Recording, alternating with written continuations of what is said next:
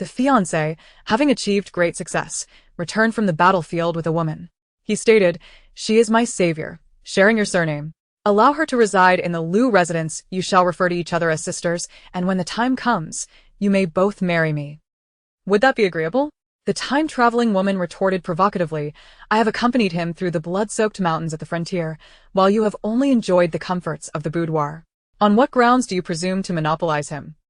The assembled elders pressed her. "Fuhua, you have always been sensible, do not put him in a difficult position." Liu Fuhua tightened her grip on the silver needle, her back straightening resolutely. "My Liu family has a long history of loyalty and valor. We are steadfast and unyielding. I shall never share a husband with another." She decisively called off the engagement, abandoning this callous man.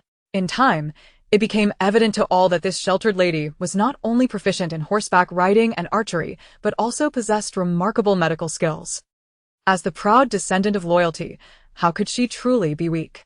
When suitors began to flock to her door, the man she had once saved without a second thought took the initiative, kneeling to petition for a royal decree. Xia Yuan grasped her hand, declaring, "The debt of gratitude for saving my life cannot be repaid. I can only offer myself in return, to take you as my wife." Chapter 1. He brought back a woman from the frontier on a long street. A chestnut-brown carriage was riding smoothly. Inside, the decor was elegant, with a light cloud-patterned veil covering the window, allowing glimpses of a pair of shadows seated within. Liu Fuhua sat before the man, holding a silk handkerchief, her demeanor composed, her complexion as pale as the moon, her almond eyes sparkling with joy as she gazed at the man before her. Before her was her soon-to-be husband, Song Qi. A year ago, he had departed for battle prior to their wedding date, and now he returned with military honors. After a year of waiting, her suffering had finally borne fruit. The hardships of the frontier had matured him, his once youthful features now sharpened with a touch of severity. He spoke, his gaze deep and resolute. "Fuhua, I have brought back a woman from the frontier. She is my savior, sharing your surname, and her name is Shireen." It felt as though a bucket of cold water had been poured over Liu Fuhua, jolting her from her momentary elation. She sensed he had not finished speaking and remained silent, awaiting his continuation. "Shireen is an orphan. If she were to live in the Marquis's residence, it would not reflect well on her. Therefore, I wish for her to stay with you for a while, and you shall call each other sisters, and when the time comes, you both may enter my household together." Liu Fuhua twisted the silk handkerchief tightly, her heart filled with indescribable emotions, as though a part of her had been hollowed out. She listened as he continued, "You will be the legitimate wife, and she will be a secondary wife. This way, it will not bring disgrace upon her." Not bring disgrace upon her? And what of her? After only a year, had the man's heart shifted so drastically to become this cold? The regret she felt for their shared bond was instantly consumed by a surge of anger. She struggled to suppress her fury and spoke, "My lord, do you recall what you promised my mother when you sought my hand in marriage?" It had been that year when he was 13 and she was 10.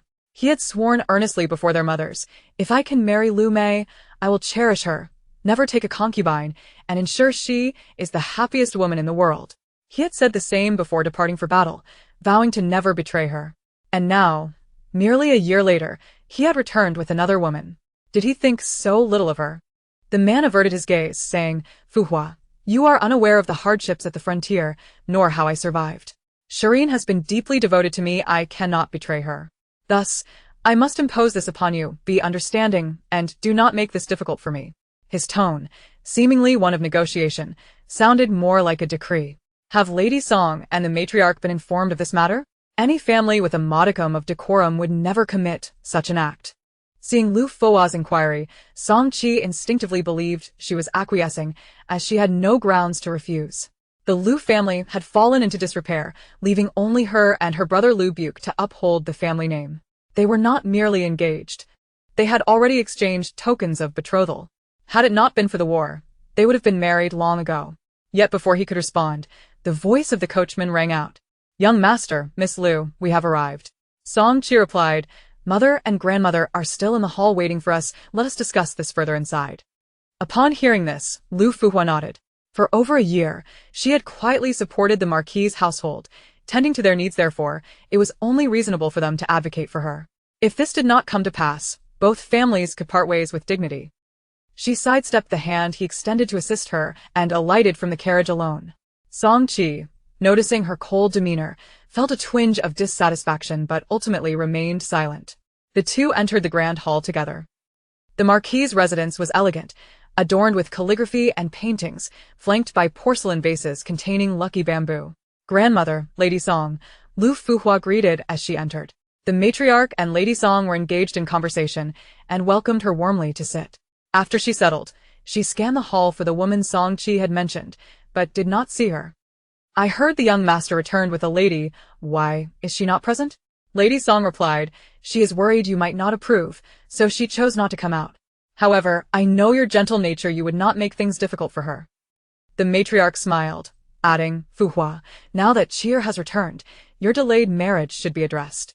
Today, he brought you here to prepare for the matchmaker to choose an auspicious date for your wedding. Hearing this, Liu Fuhua felt a chill in her heart, yet a flicker of hope arose within her.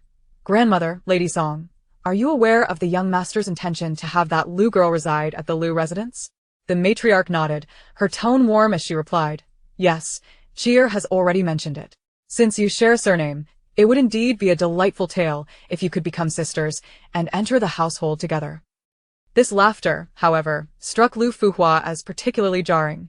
She turned to Lady Song, whose demeanor was gentle, indicating her agreement. But what of her? Where did that leave her?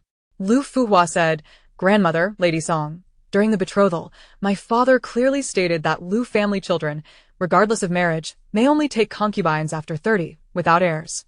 The matriarch's smile faltered, and her expression turned displeased. Fuhua, you mentioned that was during your father's time. He is no longer with us, so you need not adhere to those rules. Lady Song chimed in, indeed, Fuhua, even if Cheer marries that woman, you will remain the legitimate wife. She cannot surpass you, so rest assured. So, they were taking advantage of the Liu family's misfortunes to manipulate her? Over the past year, her kindness toward them was not lost on them. The matriarch had chronic ailments, and she had frequently sent medicine for her recovery. Lady Song often lamented the challenges of business, and she had discreetly provided assistance. They were well aware of her efforts. Gratitude can turn to resentment swiftly. Liu Fuhua clutched the handkerchief tightly, saying, if my father were to know that I had violated his wishes after his sacrifice for the nation, he would surely find no peace in the afterlife.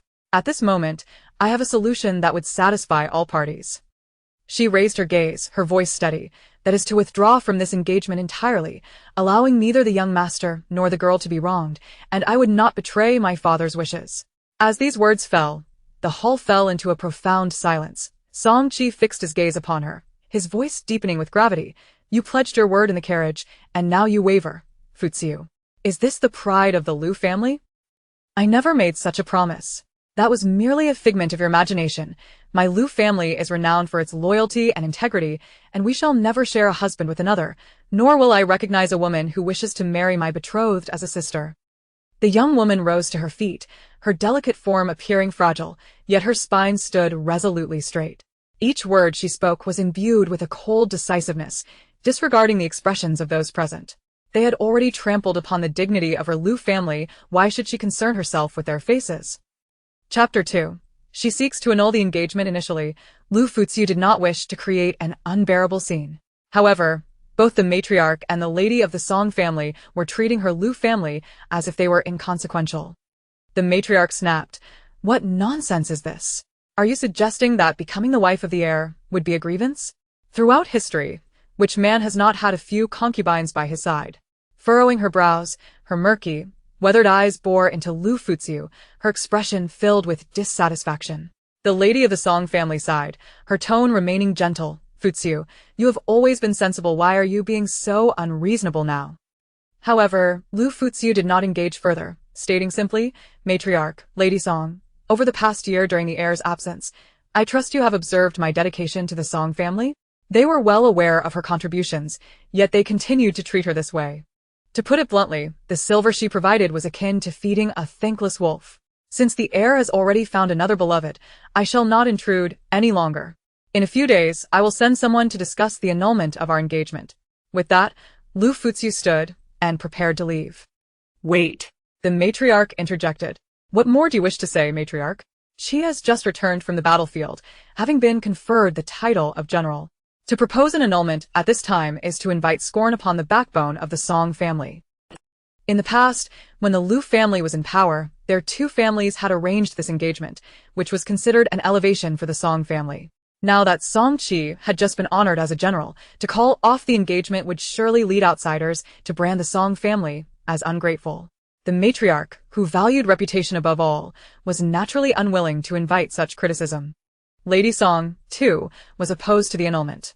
She urged, "Futsiu, I have always regarded you as my daughter. Should you marry into our family, I would never allow anyone to surpass you. Why must you be so obstinate?" As the steward of the household, she was acutely aware of the dwindling resources of the Song family. With the passing of General Liu and his spouse, only she and her younger brother remained. If Futsiu were to marry into their family, her substantial dowry would suffice to replenish the family coffers. The heir has already given his heart to another. I do not wish to entangle myself further. My parents' greatest wish during their lifetimes was for me to find a worthy partner. Her voice was gentle, yet the words were resolute. Song Qi was not her worthy partner. The man standing nearby, with his handsome visage now shadowed, clenched his fists. With unwavering determination, he locked eyes with her, stating, "I do not agree to the annulment." "Futsiu, you know my feelings for you. Why must you force me into this position? Yining is my savior. I cannot abandon her. Why must you put me in such a dilemma?" Song Qi stepped closer, his tone earnest yet softened. "Futsiu, I promise you, aside from you and Yining, I shall never marry another."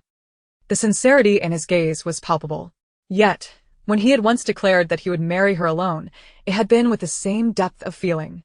Liu Futsiu lifted her gaze to meet his, shaking her head and stepping back, her lips forming a firm no. Her mother had once said, "Where there is one, there can be another." Matriarch Lady Song, my previous statements stand unchanged. I shall not linger here any longer. I bid you farewell. After taking her leave, Liu Futsiu turned and departed. By the time Lady Song realized what had transpired, Liu Futsiu had already exited. She hurriedly urged Song Qi, quickly go after Futsiu, do not let her truly leave." Coming back to his senses, Song Qi nodded and immediately pursued her. In the hall, only the two ladies remained, with the matriarch expressing her displeasure. "Yang, if she enters our home, you must discipline her well. To cause such a scene before even marrying is unacceptable." In the matriarch's view, Liu Fuqi's outburst was merely a sign of jealousy. How could she, who cared so deeply for Song Qi and was willing to lavish them with silver, truly abandon him? Lady Song nodded in agreement, submissively replying, "Yes, mother." As Song Qi caught up to Liu Futsiu, she had already reached the entrance. He seized her wrist, and though she struggled, his grip was too firm for her to escape. "Futsiu, do not cause a scene, please," he implored, a hint of dissatisfaction in his eyes. "What must I do to avoid your ire?" Liu Futsiu replied, "Annul the engagement." "That is impossible. You know my feelings for you. How could I agree to an annulment that would allow you to marry another? You are free to marry another. Why am I not allowed the same?" A flicker of anger crossed Song Qi's eyes. "It is not the same. In any case, I will not consent to the annulment." Perhaps realizing the weight of his tone, he added, "Now that General Liu is no longer with us, I promised him I would look after you. As for Yining, she is merely an exception, I assure you. No other woman will come between us." Liu Futsiu struck his hand away, and Song Qi felt a sharp sting in his wrist, instinctively releasing her. The young woman's slender fingers held a silver needle, glinting in the sunlight. She tucked the needle away, stepping back from him. Her usually gentle voice turned frigid. "Song heir, know your place." Without hesitation, Liu Futsiu departed, leaving Song Qi standing there, gazing at the red, seeping from his wrist, the pain lingering, stirring a tempest of emotions within him. She had been so cruel to him. Yet, regardless of the circumstances, he would not agree to the annulment. Having arrived in a carriage from the Song residence, with the relationship now strained, she had no choice but to walk home. It took her over half an hour to return. Upon reaching the moon viewing pavilion, her maid, Chunkan, greeted her, inquiring, "Miss, why are you back so soon?" Xiaosong handed her a handkerchief to wipe the perspiration from her brow. "Chunkan, relay this. Henceforth, cease all support for the Song family. Additionally, collect and package all the betrothal gifts they sent, and summon matchmaker Lin to return the marriage certificate and gifts." Chunkan was perplexed. "Miss, are you truly annulling the engagement? You have yearned for the heir for over a year. Why choose this moment to end it?" Liu Futsiu exhaled softly, He has brought back a woman he wishes to marry as his primary wife, and intends to have her reside in the Liu family, forcing me to marry alongside her. Hearing this, Chunken was instantly incensed, exclaiming, "Is the Song heir mad? To make such an outrageous demand is nothing short of bullying." Liu Fuziu settled into a nearby beauty chair. "Thus, your mistress is indeed seeking to annul the engagement." Chapter 3. Let her engage in more acts of kindness. The voice of the young lady was delicate, yet imbued with a hint of relief. She remarked, "If they were to manipulate me after marriage, I would find myself in a truly precarious situation. Given his lack of affection, why should I cling to this?" Recognizing the importance of timely cessation of losses, she saw it as the best course of action. Xia Sang stated, "The greatest aspiration of the general and his wife was for you to wed a worthy partner. They believed the heir would be different. Yet he turned out to be equally heartless." Chunken angrily retorted, "Even in the absence of the general and his wife, the foundation of the Liu family remains. Without our Mrs. Assistance, I wish to see how long the Marquis's household can maintain its splendor." Liu Fuziu said, "Enough, you two maidens. Do not fret on my behalf. Go attend to your duties." Xia Sang replied, "Yes, Mississippi. I shall see to it immediately." "Miss, tomorrow marks your monthly visit to the temple to pay homage. Will you still go?" Chunken inquired softly. Indeed, Liu Fuziu nodded slightly. Throughout the past year, she had visited the temple each month, sincerely praying for Song Qi's safe return. Now, she wished to go again to seek her own desires. "Tomorrow, you and Donghua shall accompany me, while Xia Sang and Qiu Ji can remain at the estate to manage the accounts." Chunken obediently responded, "Understood, Mississippi." The following day, as dawn broke and the light of day began to emerge, Liu Fuziu had already risen. Today, she donned a simple attire, wearing a pale moon-white skirt, draped in a soft smoke-colored cloak, with a white jade hairpin adorning her coiffure. Her entire demeanor exuded an air of elegance, enhancing the beauty of her visage, reminiscent of a lotus emerging from water. She climbed into the carriage with two maidservants, and soon, the carriage swayed and journeyed out of the city. After more than half an hour, they finally reached the foot of Sanqing Temple. The temple was situated atop a mountain, requiring a steady ascent along the steps that would take over an hour to traverse. Thus, despite its reputed efficacy, few ventured there. Liu Fuziu ascended step by step, her delicate form akin to a fragile willow, yet her spirit embodied the resilience of a winter pine. After climbing for over an hour without pause, she finally reached the temple entrance, beads of perspiration dotting her forehead. She tidied her appearance before stepping inside the temple. Kneeling before the deity, she fervently offered her respects. After lighting incense, she glanced at Donghua, and without words, she produced a small pouch of gold leaves, presenting it to Daozhongzhong with a gentle tone. "This is a token of appreciation for the incense offerings." The middle-aged Daozhong, with graying hair, smiled and replied, "Thank you, Miss Liu." He accepted the pouch and, holding a bamboo tube containing divination sticks, offered, "Why not draw fortune?" "Very well," she nodded, casually selecting a stick, only to find it was an unfavorable one. Observing the contents, her expression stiffened as she handed the stick back to Daozhong and inquired, "Is this fortunate? Though it is unfavorable, laden with trials, it does not necessarily signify doom." Daozhongzhong stroked his white beard, smiling gently. "I sense your path is fraught with challenges, yet through hardship comes sweetness. I urge you to engage in more acts of kindness, and your wishes shall ultimately be fulfilled." "Thank you, Daozhong." Liu Fuziu paused, feeling her innermost thoughts laid bare before the old priest. "It is getting late. You should return promptly." "Remember my words," the Daozhong advised. "Of course. I shall take my leave now." She nodded slightly and departed. The descent was quicker, and within half an hour, they reached the foot of the mountain.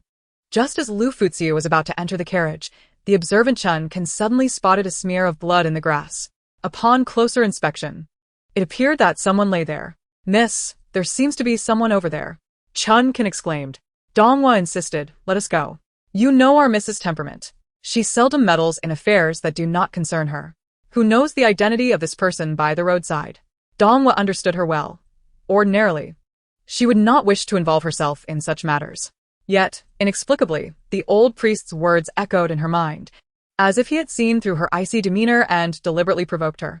Before she could voice her thoughts, a figure sprang from the underbrush with astonishing speed, akin to a gale, leaving them no chance to react. By the time her two maidservants realized what was happening, a sword was already pressed against her throat. "Take me into the city," a low, chilling voice commanded, enveloping her in a sense of dread as if her life hung by a thread. The man, clad in dark robes and masked, obscured his features. Liu Furong met his gaze, locking eyes with his dark, piercing orbs, as cold and fierce as a hawk. Chun Kan and Donghua, witnessing this scene, discreetly gripped the daggers concealed within their sleeves. The man, free with one hand, produced a pill and brought it to her lips. "Swallow this." Liu Furong's delicate lips parted slightly, and in that moment, he seized the opportunity to force the pill into her mouth. As his fingers brushed against her lips, she frowned. "Swallow it. Open your mouth." The icy blade remained at her throat, leaving her no choice but to comply. She obeyed and parted her lips. He fixated on the rosy tip of her tongue, his gaze darkening with an inscrutable emotion. The next moment, his cold voice resounded again. "Lift your tongue." Liu Furong closed her lips, swallowing the pill hidden beneath her tongue. Gritting her teeth, she maintained her composure, stating calmly, "I have swallowed it." She had finally mustered the courage to act kindly, yet here she was, held captive. The next time, regardless of what the old priest had said, she vowed not to spare a glance at the wounded strangers by the roadside. The sword at her throat was lowered, planted into the ground for support. "Once we reach the city, you will receive the antidote." Liu Furong glanced at her maidservants, saying, "Chun Kan, Donghua, assist him into the carriage." As the two maidservants approached, the man pulled her closer, stating, "You come." Liu Furong helped him into the carriage, her heart filled with resentment. Were it not for this man's unforeseen actions, she would not have been captured so easily. If not for him administering poison, she would have been tempted to stab him. Chapter 4. The assassin. After assisting the man into the carriage, Chun Kan and Dong was settled outside. As they journeyed towards the capital, Liu Furong was plagued by an unsettling premonition. Suddenly, the carriage came to a jolting halt, and her ominous feeling was confirmed. "Miss, there are assassins." Liu Furong hastily drew aside the curtain and beheld 7 or 8 figures standing outside, clad in black, the daylight failing to conceal their menacing presence. Casting a glance at the man beside her, she instinctively understood that he had provoked this encounter. The assailants wasted no time in advancing toward them, weapons drawn. Chun Kan, Donghua, and the coachman unsheathed their weapons, engaging the attackers in combat. Chun Kan turned to her, urging, "Miss, you must flee." Without hesitation, Liu Furong seized the reins and turned the carriage around, making her escape. A group of men clad in black obstructed her path, and should she charge forward, it would undoubtedly lead to her demise. The skills of Chun Kan, Donghua, and the coachman were commendable, and although the black-clad men bore some injuries, they were not likely to be easily defeated. Remaining there would only serve as a hindrance to her. However, the group of black-clad men behind her noticed her movements, and 2 of them began to pursue. Both were adept in lightness skills, easily outpacing the horse-drawn carriage. If only she could summon her inner strength at that moment, she would not fear them.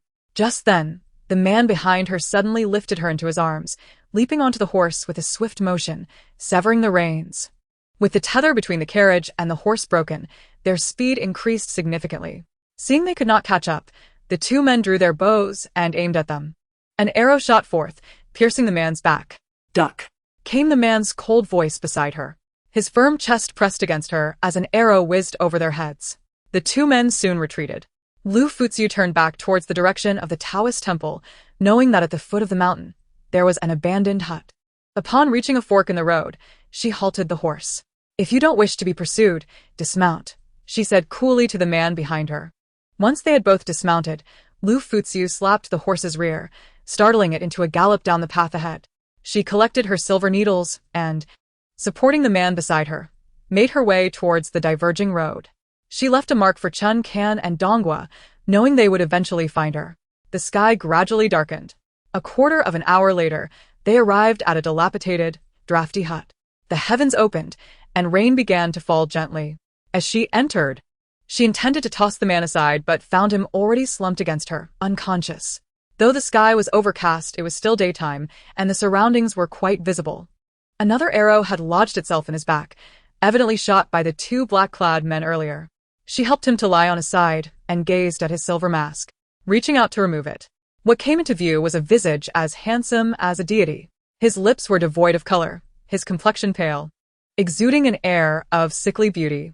Despite being unconscious, his body remained tense, as if he might awaken at any moment. This face seemed familiar to her, yet she could not recall where she had seen it before. Noticing the luxurious fabric of his attire, it was clear he was no ordinary commoner. Remembering the poison he had given her, her brow furrowed slightly. She took her own pulse but could not discern anything amiss. Could it be that the poison was a ruse? Yet, that seemed unlikely. What if the poison had yet to take effect? Though she longed to abandon him, her current condition could not withstand further turmoil. If she were to perish, the entire Liu family would be left with only her brother Liu Burua. Lowering her gaze, she began to peel away the man's garments, and a small black object suddenly fell from him, inscribed with some characters. Liu Furong picked it up, her eyes widening in shock. She had seen this object on her father. If her memory served her right, it was a tiger talisman. This indicated that he was a man of the court. Liu Furong stowed the item away, retrieving a delicate dagger from her belongings to cut through his clothing. With arrows lodged in both his front and back, she had no choice but to tear his garments to bandage his wounds. From her sleeve, she produced a small vial containing fine medicinal powder. She extracted the arrow from his back, applied silver needles to staunch the bleeding, and sprinkled the medicinal powder over the wound. However, the broken arrow in his chest proved difficult to bind, and as blood continued to seep from the injury, she swiftly removed the arrow from his chest. Blood gushed forth, splattering across her face. She sprinkled the remaining medicinal powder on his chest, tore her cloak into strips with the dagger, and wrapped them around him. After ensuring everything was in order, she wiped the sweat from her brow. Liu Furong checked his pulse once more. His breath was weak but steady, indicating he was not in grave danger. Suddenly, thunder rumbled ominously, startling Liu Furong and nearly causing her to stumble. The thunder echoed like the night she received news of her father's death in battle. Outside, the sky grew increasingly dark, and the hut leaked from various angles, save for the small area where they were sheltered. She settled in a corner, attempting to keep her distance from the man. Fortunately, today's events seemed to have gone unnoticed. Otherwise, as an unwed maiden, being discovered in the company of a man would be scandalous beyond measure. Time slipped away as the weary Liu Furong gradually succumbed to sleep amidst the sound of thunder and rain. She did not sleep long, awakening after merely half an hour. Upon opening her eyes, she was met with a pair of dark, penetrating eyes. The man's mask lay discarded on the ground, and aside from the bandages, his upper body was nearly bare. Handed over, he extended his hand towards her. Liu Furong understood what he sought. She pursed her lips and replied, "Then you must give me the antidote." "There is no antidote." The man stood and approached her, squatting down so that they were nearly face to face, their breaths mingling. Understanding the implication of his words, Liu Furong realized that what he had fed her was not poison. "What exactly did you give me?" "A vitality-replenishing pill." Liu Furong gazed at him, her luscious red lips forming two words through gritted teeth: shameless. The man smirked. "It was a necessity. Without it, you likely would not have come to my aid." Liu Furong paused, aware that he spoke the truth. Had it been in the past, she would indeed have refrained from intervening. How many men wounded by the roadside were truly innocent? Should she have saved him, only to endanger her own life? It would not have been worth it. Her mother had always warned her not to help injured men by the roadside. Liu Furong discreetly checked her pulse again, confirming that she had not been poisoned, and retrieved the tiger talisman to return it to him. "Keep your distance from me." Had it not been for the rain outside, she would have long since left. "Do you fear I might harm you?" The man grinned, picking up his mask. "Do you know what has become of those who have removed my mask?" Liu Furong looked at him, her exquisite features holding a hint of restraint. "I saved you.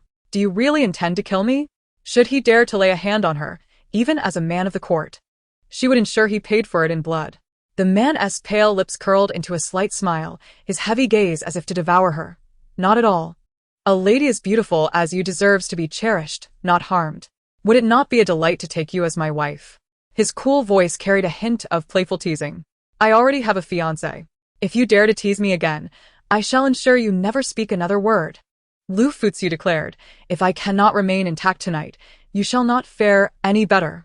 Her voice, laced with youthful delicacy, feigned severity that did little to instill fear in the man before her.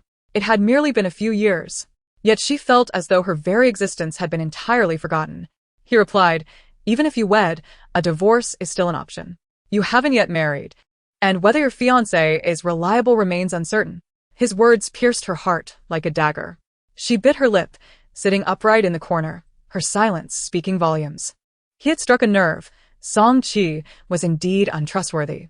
For over a year, she had silently supported the Ho family, hoping to alleviate Song-chi's burdens so he could excel on the battlefield. Yet, reality had dealt her a harsh blow. Her assistance was misconstrued as an unwelcome advance. Naturally gentle in disposition, she had been viewed as easy to manipulate. Reflecting on the day in the carriage, when Song-chi suggested she form a sisterhood with another woman and marry from Liu's household, an indescribable turmoil surged within her, pain and anger intertwined, leaving her breathless with resentment. Taking a deep breath, she glanced at the man, lowering her gaze, ultimately saying nothing. What was there to argue about? The man observed the girl curled in the corner, a hint of wariness in her demeanor, her aura tinged with sadness. His expression darkened, and though he looked at her, he remained silent. His current status rendered him incapable of speaking freely, and he regretted his earlier words that had struck so close to her heart. In the dead of night, the rain had diminished to a gentle drizzle. The chill of the forest air seeped in, and without any means to light a fire, they shivered in the cold. She wore only a thin garment, having given her cloak to tend to his wounds, now alone and vulnerable in the corner of the dilapidated hut. The biting wind made her complexion pale, and as she held her knees tightly, a tremor coursed through her frail form. Sensing her shivering, Xia Yuanji approached her again, taking her hand in his. Noting the icy chill radiating from her skin, her fingers quivering slightly, her brow furrowed, her expression one of pain, caught between wakefulness and a hazy stupor. He drew her into his embrace, leaning against the wall beside her.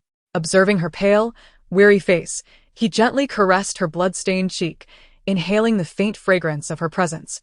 A lump forming in his throat. Holding her hand close, he leaned in and whispered, "Ching-ching, I have returned." The following day, the rain ceased before dawn, the clouds dispersing to reveal pure sunlight.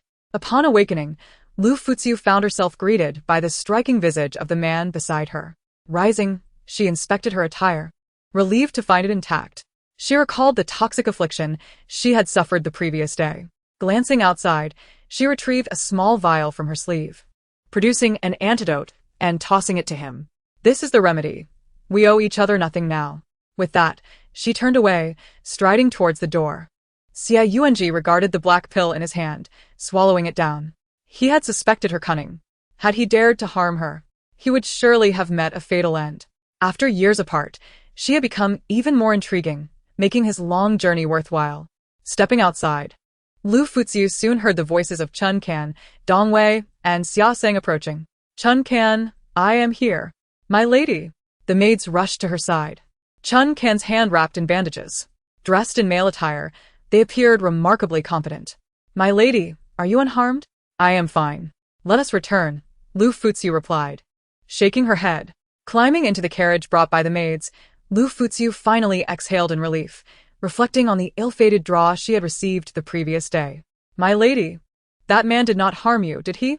The two maids asked, concern etched on their faces as they noted the bloodstains on her attire. "It is well. He seems to be of the court. He did not act against me.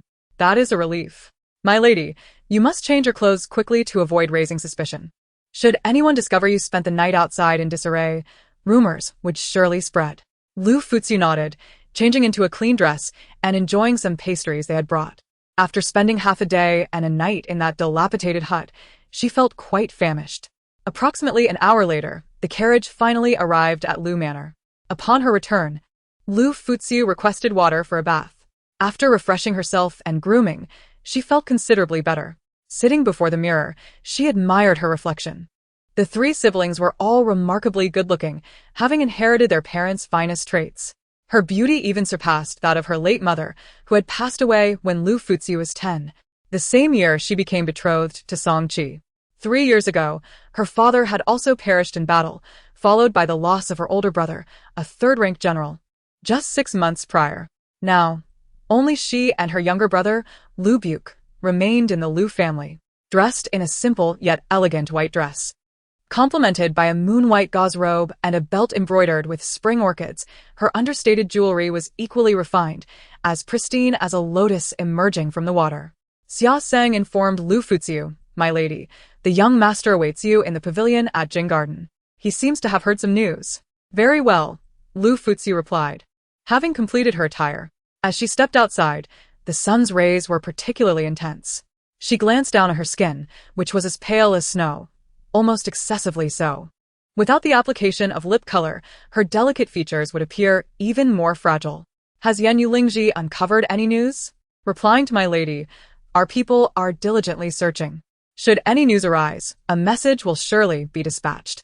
Understood, Liu Furong nodded. Before long, she arrived at Jing Garden, spotting a young lad seated in the pavilion ahead. He appeared to be around 16 years of age, clad in a brocade robe, his handsome face radiating youthful vigor, his tall stature exuding masculinity. Liu Furong approached and inquired, "Buke, have you summoned me for something?" "Ah, Jie," he replied, furrowing his brow upon seeing her. "I have heard the news. Are you truly planning to break your engagement with the Song family?" "Indeed," Liu Furong lowered her gaze. "Do you think I should not?" Observing the solemn expression on his face, her heart ached. She should have been wed by now. Had her father not died in battle, she would have already been a wife in the Song household. Upon hearing these words, Liu Furong raised her eyebrows sharply, exclaiming, "Sister, what are you saying? Am I not familiar with your temperament? You have waited for Song Qi for so long, and now that he has returned, you wish to break off the engagement. Pray tell, what has he done to wrong you?" The youthful gaze was laced with indignation, and were Song Qi present at that moment, he would likely face a severe thrashing. Liu Furong gazed at him and remarked, "Your impulsive nature will hinder your ability to focus on your studies and ultimately pursue a distinguished career. Sister, I have been diligently studying lately. Just tell me, what has Song Qi done to offend you? If you remain silent, I shall confront him myself." Liu Furong replied, "I have told you, but you must not trouble him." "Very well, then do enlighten me," Liu Furong insisted. With a sigh, Liu Furong revealed that Song Qi had brought back a woman from the frontier and intended to take her as a second wife. Liu Furong's countenance turned ashen with rage merely upon hearing this. How dare that wretched Song Qi humiliate her sister in such a manner? "Buruo, do not act recklessly. Song Qi is now a young general," Liu Furong cautioned. "I understand, sister. Rest assured, I shall not add to your troubles," he nodded, suppressing his fury, a forced smile adorning his face, yet his mind was swirling with his own schemes. At that moment, a maid approached, reporting, "Miss, young master, someone from the Song family has arrived." "Who has come?" Liu Furong squinted, a sarcastic smile creeping across her lips. "How many are there?" "3, the maid replied. "Old Madame Song, and the heir have all come." Chapter 6. Please do not break off the engagement, miss. They are already waiting in the main hall. Will you go to meet them? Since they have arrived, I shall go and see them, Liu Furong stated, glancing at Liu Furong. "Furong, return to your study and focus on your studies." "Understood, sister," Liu Furong replied, but once Liu Furong had moved a distance away, she stealthily followed behind. Even before Liu Furong was wed, the Song family was already so keen on manipulating matters. What good could come of their visit now? If she did not follow, and they were to openly bully her sister, she would have no way to avenge her. Upon Liu Furong's arrival at the main hall, approximately a quarter of an hour had passed. Chun Kan and Xia Seng trailed behind her. Entering the hall, Liu Furong spotted old Madame Song seated in the primary position of the Song family. In the past, she had found this arrangement somewhat inappropriate. Yet considering the marriage between their families and the fact that her parents were no longer around, she had thought little of it. Now, however, the realization struck her, they had always been manipulating her from the shadows. The gazes of several individuals fell upon her, particularly Song Qi, whose eyes burned with intensity. Old Madame Song, and the heir, Liu Furong had once regarded them as her grandmother and mother, but now that she had seen their true colors, she was no longer willing to endure their condescension. Her tone was calm as she took a seat beside the old lady. The hall featured 2 primary seats. Upon seeing Liu Furong settle down, old Madame Song felt a twinge of dissatisfaction. Did she intend to sit beside her as an equal? Yet remembering the purpose of their visit, she suppressed her displeasure. Madame Song spoke first, smiling as she gestured towards several boxes nearby, saying, "Furong, we indeed did not consider matters thoroughly the other day. Thus, we have brought Qi heir here today to offer our apologies. It was truly unfair to impose that girl upon you, and so we have devised a compromise." Old Madame Song interjected. "Since you do not wish to marry that girl on the same day, you may proceed with your wedding first." and heir can wed her as a secondary wife later. After all, she is his savior, and she has come to the capital to seek her family. Should she eventually find her relatives and discover that she was made a concubine, it would not reflect well. From the perspective of the Song family, Liu Fuchio's actions were merely a ploy to avoid feeling neglected in the future. They believed that since the Marquis family was willing to offer her some consideration, she ought to let go of her grievances. Liu Fuchio took a sip of the tea brought by the maid and replied slowly, "If that is the case, why do we not simply break off the engagement and allow the heir to marry her directly?" As her words fell, the already tense atmosphere in the hall became even more awkward as Liu Fuchio refused to engage with their propositions. "Grandmother, mother, I would like to speak with Fuchio alone for a moment." Song Qi suddenly stood up, striding towards Liu Fuchio. "Fuchio, let's talk." "Very well." Liu Fuchio nodded. It was best to clarify matters now to avoid future entanglements. "Chun Can, Xia Sang, go fetch some pastries for our guests. I have business to discuss with the heir." "Yes, miss."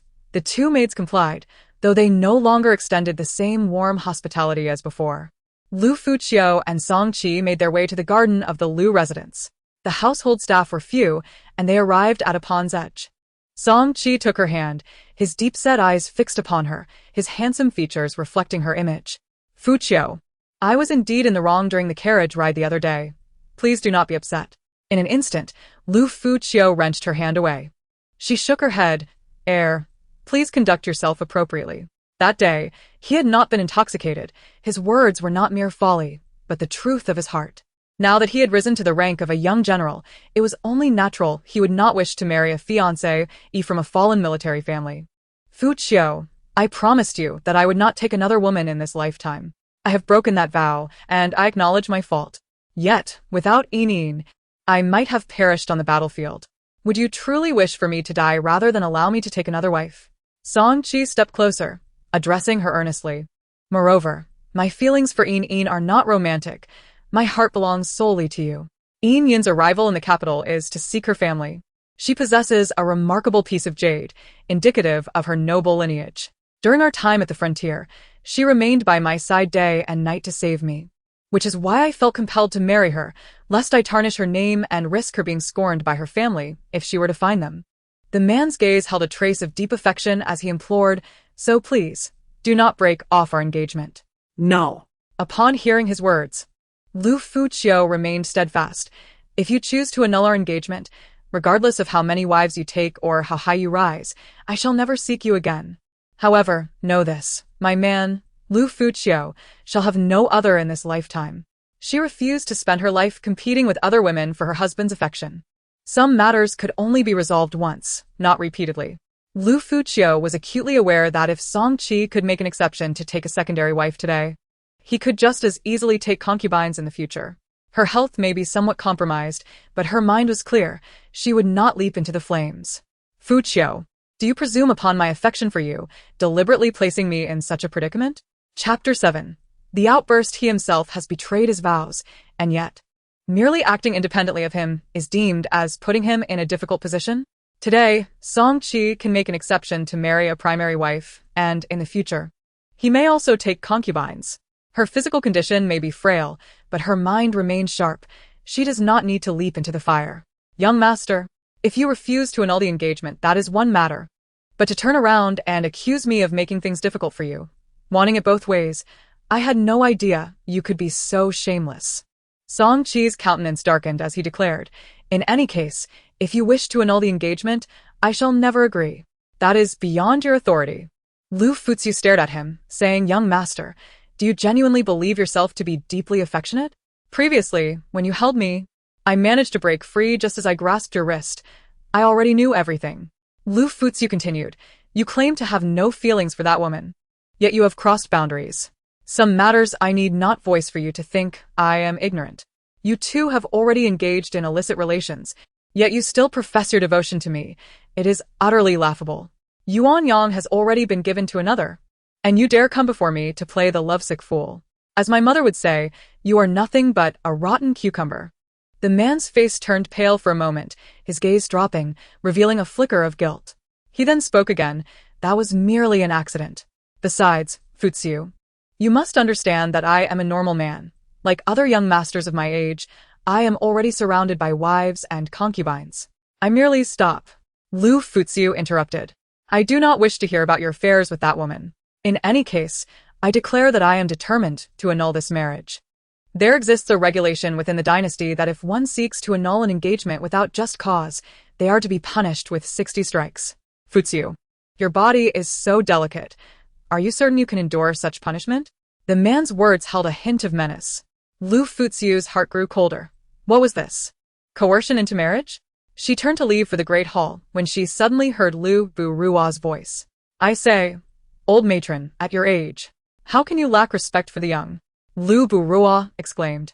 Your household has been excessively oppressive. Do you think I am unaware of the state of your estate when you first sought my sister's hand? Frankly speaking, before my sister's engagement, your household was nothing but a fallen family, using flowery language to deceive my mother and sister in their youth. Now that Song Qi has gained military merit, he starts to turn his back on us. How foolish that my sister even used the household's funds to support your family, only to raise a pack of ingrates. If my father were alive, would you dare make such shameless demands? Upon hearing Liu Furong's tirade, Liu Furong hurried inside.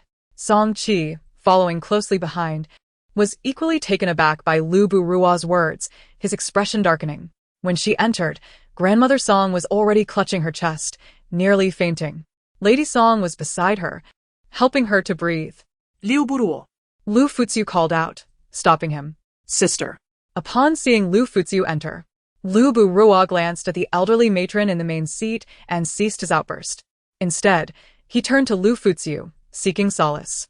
Sister, you do not know. They despise our household's tea and pastries, and yet they say you lack taste. I say, giving them well water would be a kindness. In the past, when the Liu family was still intact, Liu Furong was a notorious troublemaker, the most unruly lad in the capital. However, as the family dwindled, he seemed to mature, gradually tempering his disposition. Yet, the remnants of his rebellious spirit lingered. Return to your study. I summoned you to study diligently. Is this how you learn? Liu Furong glared at him, her expression imbued with authority. But Liu Furong was unafraid. He retorted, Sister, I will not leave. If I go, those ingrates and that old matron will bully you, and I cannot bear that. Who are you calling ingrates and an old matron? Grandmother Song pointed at Liu Furong, her finger trembling, her aged face nearly turning pale with rage. Chapter 8. The closed door. Liu Furong smiled and said, My dear brother is young and impetuous. I hope Grandmother Song and Lady Song do not take offense. I will discipline him later, and thus have no time to entertain you all. I will invite the matchmaker who facilitated our engagement to discuss the annulment matter. Now, Chun can please see them out. Chun can approached Grandmother Song and Lady Song. Smiling insincerely, Grandmother Song, Lady Song, please. With such words spoken, they had no face to linger further, lest Liu Furong, that insolent boy, utter more unpleasant remarks.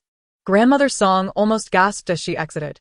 Before leaving, Song Qi cast a deep glance at Liu Furong, saying, Furong, regardless of the circumstances, I will not annul the engagement. Hearing this, Liu Furong was about to erupt again, but Xiaosang held him back, gently advising, Young master, please do not add chaos to the situation. The miss has her own thoughts. Once everyone departed, the great hall fell into silence. Liu Furong took a seat nearby, observing Liu Furong. You were quite eloquent just now. Why have you fallen silent? Sister, scold me if you wish, Liu Furong mumbled, his handsome face shadowed with dejection. Liu Furong suddenly smiled, blooming like a delicate flower. Why would I scold you? Moreover, you have not spoken in error. Liu Furong's temperament did not lend itself to such boisterous outbursts. She understood that Liu Furong was protecting her, so she bore him no resentment. Rising, she grasped Liu Furong's hand, saying, Furong, I know you dislike studying, but you are the last male of the Liu family.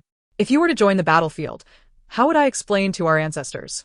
As she spoke, tears began to well in her eyes, her gaze brimming with sorrow, rendering her exceedingly pitiful. My only wish, dear brother, is for you to achieve academic success. Do you comprehend? Liu Furong feared Liu Furong's tears above all else, and they came unexpectedly. He glanced at Xiaosang, who pretended to look away. Clumsily, Liu Furong exclaimed, Sister, please do not cry. I promise I will study diligently and achieve success.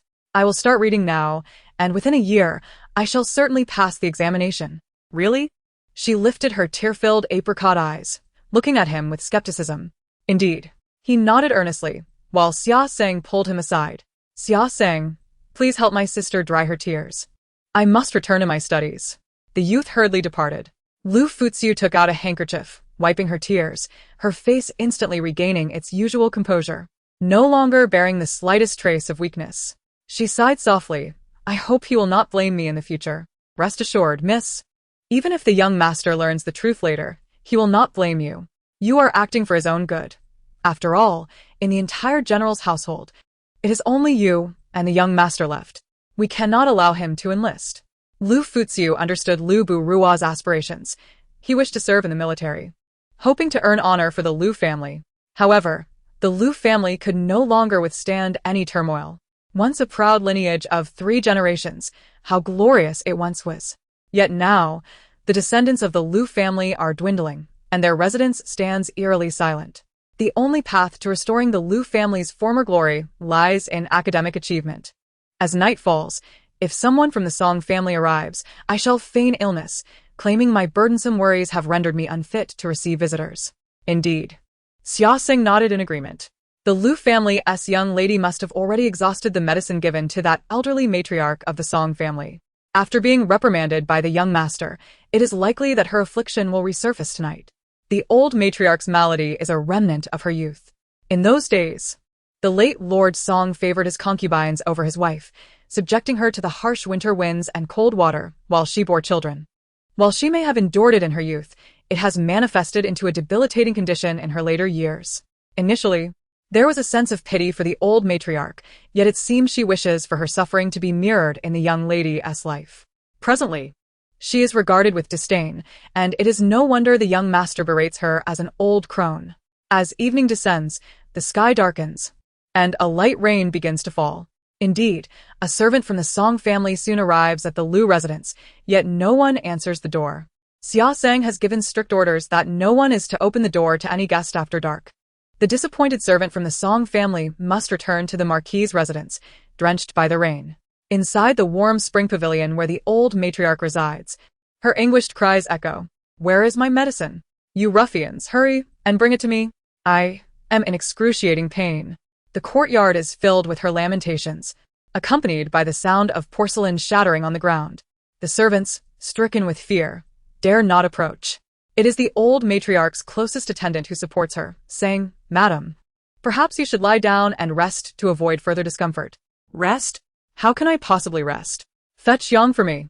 The old matriarch clutches her head, her face contorted in pain under the flickering candlelight, appearing almost monstrous in the dimness of night, instilling dread in those who behold her. Upon the arrival of Madame Song, she immediately reproaches those within the old matriarch's chamber, demanding, Where is the medicine you were sent to fetch? Why has it taken so long? Madam, the medicine has always been delivered by Miss Liu. Whenever it ran out, she would bring more on the same day. Yet today, for reasons unknown, not only has she failed to deliver, but our servants received no response when they knocked at the Liu residence. Everyone understands the reason for the silence, yet none dare speak it aloud. Although Madame Song endures the old matriarch's scolding in silence, she feels a surge of frustration at the veiled criticisms directed at her. Send for the renowned Chin doctor to examine the old matriarch. Madam, he has already been summoned and should be on his way. As the words are spoken, a young servant enters, leading a physician holding an umbrella, though his clothing is dampened by the storm. After examining the old matriarch, Dr. Chin slowly states, the old matriarch's condition had improved significantly, but it seems her anger has triggered a resurgence of her affliction. Unfortunately, I possess no specific remedy for such symptoms. If she is to heal, she must resume her previous medication. If the treatment ceases, a complete recovery will become exceedingly difficult. After Dr. Chin departs, the old matriarch's cries grow louder. Despite Madame Song's anxiety, she feels powerless. Upon hearing the distressing news, Song Chi rushes to the scene. Listening to his grandmother's agonizing wails causes him great discomfort. Mother, is there truly no other solution? Madame Song sighs. What options do we have? The remedy for your grandmother's affliction has always come from Liu Furong. Now, with her thoughts of breaking off the engagement, she likely intends to use your grandmother's illness to manipulate us. Then we must confront her. We cannot allow grandmother to suffer like this. Do you think I desire this? Our household has knocked at the Liu residence for ages, yet no one answers. Madame Song's tone betrays her irritation, feeling that Liu Fuqiu is being exceedingly unreasonable. The old matriarch's medication should not be interrupted. My son went personally. I refuse to believe the Liu family would remain unresponsive. Song Qi turned and left. That day, he set out in the direction of the Liu residence with several guards. As a fifth-rank general, it was not unusual for him to be accompanied by a few soldiers. Upon arriving at the Liu estate, he found the doors firmly shut. He commanded his guards, knock on the door and inform those inside that if it remains unopened within 15 minutes, we shall force our way in. Yes, the guards acknowledged. Moving to the great door, they knocked with fervor. Open the door. If you do not comply, we shall break it down. Their forceful knocking echoed, rough and commanding. Within the Guanyue pavilion, Liu Fuqiu was roused from her slumber by a maid's announcement. She wrapped herself in a cloak, bracing against the storm outside. Before she could open the door, Chun Kan entered, stating, "Miss, it is the young master accompanied by several guards. He threatens to break in if we do not open the door. Gather a few servants and arm them with wooden clubs. If they attempt to breach our home, do not hold back, strike them down. Furthermore, do not inform the young master. Keep this from him as much as possible. Even if Song Qi has achieved some merit, it does not grant him the right to intrude upon my family, especially at this hour. Even if it reaches the emperor, I would still have justification. As for the old matriarch's ailment, I have delivered her medicine without demanding payment for so long. Now, she believes she can come to reclaim it by force? What a foolish notion. Although Liu Fuqiu did not venture outside, her servants understood her intentions. Time passed, and 15 minutes had elapsed without the door being opened. Song Qi's expression darkened. He had not expected Liu Fuqiu to be so callous. Knowing full well that his grandmother required her medicine, she chose to withhold it. With a cold demeanor, he commanded, "Break down the door." The guards, robust and powerful, united in their strength, prepared to force open the heavy door. 8 guards received the order, and, just as they were about to force the door open, a creaking sound echoed, and the heavy vermilion door swung open. At the forefront stood 2 maidservants, whom Song Qi recognized as attendants of Liu Fuqiu. Behind them followed 7 or 8 house servants. "Chun Kan, Dong Wei, let your young mistress come out." "The heir, we must remind you, our young mistress is a lady of noble birth, and even though you are betrothed, it is not so simple to meet her at this late hour." Chun Kan and Dong Wei each wielded a sword, while the group of house servants brandished iron rods. They were no ordinary servants. Each bore a certain level of martial prowess, for General Liu, often away from home, had entrusted the care of his children to capable hands, ensuring that even the most menial of servants had seen the battlefield. Song Qi replied, "Then let your young mistress bring the medicine to treat my grandmother's ailment." "Young Master Song, you must understand, this is the Liu residence, not a pharmacy. If you seek medicine, you would do well to visit a medical hall rather than cause a disturbance here." He was well aware that this was Liu Fuqiu's directive. His complexion darkened, his eyes glinting with a chilling frost as he bore the weight of his battlefield experiences. Clenching his fists, he addressed Chun Kan. "I shall give you another 15 minutes to inform your young mistress to come out and see me. Apologies, but our young mistress is unwell and cannot meet anyone at this time. Therefore, I must ask you to leave." The soldiers, upon receiving their orders, shouted, "Let us in." Attack. Winterwei's gaze turned icy upon hearing this. With swift precision, she lunged forward, her sword aimed directly at Song Qi, while the other house servants surged forth. The 2 maidservants focused solely on Song Qi, determined to prevent him from entering and tarnishing their young mistress's reputation. Amidst the scuffle between the house servants and the guards, Song Qi attempted to force his way inside, only to be thwarted by the combined efforts of Chun Kan and Dong Wei. Despite their swords remaining sheathed, he found himself increasingly overwhelmed. After all, he had come unarmed, never anticipating that Liu Fuqiu would refuse to see him upon his arrival. With a deft strike, Winterwei's sword hilt struck the back of Song Qi's knee, forcing him to kneel, while Chun Kan delivered a swift blow to his face, leaving a red mark. Though he knelt in pain, he still resisted, yet ultimately, he was outmatched by the 2 maidservants, who, having long harbored disdain for him, took pleasure in their advantage. If not for their young master and mistress's favor, he would not have attained his current standing. Chapter 10.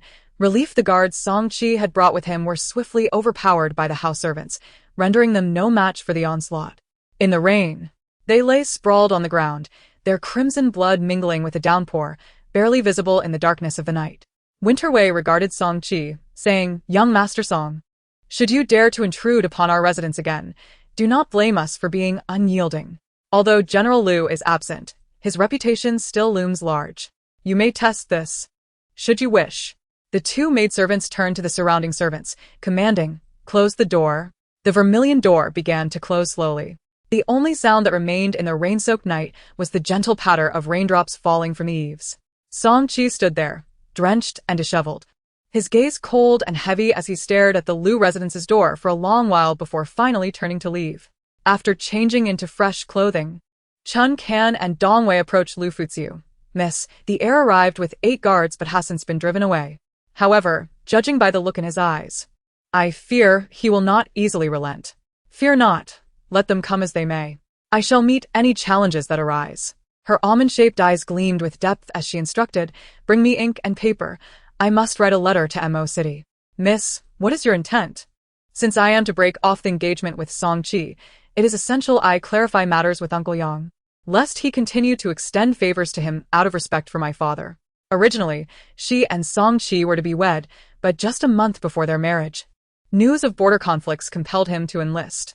Although the Song family had once been distinguished for their contributions to the founding of the state, they had since declined, and the current generation, led by Lord Song, was the third to hold a title without substantial power. If they failed to achieve any political merit, the family would be reduced to commoners after Lord Song's passing. Liu Fuziu felt it her duty to assist her future husband. Hence, she sought the support of her uncles and brothers stationed at the borders to look after him. In less than 2 years, Song Qi had transformed from an unknown soldier to a 5th-rank general. After sealing the letter, Liu Fuziu handed it to Chun Kan, saying, "Deliver this."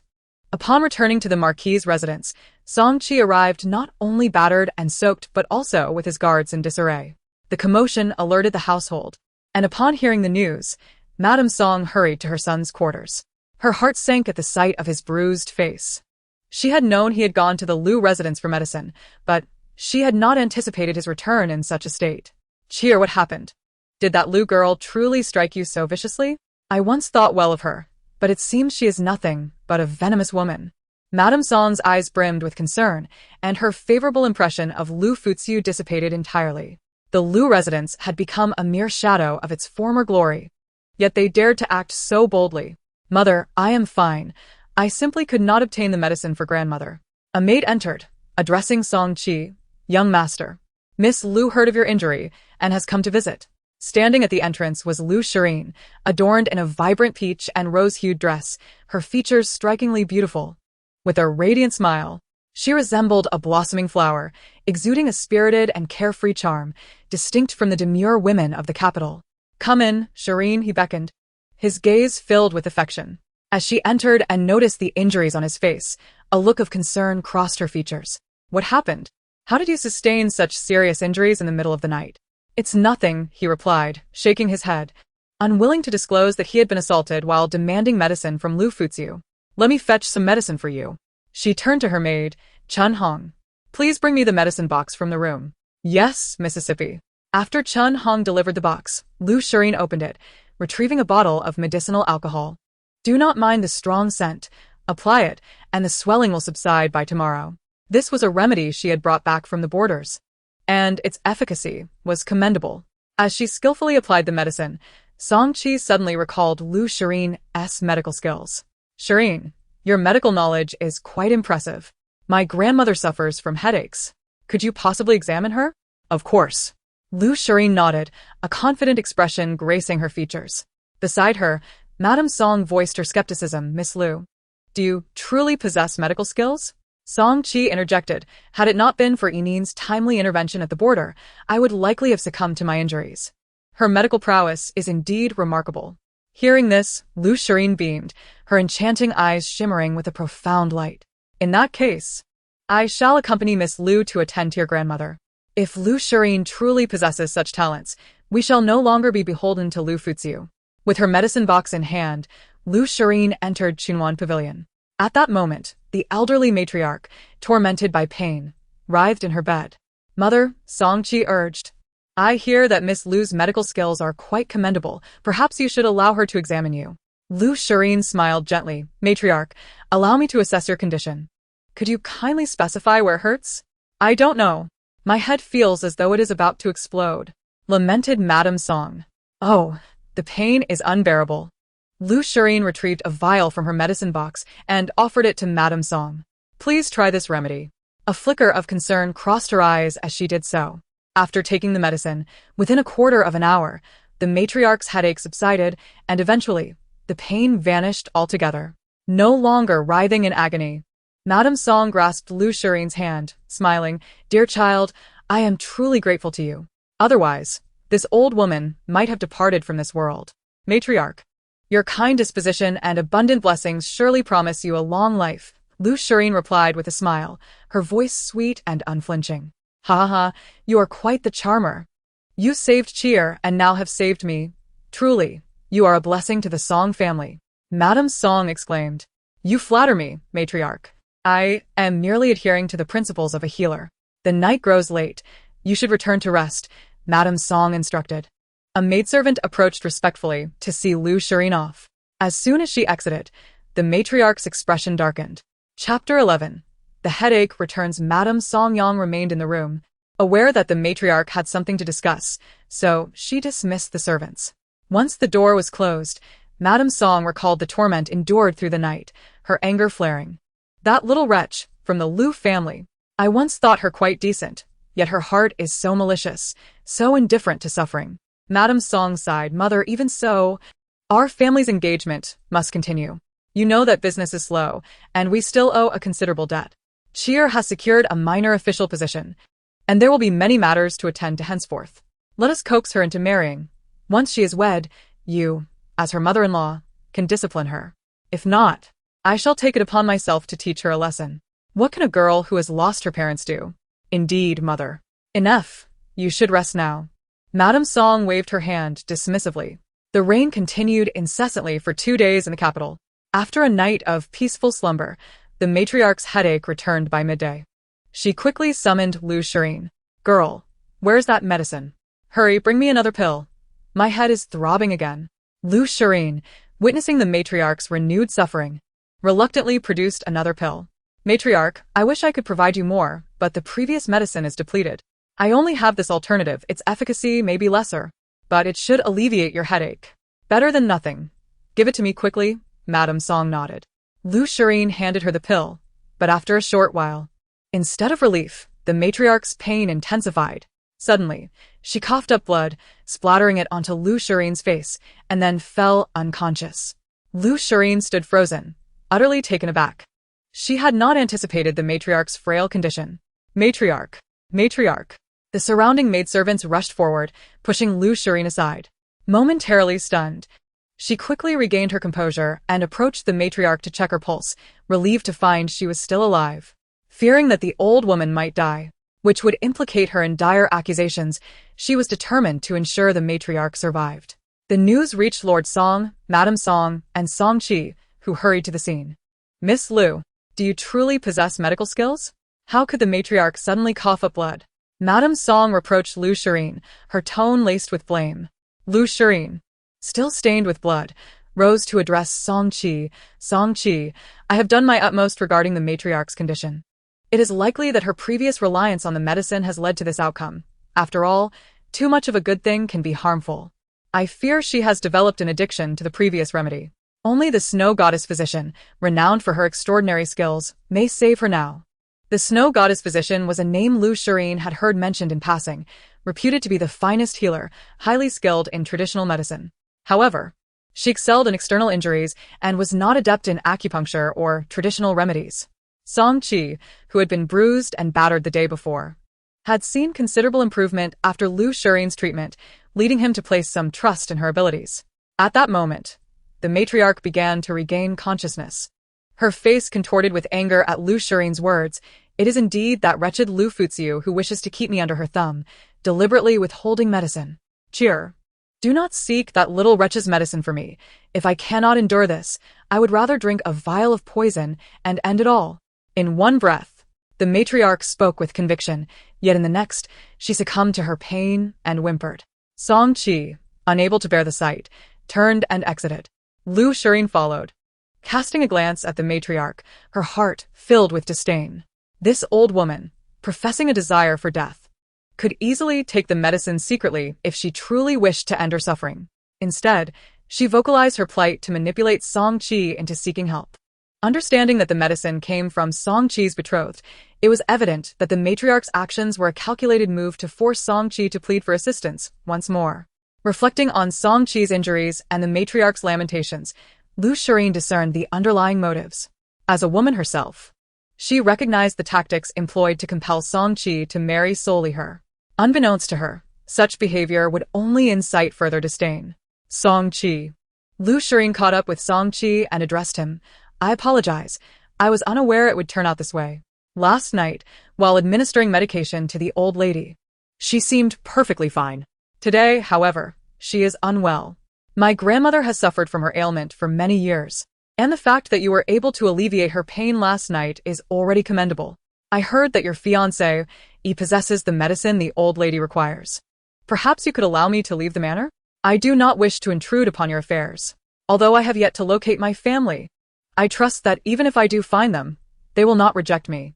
As Liu Furong spoke, she took the jade pendant from her waist and sighed softly. The jade was of superior quality, a piece of mutton-fat white jade, typically worn only by the affluent. In the marquise, only the old lady Song possessed a similar piece, a hairpin made of the same exquisite jade. No, Song Qi declared resolutely. I have promised you a title, and I shall see it through. As for my grandmother's illness, I will seek another solution. Inin, you should return and rest. I must step out for a while. All right. Liu Furong nodded. She turned, gently toying with the jade in her hand as she made her way back to her residence. Upon returning to the study, Song Qi immediately summoned 2 hidden guards from the manor. He spoke in a low voice, find out where Liu Furong is currently residing. Once you ascertain her location, I wish to see her at once. Yes, the guards replied with a respectful nod before swiftly departing. Chapter 12. Why are you so jealous with the weather cleared? Liu Furong arrived to inspect her shop. Periodically, she would visit her establishments, sometimes after a fortnight, sometimes after a month. She entered a clothing store named Jiu Pavilion, which primarily sold complete outfits, garments, and fine silks. In this shop, each outfit was priced exorbitantly, starting at a minimum of 100 taels of silver. A mere few taels would suffice for a common household for over a year. However, the dresses at Jiu Pavilion were crafted from the softest, most luxurious satin, embellished by the finest embroiderers. Should they include pearls or golden threads, the prices would skyrocket. She examined the latest styles, which appeared quite appealing. Jiu Pavilion released numerous designs each season, ensuring that while colors could vary, no identical dresses would be sold. After all, in a city of this size, if someone wore an outfit priced at hundreds of taels and encountered another in the same dress, who would continue to patronize her shop? Unless, of course, a customer specifically requested matching dresses for sisters, that would be another matter. After a brief inspection, she nodded in satisfaction and departed with her 2 maidservants. However, just as she stepped outside, a figure blocked her path. The man wore a dark robe, a black waist sash adorned with flowing cloud patterns, a token at his left hip, and a sword at his right. His cold gaze fixated on the delicate woman before him. You still have the heart to wander through clothing shops? His voice was icy, tinged with anger. Do you not realize my grandmother is Betrothed? Then she is not my grandmother, Liu Furong retorted. If she is ill, let her take her medicine. What do you want from me? Her tone was indifferent, almost dismissive of the man before her. Yet Song Qi found her coldness intolerable, a flicker of anger crossing his features before he suppressed it. It is because of you and your brother that our grandmother is unwell. Especially you, Furong. If only you would act with a bit more understanding, matters would not have escalated to this point. He lowered his voice, though his irritation was palpable. Liu Furong raised her gaze to him, a hint of icy resolve gleaming in her eyes. What does it mean to act with understanding? Should I allow that woman to reside in my Liu family, so you may take her as a second wife, or should I offer my dowry to fill the financial gaps of your marquise? Upon hearing her words, a flush of crimson crept across Song Qi's face, whether from anger or embarrassment, it was unclear. He grasped her wrist tightly. causing a flicker of pain to flash in her eyes, and her gaze turned frosty, prepared to retaliate at any moment. With a cold sneer, he restrained his fury and said, "We need to discuss our relationship. Let go of me. I can walk by myself." Liu Fuxiu's voice was frigid, her usual gentle tone now encased in ice. She glanced toward a nearby tavern, noting that it was just past mealtime and the establishment was not overly crowded. She broke free from his grip, stating, "There is a tavern right here. Let us discuss matters there." On the bustling street, two chestnut-colored horses pulled a richly adorned carriage. The craftsmanship of the vehicle suggested that its owner was of no ordinary status. The carriage's window was open, draped with a thin veil, allowing a glimpse of a man seated within, though his features remained obscured. Just as Liu Fuxiu intended to advance, a gentle breeze rustled the veil, revealing a stunningly handsome profile. Yet, she did not turn to look. Had she done so, she would have recognized that familiar visage. Sensing a gaze upon her, she glanced up, only to find the carriage had already passed. Inside a private room of the tavern, spring silkworm and winter snail stood guard at the door, while the guard Song Qi had brought remained nearby. Inside, the two sat across from each other, with only 2 cups of tea between them. After a moment of silence, the man finally spoke. "I know you are acquainted with the snow goddess physician, correct? We were supposed to discuss our marriage, were we not? Fuxiu, I understand you harbor some resentment, but could you please refrain from causing further trouble? If this continues, my grandmother may not endure much longer. She has treated you well. Can you bear to see her suffer?" "Well," Liu Fuxiu replied, her tone biting. If she truly cared, she would not maintain an air of superiority over her juniors. Some matters remain unspoken, but that does not mean she is unaware. While she may treat me with politeness, she harbors disdain for me, viewing me as a mere burden to your marquise. My lord, at this juncture, I no longer wish to speak ill of either Lady Song or the old lady. I'll be direct. The moment you proposed that woman accompany me to your marquise as a second wife, any possibility between us vanished. Even if my Liu family falls from grace, our pride remains intact. I am not one to compromise my dignity. So, you are still fixated on Yinin? Song Qi's voice was laced with frustration. Fuxiu, I always believed you understood me.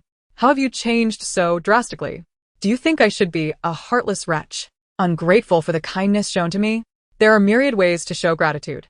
Why must you choose this one? Do you genuinely wish to repay kindness? Or do you simply believe that now that you have achieved some merit, you should indulge in the pleasures of a favored wife and concubines? Liu Fuxiu felt a chill as she listened to his reproach. Fuxiu, what do you mean by that? When have I ever thought that way?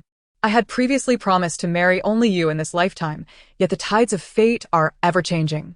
If this matter were to involve another woman, she would surely comprehend. So, why can't you extend the same understanding? He gazed at her, disappointment flickering in his eyes. He could not fathom why she insisted on being so jealous. Liu Fuxiu replied coldly, "If that is the case, then I shall release you from our engagement.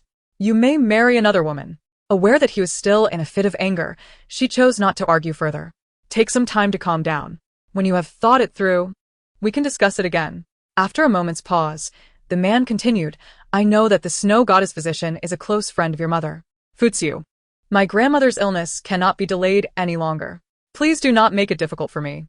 Liu Fuxiu regarded him and said, "The only matter we can discuss is the annulment of our engagement. Otherwise, all else is off the table. I know the snow goddess physician, and if you agree to end our engagement, I will help you find her. How does that sound?" Chapter 13, She must be worried that I would compete with her for you. If you have other requests, I will do my best to accommodate you. But do not even think about the annulment. Seeing her cling to the issue of their engagement, the man's expression darkened. He stepped closer, grasping her wrist tightly as if to prevent her from escaping. She looked at the resolute man, then suddenly laughed lightly, saying, "Very well, I will not annul our engagement.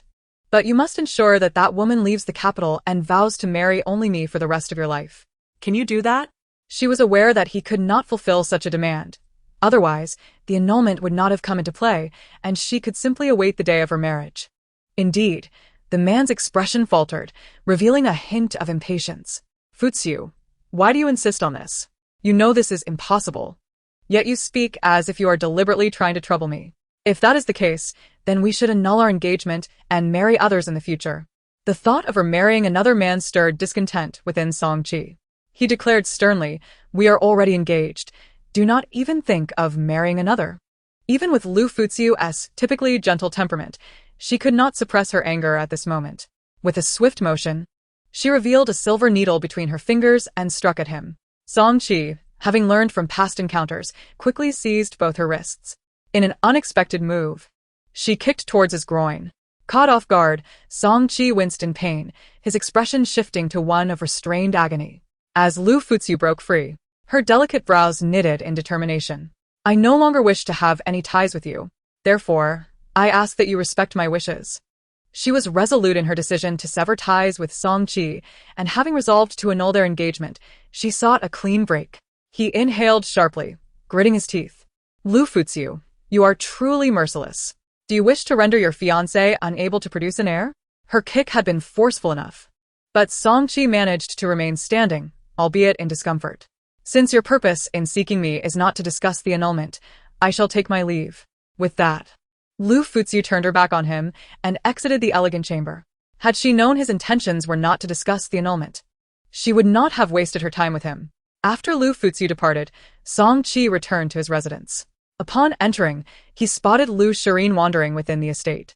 Seeing him return, her beautiful visage bore a hint of concern. "Song-chi, where have you just come from?" The man pressed his lips together, his gaze deepening. The warmth he once held for her was now tempered with solemnity. "It's nothing. You did not go to see your fiancé, did you?" Though Liu Furong had only recently returned, she was aware of the situation regarding Song-chi's engagement. After he had brought her back, his fiancé had begun to demand an annulment, even cutting off the medicine for Song-chi's grandmother. Noticing a subtle shift in Song-chi's demeanor, she deduced correctly. "So, I was right." Liu Furong smirked, her expression revealing a hint of pride. "Is she refusing to provide you with medicine to save your grandmother?" "Yes," Song-chi nodded, fatigue evident in his countenance. "What brings you here?" "I was waiting for you. I heard you had gone out, so I decided to wander nearby until your return." The woman smiled brightly and asked, "What did you discuss? Perhaps, as a fellow woman, I might understand her thoughts better and offer you some advice." After a brief silence, Song-chi finally spoke. "She wishes to annul our engagement, otherwise." His words were interrupted by the girl before him. "Otherwise, what? To send me out of the capital? To have me leave you?" Yes. Song-chi was reluctant to comply. After waiting so long to marry Liu Furong, how could he acquiesce? His feelings for her remained strong, yet he also held a deep sense of gratitude towards Liu Furong, his savior. "I knew it." Liu Furong's eyes glimmered with disdain, though she masked it well. Song-chi did not notice her expression. "She must be worried that I would compete with her for you. But she is mistaken. I have no desire to be confined in the inner chambers, consumed by jealousy. There's a vast world out there, and once I find my family, I intend to enjoy life to the fullest. Marrying you was merely a last resort. Perhaps I should clarify things with her. If she harbors no ill will towards me, she will surely provide medicine for your grandmother." Hearing this, Song-chi's expression flickered with uncertainty, suggesting he was somewhat swayed by her words. Liu Furong playfully patted his shoulder. "What are you thinking? Is it that you cannot bear to see me leave? Although we have shared moments that should not have happened, fear not, I will not put you in a difficult position." The man's expression grew tense. "Then, tomorrow, I shall accompany you to the Liu family." Liu Furong's demeanor remained unchanged, but her eyes darkened slightly. "No need. I can go alone. If you accompany me, she may become defensive, and what if we both end up not meeting?" Though uncertain of what defensive meant, Song-chi considered her words. If he went with Liu Furong to see Liu Furong, it could indeed complicate matters. "Then I will arrange for someone to escort you." "Very well, await my good news." She raised an eyebrow and casually took hold of his arm. "By the way, Song-chi, we have not had a drink together in ages. Life has been rather dull since your return. The border was much more enjoyable. Come, let us share a drink." "Drinking is harmful to your health. You, a lady, should not indulge in alcohol." Despite his protests, Song-chi allowed Liu Furong to lead him away. "Do not worry. I will not overindulge. I promise to help persuade your little wife to reconsider by morning." Chapter 14. Liu Furong's visit to the moon viewing pavilion as noon approached. A young woman sat in her study, poring over the account books. Her maid, Donghua, entered and addressed her, "Miss. Madame Song has brought the young Master Song along with that woman from the border." Liu Furong furrowed her delicate brows, a flicker of suspicion crossing her eyes. She could scarcely believe her ears. How dared Madame Song bring that woman to see her? Should we refuse them? Asked the maid. There's no need. Let us meet them. Liu Furong replied, curiosity piqued about the appearance of the woman Song Qi had brought back. Donghua withdrew, and Xiao Ji picked up a cloak, saying to Liu Furong, Miss, the sky is turning gloomy again. You should wear an outer garment to keep warm. Liu Furong nodded and added, do not let Buru know they are coming. Otherwise, given his temperament, he might cause a ruckus. Upon entering the main hall, she saw Madame Song seated with a woman. The woman wore a bright rose-red dress. Exuding a vibrant allure, her proud demeanor akin to a flower blooming fiercely in the desert. This must be the woman Song Qi had brought back. Indeed. She possessed pleasing features, which explained why Song Qi wished to take her as his primary wife. As Liu Furong walked in, Liu Furong was also appraising her. Liu Furong was dressed in a simple gown, her fair complexion accentuated by her oval face, exuding a gentle and refined demeanor, reminiscent of a well-bred young lady. While she was indeed beautiful, Liu Furong perceived her as merely a pedantic and rigid daughter of a noble family. Madame Song, Miss Liu. Liu Furong greeted them with a nod before taking a seat. Since that night when Song Qi failed to procure the medicine and was subsequently punished, Madame Song had grown thoroughly disenchanted with Liu Furong. She got straight to the point. May I ask what brings you both here today? Liu Furong replied. I wish to see you, and my aunt accompanied me. Liu Furong raised her gaze to meet her. Madame Song forced a smile and said, Furong, I believe you've stirred enough trouble these days. I heard you met with Cheer yesterday. I understand you hold some displeasure, but hasn't this anger lingered long enough? Once you marry into our family, we shall become mother-in-law and daughter-in-law. You can't expect me to soothe you each time. The Liu family now consists only of you and your brother. Managing household affairs and business is taxing. It would be better if you married sooner, so we can assist you. Through Liu Furong's explanation, Madame Song had discerned Liu Furong's intentions. She merely sought to leverage the cancellation of the engagement to manipulate Song Qi. No need for that. I believe it is best for our families to annul the engagement. Since the young master has feelings for Miss Liu, I am willing to facilitate their union. Liu Furong stated. Furong, I understand you have been pampered since childhood and have a fiery temperament, but some actions once taken may lead to undesirable outcomes. Madame Song interpreted her words as mere jealousy. Now, she felt emboldened as a future mother-in-law, knowing Liu Furong was throwing a tantrum to make Song Qi care for her more. Although Liu Furong was once the daughter of a general, the Liu couple had long passed, which explained her resorting to underhanded tactics. If not for Liu Furong's warning, she might have been deceived. Miss Liu, I came today to clarify that my relationship with Song Qi is not as you imagine, so please do not harbor any jealousy, Liu Furong stated. I have spent considerable time at the border, and my straightforward nature compels me to speak plainly. I have witnessed the vast expanse of the desert, the boundless grasslands, and the rivers of blood at the border. Thus I have no interest in the petty intrigues of a mere household. If you had seen those sights, you would not be so petty and jealous. I have heard your father was a general in his lifetime. If he knew you resorted to such underhanded tactics for a man, disregarding the lives of others, he would surely feel ashamed. If you understand my words, you should surrender the medicinal formula or personally deliver the medicine to the old lady Song. Liu Furong continued, her tone laced with superiority.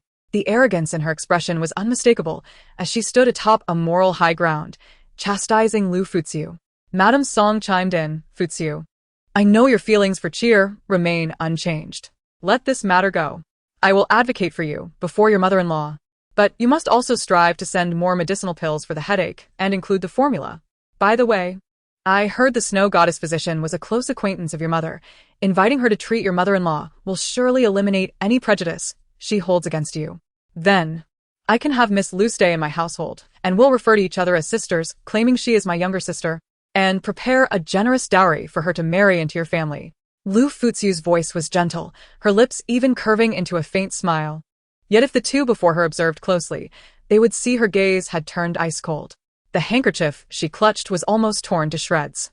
Madame Song, believing Liu Furong had come to her senses, smiled and nodded. Indeed, Furong, you truly have come to understand.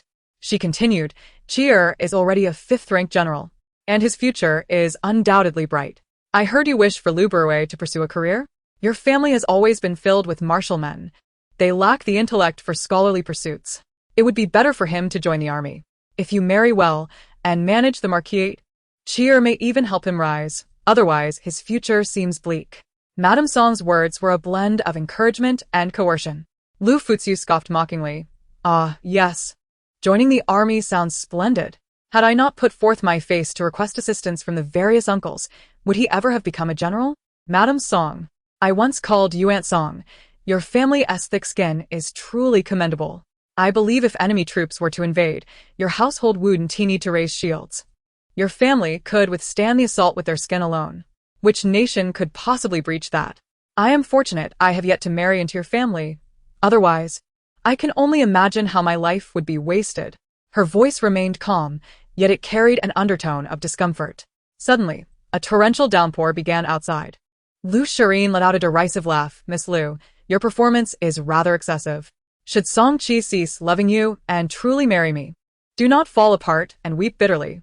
I hear that ladies of your standing are generally quite reserved, yet you, in your quest to win Song-chi's favor, have sacrificed your dowry to please the old lady. You have cast aside your pride as a young lady and loved him deeply. He has already agreed to marry you. So what is there to cause such a fuss? Liu Furong continued. Or is it that you wish to manipulate Song-chi into banishing me from the capital? At that moment, a servant rushed in from outside. Miss, young Master Song has arrived. Chapter 15. Agreeing to the annulment, Liu Furong looked up and saw the man entering with an umbrella. He wore a dark blue robe adorned with cloud patterns, a sword at his waist, exuding an imposing demeanor. As his gaze fell upon Liu Furong, he said, Furong, I trust Shireen and my mother have already explained matters to you? Song-chi stepped forward and immediately seized her wrist, saying, Come with me to the Marquis's residence at once. This morning, my grandmother's headache has flared up again. If this continues, she may truly succumb to the torment and take her own life. I will not go. Release me, Liu Furong said, her expression indifferent. The previously gentle tone turned frigid the moment she laid eyes on Song-chi. Have they not already explained everything to you? Furong, ever since I returned from the border to see you, you have been causing a ruckus. How much longer will you continue this foolishness? Song-chi's voice brimmed with frustration as he exclaimed, Do you truly wish to see my grandmother suffer to the point of death before you find satisfaction? Liu Furong, why can you not be as understanding and gentle as other women? He continued, Do you not realize that my severe injuries were a result of my concern for you when I heard you were ill? It was my worry for you that caused me to be caught off guard and injured by the enemy. If not for that, Een would not have become my savior, and she is considerate and does not obstruct our relationship. So, it was for this reason, exclaimed Liu Furong. My son nearly met his demise because of you.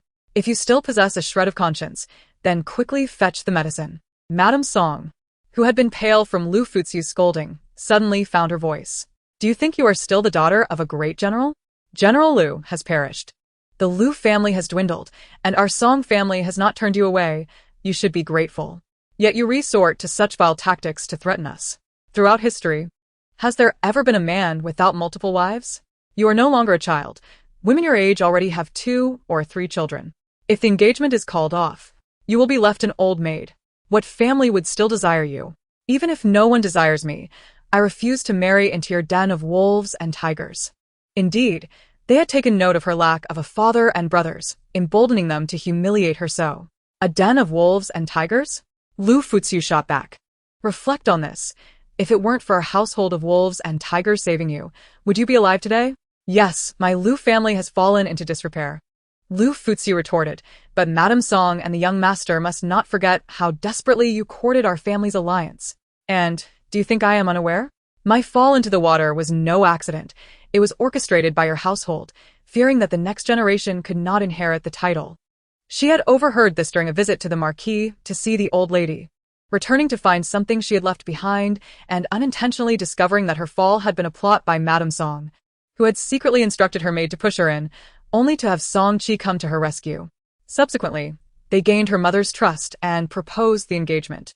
Though she had known this, she had chosen not to hold it against them since the engagement had already been established and they had acted out of necessity. Now that the matter was brought to light, she felt compelled to clarify. Did they truly think she lacked the power of speech? Very well. If you refuse to acknowledge it, how dare you turn the tables on me? I have truly misjudged you. Should your parents discover your ingratitude, they would undoubtedly be disappointed. Madame Song would certainly not admit to it. So much time has passed. Who still possesses evidence? As long as she adamantly denies it, the ingrate will be you. Liu Furong. You have no right to mention my parents, Madame Song. How dare you invoke my father and mother? Are you not afraid that my mother will come to settle this score with you in your dreams? You know in your heart how things transpired. Upon hearing Liu Furong's words, Madame Song truly feared Liu's mother might haunt her dreams and dared not retort, merely biting her lip and glaring at her. After a prolonged stalemate, Liu Furong still did not relent in producing the medicine. At that moment, someone from the Marquis's residence arrived. The young servant burst in and exclaimed, "Madam, young master, it is urgent. The old lady is suffering intensely from her headache and, unable to bear the torment, insists she no longer wishes to burden the Marquis's household and threatens to poison herself." At this, both their expressions changed. Song Qi's brow furrowed, his handsome face darkening entirely. "Liu Furong, I ask you once more, will you give it or not?" "I will not," the woman replied, her red lips forming two resolute words. In a flash, Song Qi drew his sword, the blade gleaming coldly as it rested against her delicate neck. "Will you give it or not?" he demanded, his grip on the sword tight, his eyes aflame with anger as he glared at the woman before him. Chapter 16. It will cost money from now on. Liu Furong lowered her almond-shaped eyes, catching a glimpse of the sharp blade at her throat. Her brows furrowed coldly as she felt a slight pain at her neck. Suddenly, she raised her hand, and in the next instant, a short arrow shot forth from her sleeve. With a graceful tilt of her neck, she stepped back swiftly, distancing herself from him. The man opposite felt a pang in his chest and looked down to find an arrow lodged in his breast. Neither Madame Song nor Liu Furong had anticipated Liu Furong would strike so decisively, and they hurried to support him. "Liu Furong, do you think you are someone special?" Song Qi exclaimed. "Do you truly believe I, Liu Furong, am to be trifled with? My parents never scolded me even once. You tread upon my family to rise. To point a knife at me. You think someone like you is worthy of being a general?" "Ha!" The sarcasm dripped from her words. "If you truly wish for the medicine, then it is simple. Either call off the engagement or let me die." "Very well." Song Qi's eyes turned crimson, his entire body trembling with rage as he glared at her, declaring, "I agree to the annulment, but on the condition that you summon the snow goddess to cure my grandmother. And once the engagement is dissolved, I shall await the day you regret your decision and come to beg for my forgiveness." "Cheer, the engagement cannot be called off. If it is, where will we find such an excellent match later?" At the very least, Liu Furong's dowry was sufficient to restore the Marquis's household. Moreover, her father's former subordinates would also assist Song Qi's future prospects. Madame Song merely sought to keep Liu Furong in check, hoping she would treat her with the same deference and respect she afforded her mother-in-law, yet had never intended to call off the engagement. "Mother," Song Qi replied coldly, "since she has made her intentions clear, let her be. When she has suffered enough, she will realize who truly is worthy of her trust. Donghua, fetch the medicine." Liu Furong turned to her maid behind her, then looked back at Song Qi. "I will first provide the medicine to alleviate the old lady's distress. As for the snow goddess, I will contact her to treat the old lady. However, she may take half a month to arrive in the capital. Until then, let us annul the engagement, and you need not worry about my ability to summon her. If I cannot, I will take responsibility for the old lady's medicine for the rest of her life." Her words were clear and methodical, clearly indicating her desire to sever ties. However, since she had previously provided these medicines to the old lady, if the engagement were to be annulled, it was wise to settle the accounts clearly. "What was done before shall be accounted for, but from now on, I will require payment." Madame Song replied with displeasure, "Furong, our families have had a decent relationship in the past. If you are so calculative, do not narrow your own path. It is merely a matter of a few medicines." She had previously thought Liu Furong to be reasonable, but now realized that at her core, she was quite calculating. "Miss Liu, I have heard that General Liu is a man of great generosity. How is it that you, his daughter, are so calculating?" Liu Furong curled her lips and said, "I have heard that the old lady fell ill only after visiting your residence, so these medicines should rightfully be a gift from you. How can a young lady like you be so mercenary?" Liu Furong smiled faintly and replied, "If you are not concerned about money, why not sell your belongings and donate to the beggars outside who are destitute?" Liu Furong was momentarily taken aback. She certainly had no intention of doing so. Noticing her silence, Lu Fuyu continued, "Moreover, you are unworthy to mention my father." Song Qi felt as though Lu Fuyu's words were a mockery directed at him. Since the engagement was already to be dissolved, he certainly would not leave without taking something from Lu Fuyu. Seeing that his mother was about to speak, he immediately interrupted. "Rest assured, whatever the sum, the servants will deliver the silver later." Dong Wei brought over the medicine. "Miss," she said. Lu Fuyu did not respond but cast a glance.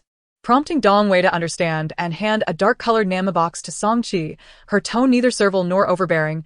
"Young master, this is the medicine for old Madame Song." Once Song Qi received it, Lu Fuyu addressed them. "As for the cost of the medicines, let us settle that when the engagement is officially called off. At that time, I trust Miss Lu will not make unreasonable demands?" Lu Shireen inquired languidly, seemingly attempting to undermine Lu Fuyu's chances of extorting the marquisate. "My lady is generally quite generous. If she were truly calculating, she would not have provided old Madame Song with medicine on so many occasions. Furthermore, she is kind-hearted and would never resort to such actions. It is only natural for someone from a humble background like you to be unaware. However, a little inquiry would enlighten you," Dong Wei remarked, narrowing her eyes and offering Lu Shireen a polite smile. A glint of sharpness flickered in Lu Fuyu's eyes as she reprimanded.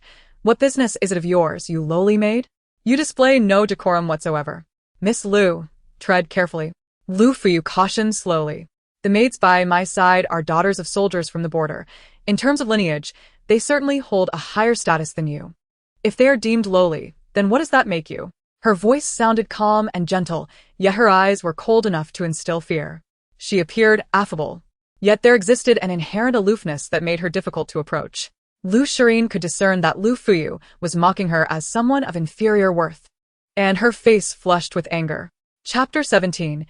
An engagement on the brink of dissolution. The man turned to the woman, whose eyes glimmered with a cold intensity, and paused momentarily before continuing. "Additionally, regarding the previous medical expenses, the marquisate will also reimburse you at the time of dissolution." "Are you certain?" Lu Fuyu's gaze fell upon Madame Song, her lips curling into a faint, indifferent smile. "I fear Madame Song may be reluctant to part with the funds." Her words were laced with subtle derision.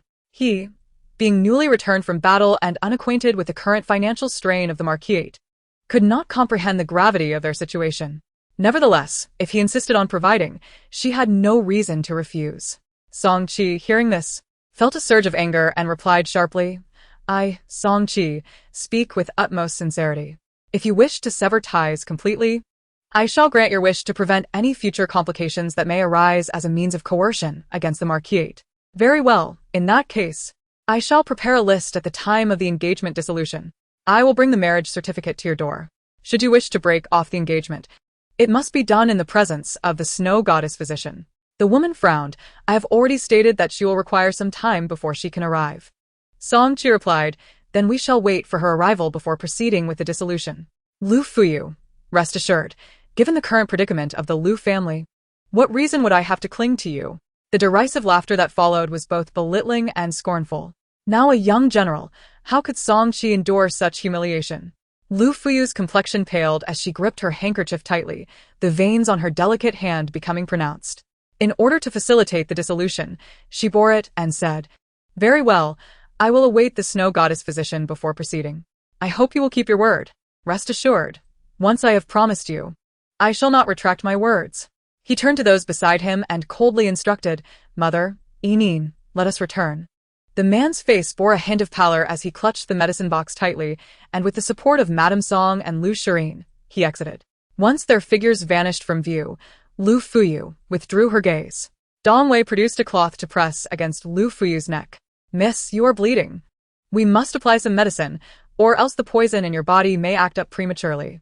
Fetch the medicine box, and after applying the medicine, I will inform Granduncle." She seemed to contemplate something and added, "Never mind, I shall go personally." Granduncle was an elder of the Lu clan, a retired general living just a street away, easily reachable on foot. After applying the medicine, Lu Fuyu set out with her maid Dong Wei. At this time, a light rain was falling from the sky, and the two shared an oil paper umbrella as they stepped outside. The street was already desolate, and with the rain coming down, it was nearly deserted.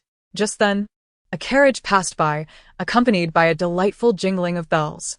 Liu Fuyu paused momentarily, instinctively glancing over as the carriage approached her. In that instant, a group of over 10 figures clad in black suddenly descended upon her from all directions. Upon witnessing this, Liu Fuyu immediately urged, "Hurry." She glanced at Dong Wei and quickened her pace, hoping to escape. Yet the black-clad figures seemed intent on associating her with the occupants of the carriage. They advanced toward Liu Fuyu, launching an attack. Dong Wei attempted to shield her, but she too was unable to withstand several assailants. The carriage was halted, and several figures moved toward it. "Miss, be careful," Dong Wei shouted while grappling with an attacker. Liu Fuyu stood frozen, her gaze dark and profound, fixated on the two black-clad individuals battling Dong Wei. Just as she prepared to assist her maid, she felt a sudden chill at her neck. A sharp sword was pressed against her throat. Liu Fuyu thought to herself, to be threatened with death twice in a single day, I truly am fortunate. The black-clad figure addressed the carriage, "Hand over the items, or I will kill this woman immediately." The blade pressed against her skin, causing her still healing wound to bleed anew. A figure cloaked in deep black emerged from the carriage. A strikingly handsome man with cold, piercing eyes descended. "Hand over the account book, or this woman dies." The sword edge broke her skin. The assailant merely needed to exert a little force, and her life would be forfeit. "Surrender the account book and release her." The man hurled the ledger in his hand towards the assassin, prompting the assassin behind Liu Fuyu to reach for it. In that brief moment of distraction, a dart flew from the man's hand, slicing through the air with the swiftness of a gale. As the dark-clad figure grasped the ledger, he was simultaneously struck in the forehead and collapsed. Liu Fuyu suddenly waved her hand, releasing a short arrow from her sleeve, which struck the chest of the assassin standing opposite her. Without a moment's hesitation, she bent down and snatched the ledger from the fallen assassin's grasp. A few more assassins charged towards them. Liu Fuyu, unable to use her internal energy, barely evaded their attacks. The man swiftly approached her, lifting her into his arms. "Let us return to my residence. It is just behind us." Winter Snail and his companions continued to engage with the remaining assassins, locked in a stalemate. Returning to Liu's residence and summoning help was the wisest choice. Once Winter Snail noticed her departure, he would surely come back. The assassins, seeing the two enter the high-walled courtyard, ceased their pursuit. Once on the grass behind the wall, Liu Fuyu returned the ledger to him. "Here is the ledger. Please leave now." "You are quite heartless," he remarked, not taking the ledger but instead producing a handkerchief to cover her neck wound, his movements remarkably natural. "Does it not hurt?" Her expression remained unchanged as she scrutinized the man before her, whose features were strikingly handsome, with deep-set eyes and a faint smile playing on his thin lips. She felt an unsettling familiarity with his face. "Have we met before?" With a teasing tone, he replied, "Did you forget so soon? You spent a night with me just a few days ago." Their bodies were close, and his presence enveloped her entirely. "How dare you call me that?" Liu Fuyu's face flushed crimson as she raised her hand to slap him. "Who permitted you to address me in such a manner?" Qingqing was her childhood name, typically reserved for family. It had been long since anyone had called her by that name, not even her fiancé, Song Qi. Her raised hand was quickly caught by him, and he pressed her against the wall, his voice a magnetic blend of charm and mischief. "I still think of you fondly. I already have a fiancé. Let me go." "A fiancé?" Xia Yuanji chuckled lightly, leaning closer. "Is it the fiancé you're about to break off the engagement with?" Chapter 18. Her future husband Liu Fuyu was momentarily stunned, gazing at the man before her. "How do you know?" she asked coolly. If he knew her childhood name, he might be connected to the court.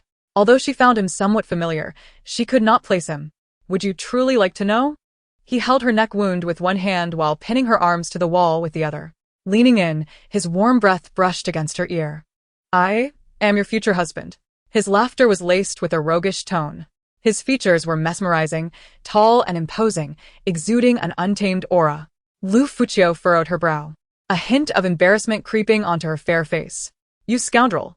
She kicked towards his legs, but he anticipated her move, raising his long leg to pin her own against the wall.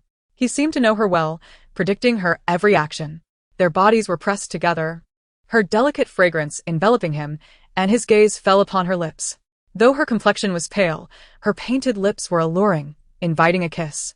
His dark eyes, like the night, shimmered with desire as he spoke in a husky voice. "You must have endured some grievances these past few days." observing the fragile beauty before him. His tone softened with a coaxing timbre. Do not be upset. When the time comes for your engagement to be annulled, I shall assist you in reclaiming your dignity. She met his deep gaze, a mixture of anger and confusion. Scoundrel, leave. I can handle my own affairs. She was still unaware of his true identity and wished to avoid further entanglements with him. This man hardly resembled a court official. He seemed more like a rogue. Her almond-shaped eyes glistened with unshed tears, and in that moment, Xia Yuanzi thought even her scolding sounded melodious. He lowered his head, his voice smooth yet lacking the decorum of a gentleman, infused instead with a playful warmth. What you need, otherwise, wouldn't the things you previously gave away benefit others? Ching, be obedient. He released her, guiding her hand to her own neck, deftly reclaiming the fake ledger from her grasp. I shall take my leave now, Ching. Take care of yourself. With a final glance, he leaped over the courtyard wall, vanishing from sight. Liu Furong returned to the moon viewing pavilion, refraining from venturing out further due to her injury. Time passed swiftly, and soon half a month had elapsed. She received word that her master was arriving today. Chun Kan and Xia Sang assisted Liu Furong in preparing for her appearance. Chun Kan, have you organized the list I asked for? As she styled Liu Furong's hair. Chun Kan replied, rest assured, Mississippi. Everything is ready. The betrothal gifts sent by the Marquis's residents have been counted and stored separately. Xia Sang approached with 2 plain skirts. Miss, which dress would you like to wear today? Liu Furong glanced at the 2 simple garments before averting her gaze. Bring me the crimson pearl skirt from the wardrobe. I wish to wear that. Xia Sang paused momentarily, a faint smile gracing her face as she complied, yes, Mississippi. She retrieved the skirt and dressed Liu Furong in it. The vibrant color of the skirt enhanced her complexion, and paired with her exquisite makeup, she appeared stunningly beautiful. The waist of the skirt and the collar of her outer garment were adorned with a delicate row of pearls, and the hem featured an embroidered hibiscus blossom. Dressed thus, she truly outshone the flowers. Chun Kan remarked, Miss, you look so beautiful. You should adorn yourself more often. Xia Sang chimed in, indeed. The general and his wife always preferred you to be dazzlingly adorned. Once, she had been a bright pearl, a blazing sun, her fiery temperament unabashedly radiant. However, since her mother's passing and her father's demise in battle, she had tempered her exuberance. Although others treated them kindly due to their family's loyalty, there were always a few who delighted in their misfortune. Fully aware that the glory of the Liu family had faded, she had opted for a life of humility, striving to be kind to others. Yet, she did not anticipate that kindness could invite cruelty. After the annulment of her engagement, she resolved to cease her meekness. She and her brother would restore the Liu family status. They would one day reclaim their former glory. Chun Kan continued, with the divine physician's return today. The poison afflicting the miss will finally be lifted. No longer will you have to endure such indignities. The Marquis's household has been excessively unreasonable, showing no regard for us. No wonder the young master referred to them as old shrews. He was not mistaken. Qiu Ji said, Miss, when the heir mentioned he was injured because of you, you should have revealed your poisoned state. Had you done so, he would have felt guilty and perhaps not annulled the engagement. Liu Furong spoke softly. Once the marriage is annulled, he will naturally understand. Every effort should yield its due reward. A year ago, Madame Song was gravely poisoned. To save her, I willingly drew the poison into my own body. I saved Madame Song, not wishing for her demise, so that Song Qi would not be distracted on the battlefield.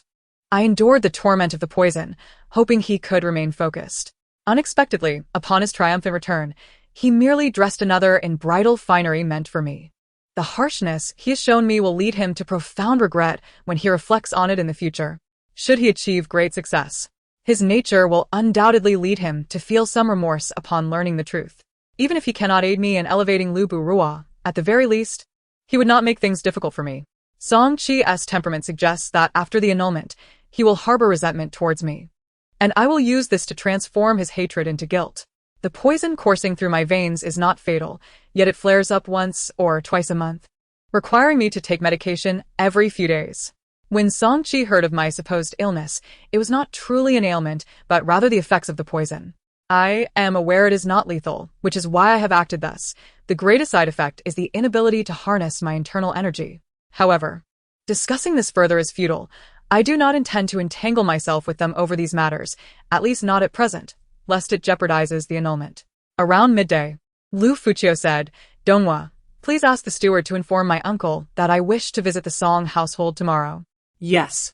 After both parties exchanged the original marriage contract, a formal annulment letter must be written and signed by the elder members of the family. Otherwise, the marriage cannot be considered fully dissolved. "I believe Master will arrive shortly." As she pondered, a voice suddenly rang out from outside. Liu Furong turned towards the sound and saw a strikingly beautiful woman approaching, her demeanor cold yet refined. Dressed in a flowing white gown, she possessed an enchanting figure and exquisite features, appearing to be in her 30s yet resembling a youthful beauty in her 20s, exuding an aura of icy elegance. Accompanying her was a remarkably handsome man, burdened with several bundles, suggesting he had brought many items. "Master, senior brother." Liu Furong rose and walked towards them, a smile gracing her lips, her eyes sparkling. Senior brother Xie Jingji remarked, "Ninth junior sister, it has been 2 years. How have you changed so?" "It is a long story." Liu Furong turned to her master, Feng Wanluo, saying, "Master, your journey must have been arduous. However, I wish to trouble you with one more matter tomorrow." "What is it?" "Please take a seat, master and senior brother, and I will explain." Liu Furong instructed her maid to serve tea. Once seated, Liu Furong recounted her circumstances with Song Qi. Feng Wanluo, her exquisite features betraying little emotion, nodded lightly. "Then ensure preparations are made. I shall accompany you tomorrow." "Thank you, master," Liu Furong replied with a gentle smile. Xie Jingji sipped his tea leisurely. "Ninth junior sister, would you like me to help you settle the score?" "No need," Liu Furong shook her head. "I only wish to annul the marriage and avoid further entanglements." Xie Jingji, skeptical, queried, "You do not still harbor feelings for him, do you?" "You think too much, senior brother. In truth, my affections for him were never profound." This statement held truth. Before, she had held a fondness for Song Qi, but it was never deep-rooted.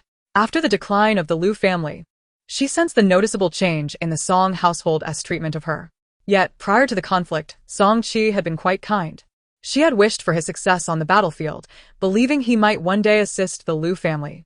However, she had not anticipated that he would achieve success and exchange her for another confidant. Feng Wanluo nodded. "That is good. There are many men in the world. If you were to cling to him, you could not call yourself my disciple." As the daughter of Mu Yu, she could not afford to be spineless. Her mother had once said that a woman is born with numerous constraints and must not falter, for a single misstep could lead to a cascade of errors.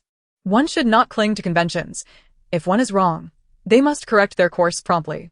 She smiled softly, moreover. "We are not yet wed. It is merely a timely cessation of losses." Feng Wanluo remarked, "That sounds like something your mother would say." A hint of nostalgia flickered in her eyes at the mention of Mu Yu. She lowered her gaze towards one of the bundles in Xie Jingji's hands. "By the way, I have brought back Flame Feather Ganoderma. Your poison can soon be resolved." Xie Jingji opened the bundle, revealing a wooden box from which a blood-red fungus emerged. Its patterns resembling feathers, fiery in hue. "Later, I will take your pulse and send someone to procure additional herbs for a proper remedy. After taking the medicine, I will also administer acupuncture. The remaining required herbs are readily available in the city. There is no need to stockpile them beforehand." "Thank you, master." Liu Furong expressed her gratitude. Thus, Feng Wanluo proceeded to take Liu Furong's pulse, prescribe medicine, and send someone to gather the remaining herbs. The poison lingering within her had been present for long, and it would take multiple treatments to alleviate it. That day, after taking the medicine and undergoing acupuncture from Feng Wanluo, Liu Furong expelled a mouthful of dark blood, signifying the expulsion of some poison. The following day, as the delicate rays of light filtered through the gauzy window, she had already completed her preparations. Today, she donned a soft, plum-colored embroidered dress. Its hem adorned with exquisite orchids that swayed gracefully as she walked, captivating in its beauty.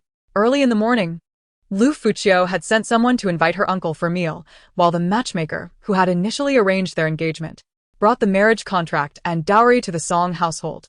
She had already notified the Song family prior to her visit. In addition to her master and uncle, senior brother Xie Jingji accompanied her. A procession of carriages and servants created quite a spectacle, drawing the attention of many onlookers. Upon arriving at the Marquis's residence, they found the doors tightly shut. Dismounting from the carriage, Liu Furong gazed at the closed gates, her almond-shaped eyes deep with contemplation. Was this their way of intimidation? Chun Kan remarked, "Miss, the servant who delivered the message yesterday said that the family is already aware." Xia Sang added, "How rude of them to keep the doors shut, knowing we were coming." Lu Fuqiu maintained a calm demeanor, her gentle nature evident as she quietly instructed, "Knock on the door. If they do not open within a quarter of an hour, we shall force our way in." "Yes, Mississippi." At her words, Chun Kan led the young servants to knock on the door. Matchmaker Zhao observed the scene and felt that the Song family was being excessively petty. However, as a matchmaker, she could not directly criticize the faults of such a prestigious family, lest she deter future clients. After several knocks, no response came from within. However, Lu Fuqiu understood that the occupants were deliberately ignoring them. The servants of the Marquis' residence numbered in the dozens. It was improbable that none could hear.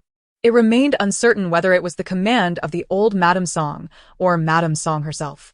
Xie Jingji stood beside Feng Wanluo, holding a folding fan to shield himself from the sun, yet the breeze primarily reached Feng Wanluo. "Ninth junior sister, I must say, your temper is far too forgiving. If it were me, I would have stormed in by now." Lu Fuyu, mindful of her dignity, refrained from causing too much commotion. After all, to barge in unannounced would only reflect poorly on them.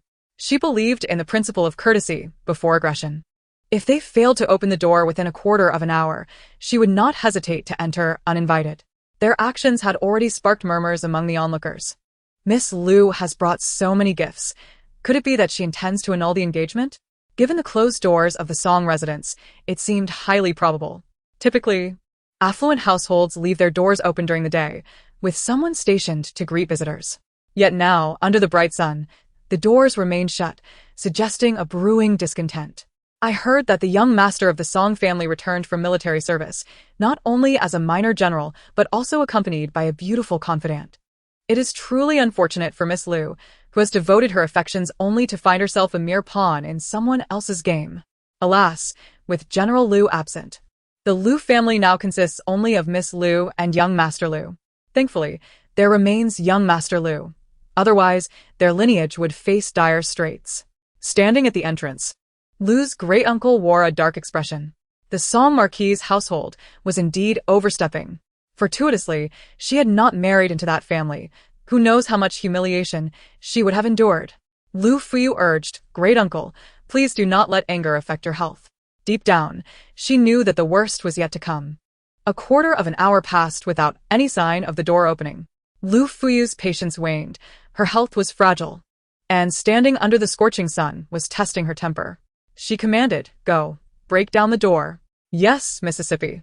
The four maidservants, Chun Kan, Xia Sang, Qiu Ji, and Donghua, exchanged glances, summoned their inner strength, and struck the heavy door with a forceful blow.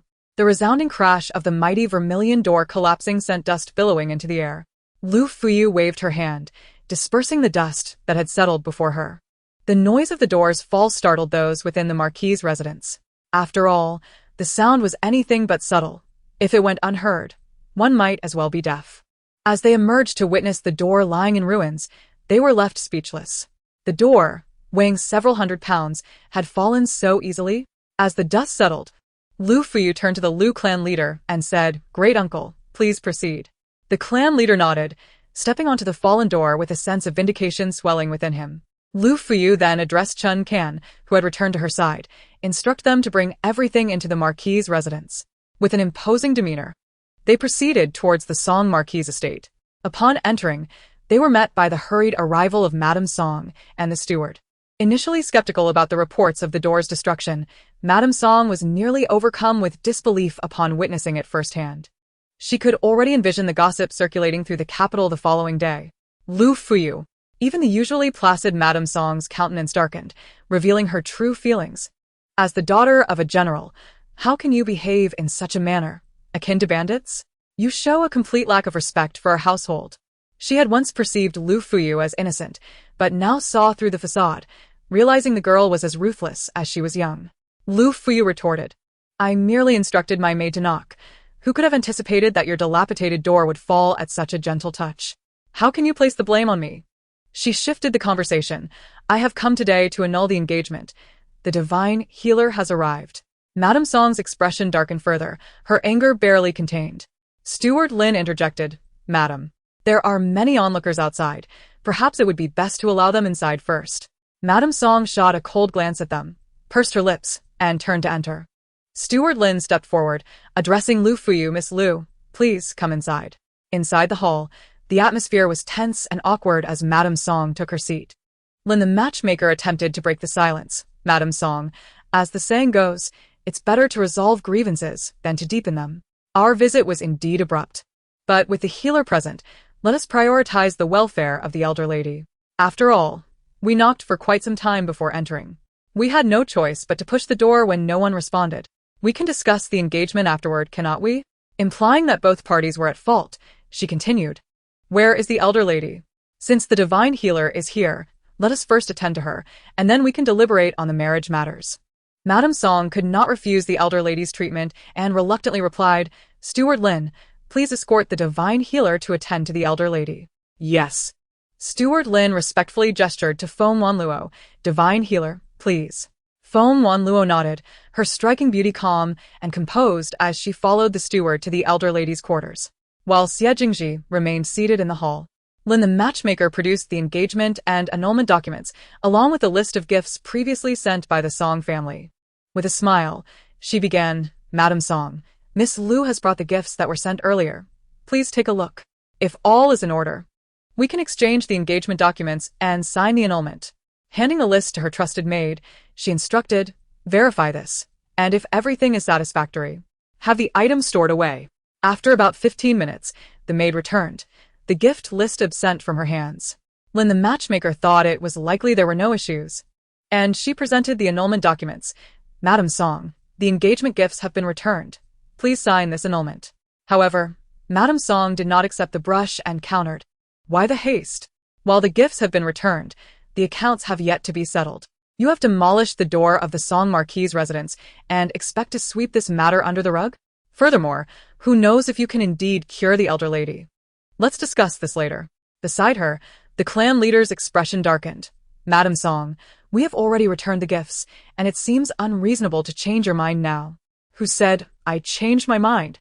The annulment is a complicated affair, especially with the elder lady's illness still unresolved and other matters pending. I am not inclined to deal with this right now. We can discuss it later. Wait. Xie Jingji's face darkened. If you do not sign the annulment today and exchange the engagement documents, we will cease treatment. You have already commenced acupuncture and administer medicine. How can you simply cease treatment? Should anything happen to my mother-in-law, it would be clear that you conspired against her. Do not blame me for taking this matter to the authorities. Madame Song's expression turned sardonic. If it came to court, the law would favor them. Annulment without cause could lead to ramifications for Liu Fuyu. If Madame Song was prepared for a scorched earth policy, Liu Fuyu was equally unyielding. Should the matter escalate to the emperor's attention, what future would there be for the young master? Seated in her chair, Liu Fuyu appeared diminutive. Yet her aura was as frigid as frost, enveloping all present. She declared icily, my Liu family has long been loyal and honorable. My father, a distinguished warrior, sacrificed himself for the nation, a truth known far and wide. If you truly push me to the brink, I shall hang myself with a white silk ribbon at the palace gates. At that point, none shall live. The daughter of a valiant general, driven to suicide by the coercion of her fiancé's family. Once the news spreads, the marquisate will not only lose its title, but also its future prospects. Of course, unless absolutely necessary, Liu Fuchio would never resort to such an act. Do you truly wish for death? Lady Song scoffed, if you are willing to seek death, how can you tolerate my son taking another wife? Lady Song could very well test this. Perhaps I may not die after all, but if this marriage is not annulled, I assure you, the prince's future will be bleak. She spoke coldly. It is your Song family that is ungrateful. Do you wish to see me endure a lifetime of misery? Previously, they had already set a date for the wedding, but when war broke out at the border, Song Qi went to enlist. Now that he has returned, he brings a woman with him, intending to marry her as a primary wife. As if he were taking advantage of my isolation. Lady Song pursed her lips, still refraining from speaking. Seeing her shamelessness, Liu Fuchio interjected. Furthermore, everything that was brought into the residence shall be taken back after the annulment. As soon as Lady Song mentioned the accounts that had yet to be settled, Liu Fuchio realized her intentions. The betrothal gifts have been returned, and naturally, my belongings must be reclaimed. Chapter 21. The arrival of the Grand Princess, those items had already entered the Song residence, arranged as decor, in addition to some larger items. There were also silks and satin, as well as jewelry. Due to the sheer volume, they had been brought over in advance, fearing that there would be no space to move them later. However, she suspected that, given the Song family's current shamelessness, they would not be willing to part with these items, much like a pack of wolves would not let a lamb escape from their den. Indeed, upon hearing this, Lady Song's composure shattered. The engagement was ruined by you first, and you even damaged the door of my marquise. Should you not compensate for some items? Moreover, my chi just returned from the border, and you are already causing a ruckus about annulling the engagement. How will outsiders perceive our marquise? Lady Song declared, whether or not the marriage is annulled, our marquise will be the subject of ridicule. How about this?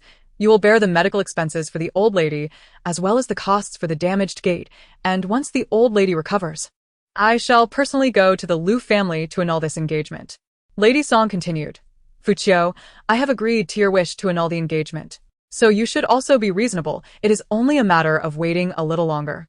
Besides, this is something you owe my son. If it weren't for you, how could Song Qi have been injured? At this moment, Lady Song entirely forgot who had once poisoned herself to save her. Although Liu Fuqiu had long since ceased to have any expectations of Lady Song, hearing her shameless and cold remarks still stirred discomfort within her. Of course, it is a matter of indifference. Had either of my parents been alive, they would not have allowed such disdain. Beside them, Xie Jingji and the Liu clan leader felt their fists clench involuntarily. They had already returned the betrothal gifts, and even before the marriage, they were providing dowry to the marquise.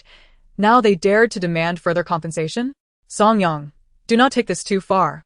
The Liu clan leader slammed his hand on the table. My daughter has compromised repeatedly. If you insist on not annulling the engagement, I shall go outside and speak of your family's true nature.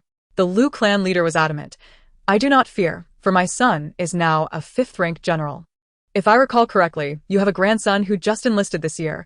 I wonder what position he has attained. A 5th-rank general can easily handle a novice.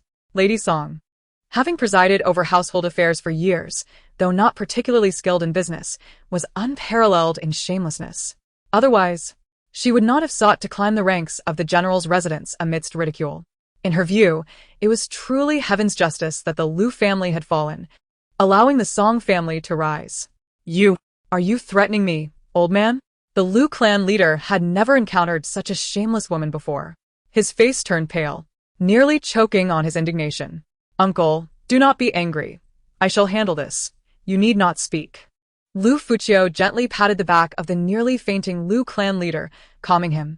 Liu Fuqiu stated, Lady Song, it seems you did not heed my words earlier. I shall no longer hold back.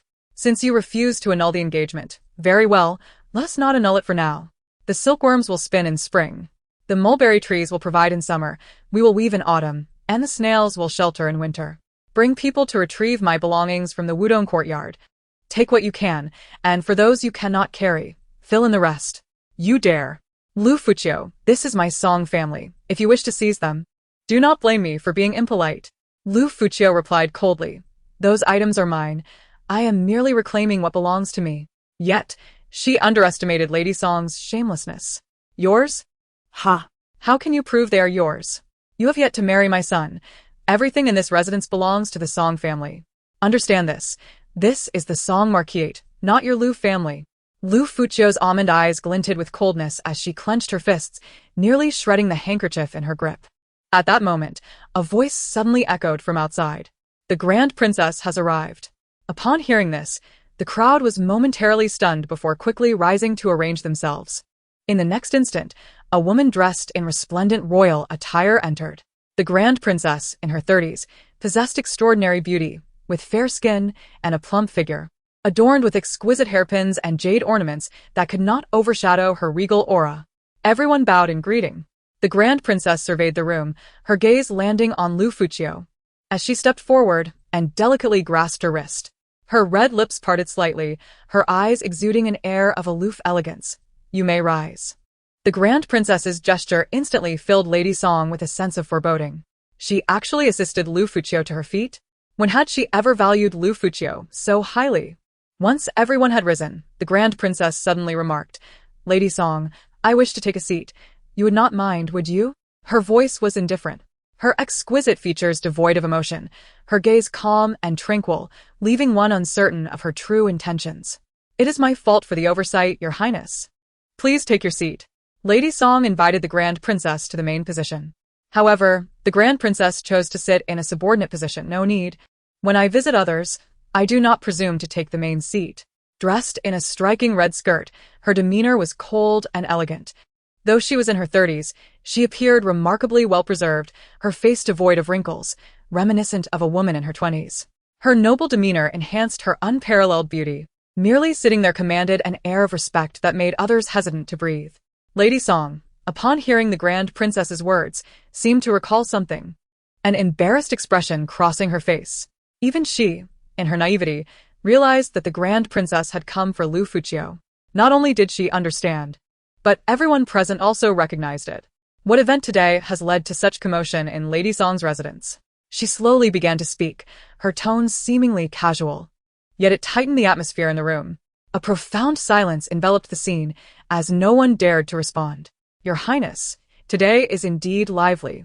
For two families are in the midst of an engagement dissolution. Xie Jingji's voice resonated as he spoke towards the Crown Princess. The onlookers were momentarily taken aback at his addressing the Crown Princess as aunt. Lady Song's gaze fell upon Liu Furong, leading her to ponder. So, the Crown Princess is her paramour's ally? Chapter 22. Signing the dissolution of engagement. Lady Song's heart surged with indignation. She thought to herself, how could this shameless wretch wish to break off the engagement? It appears she has climbed to a higher branch. To be able to call the Crown Princess aunt, one must either be a prince or a noble heir from a royal house. In terms of status, they undoubtedly surpass her own marquis family by several tiers. Thus, it is she who has broken her vows of propriety, yet she dares to tarnish her son's loyalty. Lady Song mentally cursed Liu Furong, vowing to remember this day and ensure she pays back tenfold. Upon noticing the Crown Princess's arrival, Xie Jingji immediately spoke. Aunt, you cannot imagine how shameless the Marquis' family is. They promised to allow the engagement's dissolution if I could find my master to treat their matriarch's ailment. Now that my master has gone to attend to her, they not only refuse the dissolution but audaciously demand more. The Liu family had already consented to return the dowry items previously given to the Song family, yet they also insisted on additional financial compensation. Moreover, they expect us to come forth to dissolve the engagement. Aunt, in all my years, I have never encountered such unashamed individuals. Child, what nonsense are you spouting? The Crown Princess replied lightly, though a keen ear would discern no trace of reproach in her tone. She turned her attention to Lady Song, her jade hand resting upon the table, her slender fingers adorned with vivid vermilion. Lady Song, is what my nephew said true?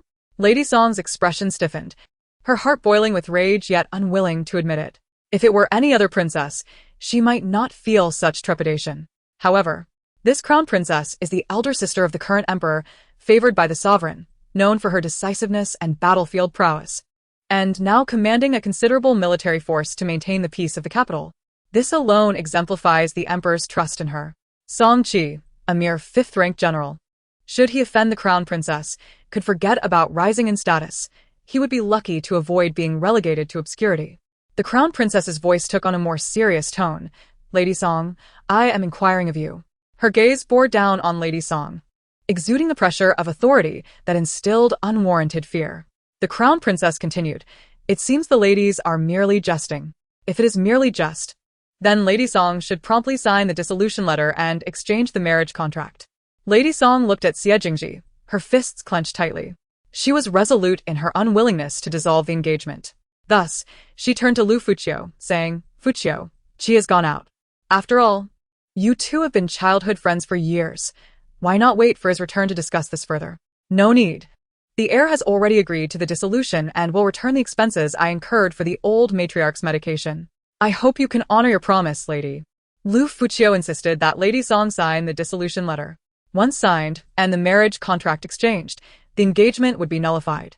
Furong, why are you so adamant about breaking the engagement? Is it because my son has brought back a life-saving benefactor, and you fear she might usurp your position?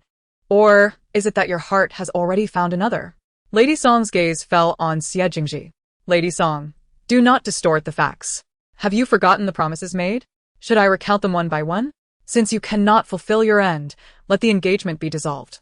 Yet, you dare to slander me with accusations of infidelity.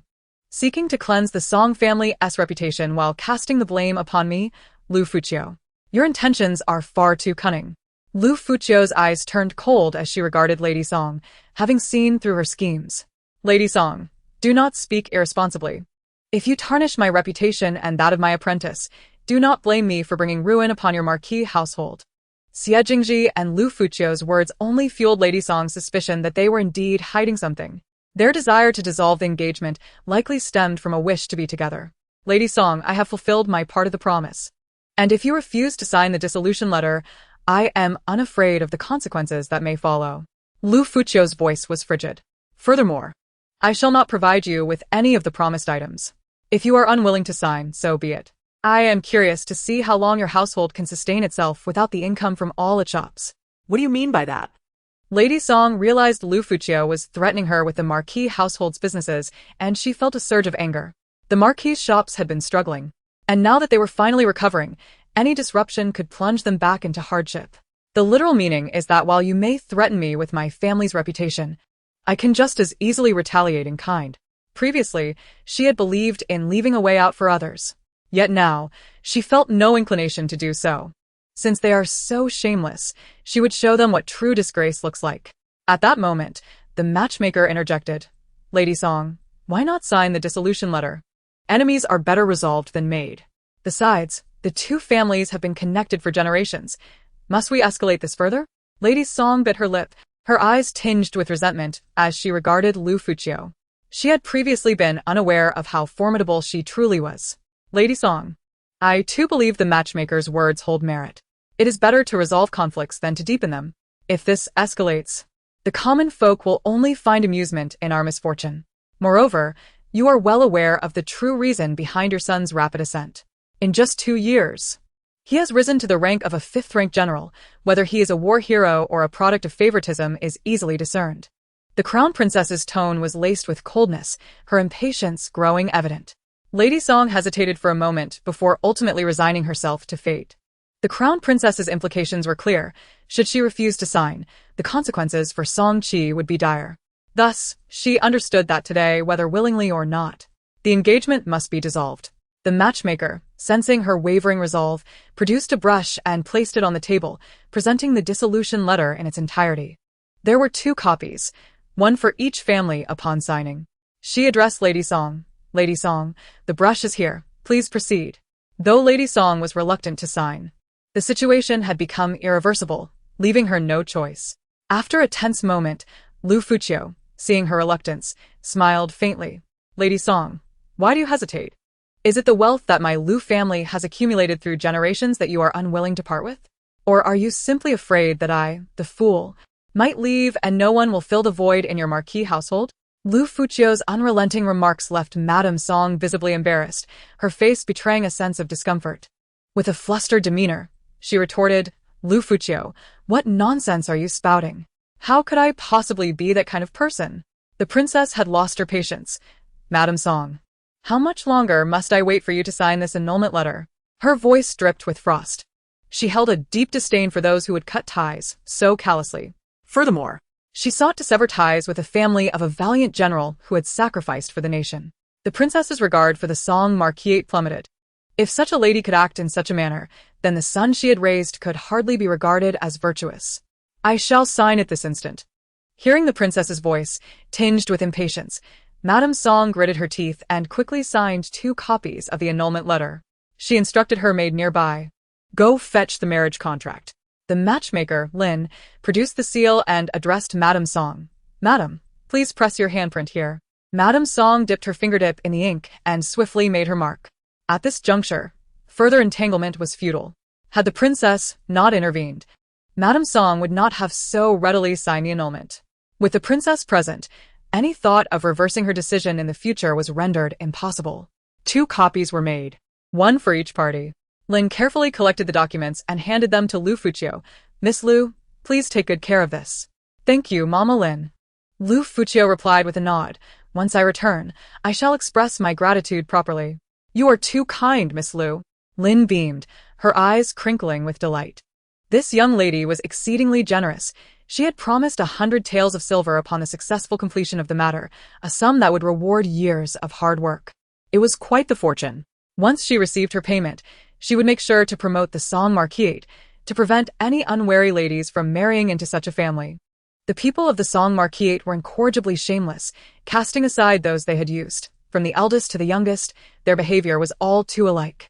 Even she, as a matchmaker, felt that the annulment was the wisest decision. After the marriage contract was brought forth, both parties exchanged their documents. As she held the marriage contract in her hands, a wave of relief washed over her, dissolving the pent-up frustration she had harbored for so long. Her fingers trembled slightly around the contract. At last, this alliance had been annulled. Thankfully, it was not too late. Had she wed, only to uncover their true, callous nature? She could only imagine the price she would have to pay to seek a divorce. With tears brimming in her eyes, she thought to herself that fate had favored her. Liu Furong handed the marriage contract to her maid, instructing, upon our return, immediately burn this contract. The marriage was annulled, and she no longer felt the need to be polite. Madame Song, now that the betrothal gifts have been returned, we must also retrieve the belongings that the Liu family had previously sent over. Conveniently, I have brought people today, and the carriage is waiting outside. Wait! Madame Song's voice sharpened with disbelief. Did you not say those items were to remain with our marquisate? Hearing Liu Furong's sudden about-face, her complexion darkened. Madame Song, that was before our negotiations. You have gone back on your word repeatedly. Why should I leave the items with you? Liu Furong countered. You stated so yourself. And now that the marriage is annulled, I am not reversing my decision. You should return to your residence. Madame Song, now dismissively urging them to leave, would have expelled them with a broom had the princess not been present. I returned the betrothal gifts. It is only just that you return my dowry. Liu Furong pressed on. Madame Song, your agitation suggests you may have already taken my dowry. Is that so? Her gaze narrowed, suspicion flickering in her eyes. Now that the marriage has been annulled, don't think you can cause a ruckus in my household. Our Song Marquisate is not to be trifled with. So you have indeed used my dowry, Madame Song. Otherwise, why the theatrics? Or are you merely feeling guilty? Liu Furong, who are you calling a thief? Madame Song, the dignified lady of a marquisate, was incensed. If you have not touched my dowry, then you are no thief, Liu Furong retorted, casting a glance at Chun Kan. Chun Kan, go. Wait, Chun Kan, Xie Jingji called. Make sure everything brought by your lady is returned, even a single brick or tile. Do not let outsiders gain from it, understood? Yes, Chun Kan replied with a nod. Liu Furong, you are being utterly unreasonable. If Qi were here, witnessing your brazen behavior, he would surely despise you even more. I have no need for his affection. Will his favor fill my stomach? Liu Furong mocked, adding, besides, it is I who rejected Song Qi, not the other way around. Madame Song's face darkened further as she saw Chun Kan leading a group of servants toward the Wudong courtyard. Liu Furong, are you truly sending people to dismantle my marquisate? Her usual composed demeanor had vanished, replaced by a growing sense of panic at the thought of the courtyard's current state. Madame Song, since these items rightfully belong to the Liu family, let them take what is theirs. There is no precedent for a woman's family assets to be seized before marriage. I expected better of you as a lady of the marquisate, the princess remarked lazily, playing with her ring. Had the marquisate been prosperous, she wouldn't have cared. But with debts piling up, she had to find ways to retain what little they had left. She felt an urgency in her heart, though her expression remained composed. Otherwise, she would surely incur the princess's ire. Yes, your highness, you are right. It is I who have overstepped. Xie Jingji scoffed. Madame Song, it is not overstepping. It is sheer greed. Madame Song, you nearly gave me a heart attack. Brother, perhaps you should say less. Haven't you noticed how many new wrinkles Madame Song has developed from stress? Liu Furong said with a playful smile. Meanwhile, Chun Kan and Xia Seng had summoned the servants, who charged toward the Wudong courtyard with an imposing demeanor. To their surprise, the courtyard, which should have been locked, stood wide open. Upon entering, they could see that it was well-maintained, clean and tidy, with potted flowers thriving within, clearly indicating someone had been living there. Xia Seng cast a glance at the two attendants behind her and commanded, silence. Throw her outside. The two attendants stepped forward, gripping Chun Hong by the arms, and unceremoniously dragged her outside, halting at the threshold before tossing her out. The attendants brought by Liu Furong were all tall and robust. Even if they were not former soldiers, they had undergone rigorous training. Naturally, they were capable, with each one earning wages several times that of ordinary household servants. Xia Sang and Chun Can entered the eastern wing. The atmosphere within was suffused with the lingering essence of a woman's presence, stirring a flicker of indignation in their eyes. The audacity of the Marquis's household was truly astonishing. How could it be that the courtyard, meant for a young lady, had already been inhabited by another woman before she even moved in? What ill fortune! Wang De, Wang Heir, summon a few more people to remove everything from here, and fill in the well at the edge of the courtyard as well. If they can't take it, they surely can't leave it behind either. Several attendants rushed in and swiftly dismantled the furnishings, hauling away tables, small couches, and stools. Miss Chun Can, what should we do about the items on the bed? In the intricate bed, soft silks were neatly stacked, while the cabinet beside it held numerous women's garments and accessories. On the dressing table across the room rested a jewelry box filled with trinkets. Among the items displayed were 2 sets of headpieces, one adorned with jade and the other with emeralds. Both sets were intact, yet several adornments were conspicuously missing, evidently taken away for someone else's use. Damn. If the general were here, witnessing the scene, he would surely have their heads. This was utterly intolerable. These items had been meticulously preserved when we sent them over, and now they had been brazenly taken out for wear. How shameless. I must have a serious talk with the young lady. There are limits to what one can endure. Chun Can, keep an eye on things here, and check against the list for any missing items. If anything is amiss, they will have to replace it all. Indeed. You go to the young lady. I will ensure they take away the glazed tiles from the roof as well. If they can't take them, then we will smash them all. This courtyard was originally intended for Liu Furong and Song Qi's new residence. But to think they had the audacity to let another inhabit it. Thank goodness the young lady has not married, and otherwise, discovering this would be as revolting as swallowing a fly. After Xia Sang departed, Chun Can remained behind, directing the attendants to dismantle the intricate bed. As for the items that could not be removed, whether they were smashed or burned, they would not be allowed to benefit from them. Approximately a quarter of an hour later, Xia Sang returned. Liu Furong, seated in her place, raised an eyebrow upon her arrival. Have you resolved everything so swiftly? Not quite. Mississippi. I have returned to inform you that the items you intended to move in with have already been used by someone else. The 2 headpieces prepared for you by your late husband, the intricate bed, and your silk quilt have all been utilized by another. Is this the reason why Madame Song sought to prevent me from retrieving my belongings? Liu Furong scoffed. In all my years, this is the first time I have encountered such a situation, using the possessions of an unwed wife to support a mistress. Now I finally understand why Song Qi is so heartless. Her red lips parted slightly, revealing her disdain. It appears the upper beams are crooked, leading to the foundation's decay. Liu Furong, you think yourself so superior. The only reason you broke off your engagement with my son was to climb higher. As she spoke, her gaze flicked towards Xie Jingji, a cold smile gracing her lips, as though she had uncovered their illicit affair. Madame Song, your household's filth is evident. If you wish to slander me, present your evidence. Otherwise, I would not hesitate to accuse you of defamation. Liu Furong retorted.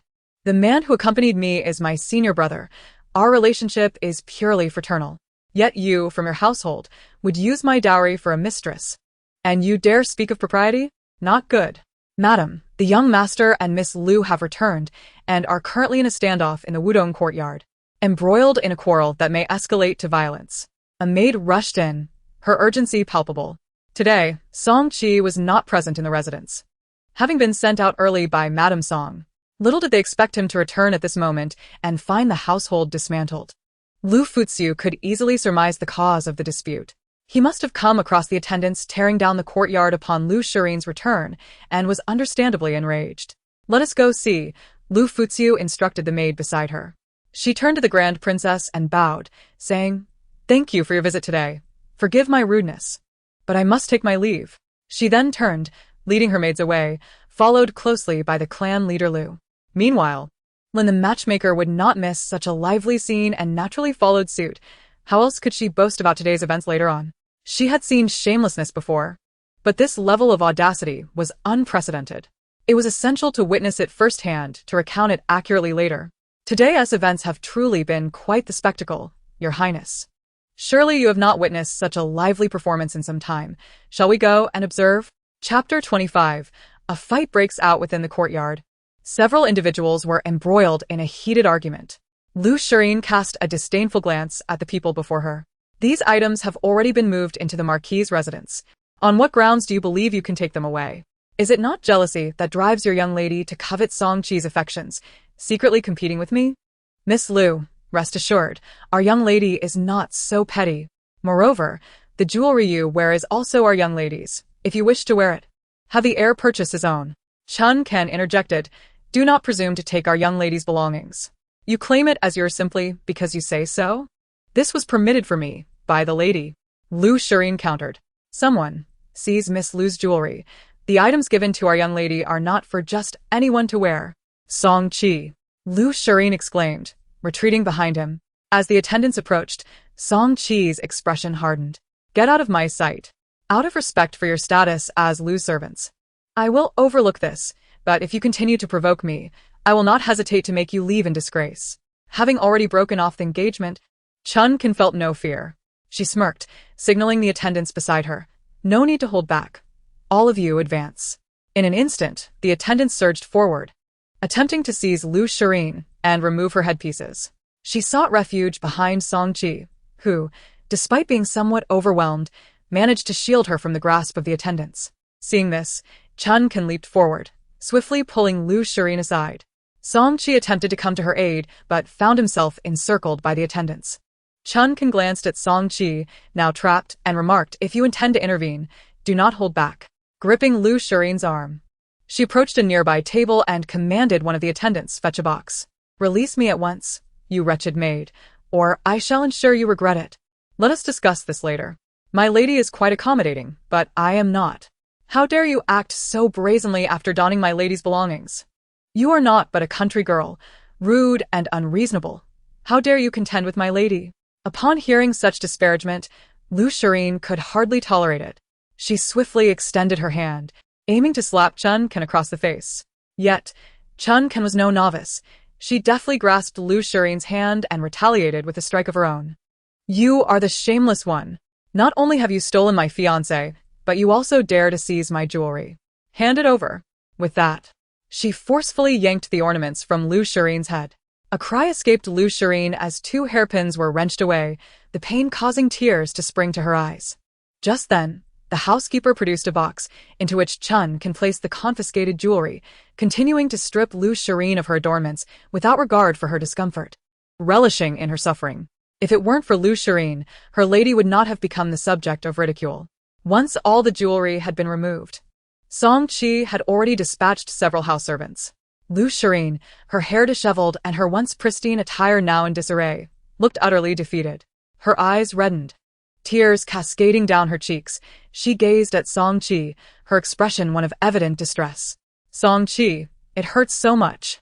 Her beauty, now marred by her disheveled state and a clear handprint on her face, stirred deep sympathy in Song Qi, who rushed to her side. Chen Ken, having secured the jewelry box, was met with Song Qi's grim demeanor as he approached Liu Furong, his expression darkening. How dare you lay a hand on my betrothed? Without hesitation, he lunged at Chen Ken. Chen Ken, still clutching the jewelry box, retreated a few steps to evade confrontation. Song Qi pursued her, leaping into the air and delivering a swift kick to her back, sending her sprawling. In her attempt to protect the jewelry box, she ensured it did not tumble to the ground. Witnessing Chen Ken's fall incited a surge of vindictive pleasure in Liu Furong, though she feigned composure. Song Qi, you kicked her. What if she goes back to report to Lady Liu? Let her. Perhaps we should reconsider? Liu Furong grasped Song Qi's hand, urging him to inspect her face for swelling. The imprint of the slap marred her fair complexion. Song Qi's brow furrowed as he took her hand and approached the fallen Chen Ken. Return the blow she dealt you. Is that wise? I've already caused enough discord between you and Lady Liu. I wouldn't want to exacerbate it. Liu Furong choked out. It's just a slap. It's nothing. Strike back without fear. Song Qi retorted with a cold smile. She has already severed our engagement. What consequence is there? After a brief hesitation, she replied, then perhaps you should retaliate on my behalf. Looking at Chen Ken on the ground, she smirked inwardly, considering her strength insufficient to match Song Qi's martial prowess. I knew you were kind-hearted. Song Qi sighed, his tone laced with affection. If you cannot bear to strike her, then I shall. He raised his foot, poised to kick Chun Kan once more, but the house servants, recovering from their earlier defeat, surged toward him to prevent it. A brawl erupted anew, with Chun Kan clambering to her feet, blood spilling from her mouth, her gaze filled with resentment. Had she not been protecting the jewelry, she would not have been so easily dispatched by Song Chi. The injured servants, already battered, were again sent sprawling by him. Song Chi. She asked, getting up, and seems intent on striking me again. Please protect me. Liu Furong clung to his sleeve, her voice tinged with fear. Wretched maid. This is how Lady Liu has instructed you? You struck my Shireen today, and I shall make you taste the bitterness of a slap. Song Chi advanced on Chun Kan, his eyes ablaze with cold fury, his handsome visage twisted in scorn. Chun Kan recoiled, but with nowhere left to retreat, a clear voice rang out. Stop. Though Song Chi heard the command, he did not relent. Instead, he prepared to strike Chun Kan. Liu Shireen, however, turned her gaze to see Lady Liu Fuhua casting a silver needle. Song Chi, be careful. In a split second, Liu Shireen, gritting her teeth, embraced Song Chi, taking the needle in her back. The poisoned needle, propelled with a hint of inner strength, pierced her flesh, causing her to immediately spew blood. Upon her hurried arrival, Lady Liu Fuhua's gaze turned icy as she beheld the fallen Chun Kan. Help her up, she commanded, and Xia Sang and Dong were rushed to assist Chun Kan. Liu Shireen, bloodied and collapsing into Song Chi's arms, witnessed the urgency etched across his face. Raising his eyes to Lady Liu Fuhua, an icy rage simmered beneath his calm exterior, his anger palpable. Never before had he felt such ire towards a woman. The fleeting pity he once held for her evaporated. Liu Fuhua, how can you be so malicious? You cannot bear to see Inin unscathed. If you have any courage, direct your venom toward me. Cradling Liu Shireen, her hair cascading down, the silver needle embedded in her body, she appeared both beautiful and tragic. I was indeed aiming for you, Lady Liu Fuhua retorted coldly. Had she not shielded you, that needle would have found its mark in you. Song Chi faltered. When did you become so cruel? You and your mother conspired to push me into the water, only to stage a heroic rescue. Do you not see your own malice? You felt no remorse when you stepped on my Liu family's back to rise? Tell me, could you have achieved your rank without my family's influence? Lady Liu Fuhua's words cut deep. The citizens beyond the capital now spoke of him, the youthful general whose talent and looks had captured the dreams of many young women. He had little regard for her fallen family. A moment of guilt flickered within him, but resolve quickly followed. I attain my position through merit. He spoke firmly. I recognize your past kindness, yet you sought to use me to elevate your family's name. Your constant reminders of the past are tiresome. His voice turned frigid, his gaze devoid of warmth. Especially upon seeing the woman in his arms, his eyes radiated a chilling disdain. Ha! Song Chi, you truly are a despicable creature. Liu Fuziu felt that she had been blind, having devoted so much to him. Liu Fuziu, do not portray yourself as innocent. I know you are simply envious of Yin winning my affection. Do you even comprehend why I am drawn to her? The man's handsome visage was laced with mocking disdain, and when he gazed at her, his eyes pierced like the bitter wind of winter. She imagined that if there were no one behind her and she were devoid of strength, she would undoubtedly be compelled to apologize to Liu Shireen under his grip. He continued, saying, though you are gentle, how are you different from those dull and tedious daughters of noble families? In contrast, Yin is vivacious and generous, and can accompany me to explore the vast landscapes. She is truly my confidant. And you dare claim that your recommendations to those uncles were not merely a means to secure your position as a powerful and influential lady of the estate? The Liu family has already fallen. I am eager to see who will want you, Liu Fuziu, once you part ways with me, Song Chi. At your age, you are already an old maid. Do you truly believe anyone would be foolish enough to marry a woman of such questionable lineage, who is also envious and malicious? With each of his words, Liu Fuziu's expression darkened further. She raised her hand and delivered a resounding slap to Song Chi's face. The force of her strike propelled him over a meter away, sending him and Liu Shireen tumbling together. Liu Fuziu spat out a mouthful of blood, prompting Qiu Ji to rush to her aid. Witnessing this scene, Xie Jingji hurried forward to check on Liu Fuziu. Junior sister, are you alright? If you cannot endure it any longer, just tell your senior brother. I would gladly take care of him for you, sparing you the trouble of using your own strength. Xie Jingji produced a small jade vial and offered Liu Fuziu a pill. She swallowed it and replied, Master brother, do not worry. I am fine. I have endured for far too long. If I keep it up, I shall surely suffer internal injury. Cheer. The arrival of Madame Song, trailing closely behind, nearly caused her to faint upon witnessing her son and Liu Furong being struck away by Liu Furong. Approaching Song Qi, she saw the distinct slap marks on both their faces, his on the left, hers on the right, creating an oddly fitting tableau. However, due to Liu Furong's use of internal energy, the imprint on Song Qi's face was more pronounced, swollen and discolored in a deep purple hue. He coughed up blood, revealing 2 lost teeth within the crimson fluid. At that moment, his head was ringing, and he felt a wave of dizziness, as if the world was spinning before him. After a brief respite, he focused on Madame Song and reassured her, Mother, I am unscathed. Had he not been holding Liu Furong, his hands would have been free, and he would not have been struck by Liu Furong. Mother, please have someone take Yin away. Help me up, Madame Song urged as she assisted Song Qi to his feet. Soon, Liu Furong was escorted away by the maids of the Marquis's residence. Song Qi looked toward Liu Furong, realizing it was the first time he had received such a forceful slap. Liu Furong scoffed, Song Qi, I have long desired to deliver that slap. Previously, I endured your absurd remarks to extricate myself from the engagement, but I was powerless at that time. Liu Furong, I truly misjudged you. How could you, a daughter of a general, be so malicious? You harbor hatred born from love and strike my son with such cruelty. Retribution shall surely come upon you. As Madame Song spoke, she suddenly sneered. No, you have already faced retribution. It is evident that your wickedness has drawn the heaven's ire, hence the demise of your father, mother, and brother. Chapter 27. She is the disciple of the snow goddess. Healer. The noblewoman facing them cast a scornful glance, her words gradually draining color from the young girl's visage. Madame Song's harsh remarks pierced Liu Furong's heart, inflicting deep wounds. To invoke her tragically deceased family in such a manner was utterly ruthless.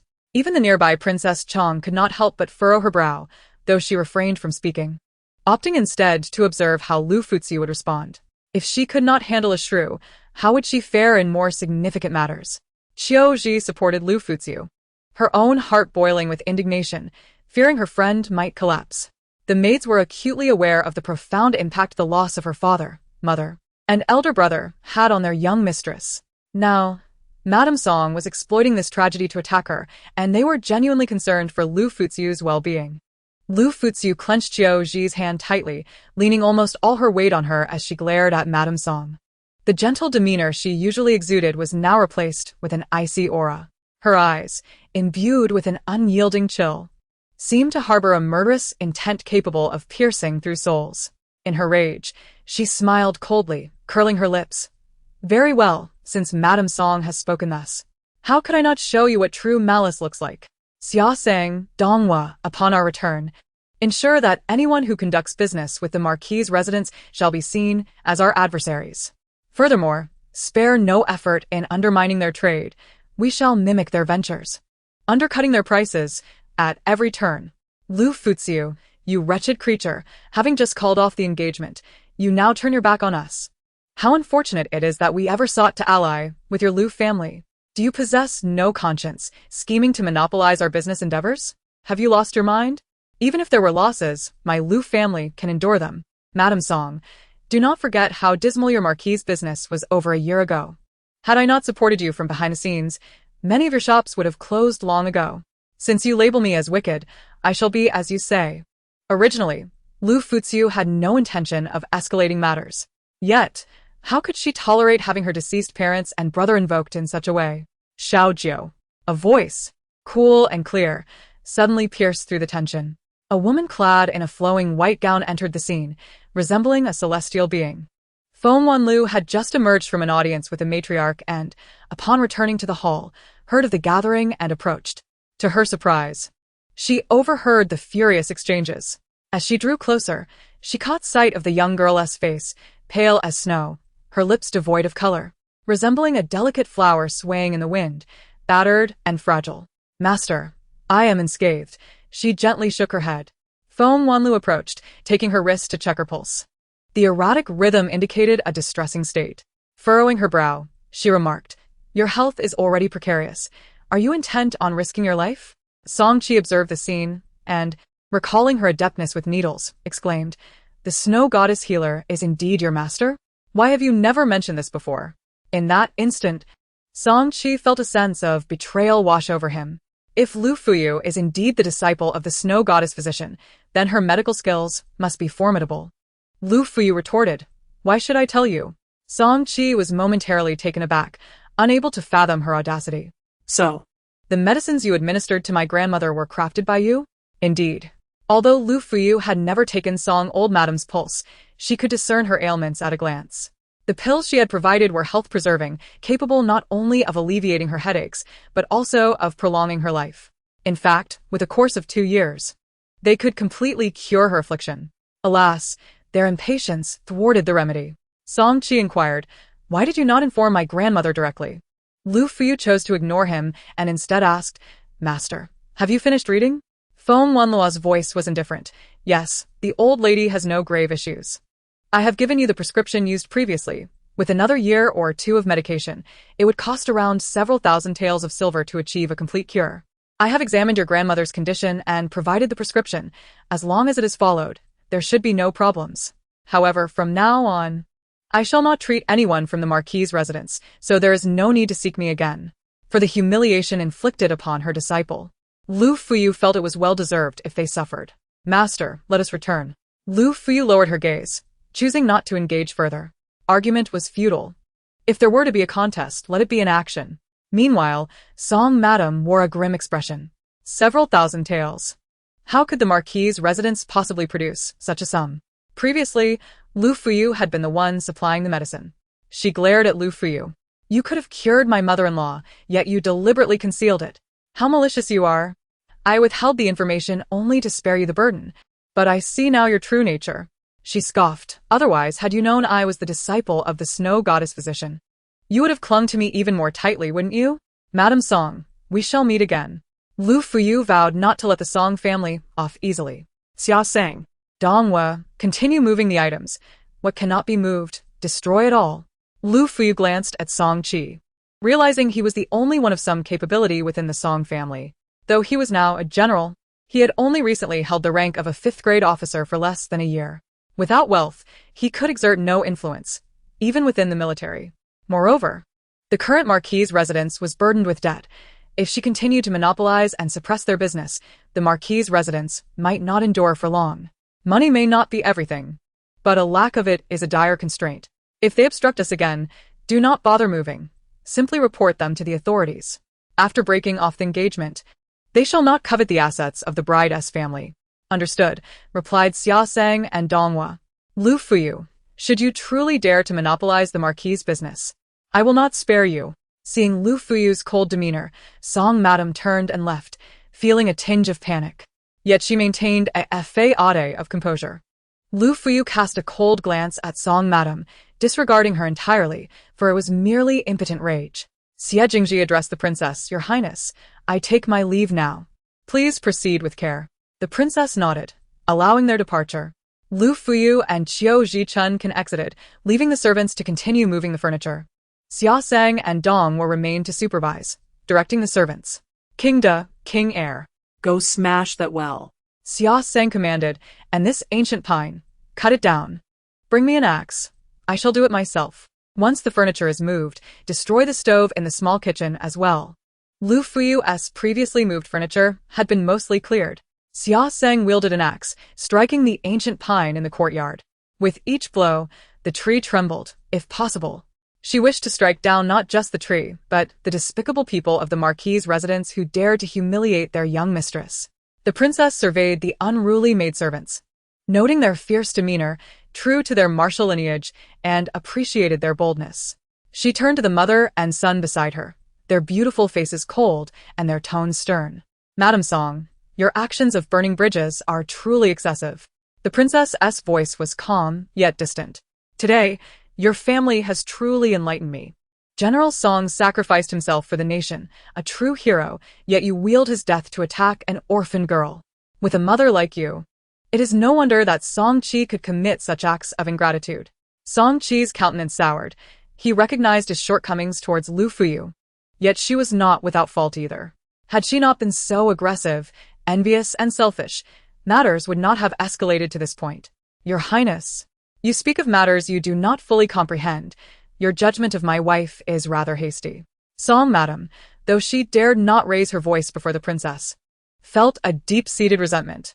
What do you mean by not knowing the full story? Are you implying I am unaware of that girl's support for your Song family? Or that she penned letters to promote Song Qi among the generals at the frontier? Or perhaps that she has generously provided your old madam with free medicine for over a year? The expressions of the mother and son grew increasingly grim, for the princess spoke the truth. They could not muster any rebuttal.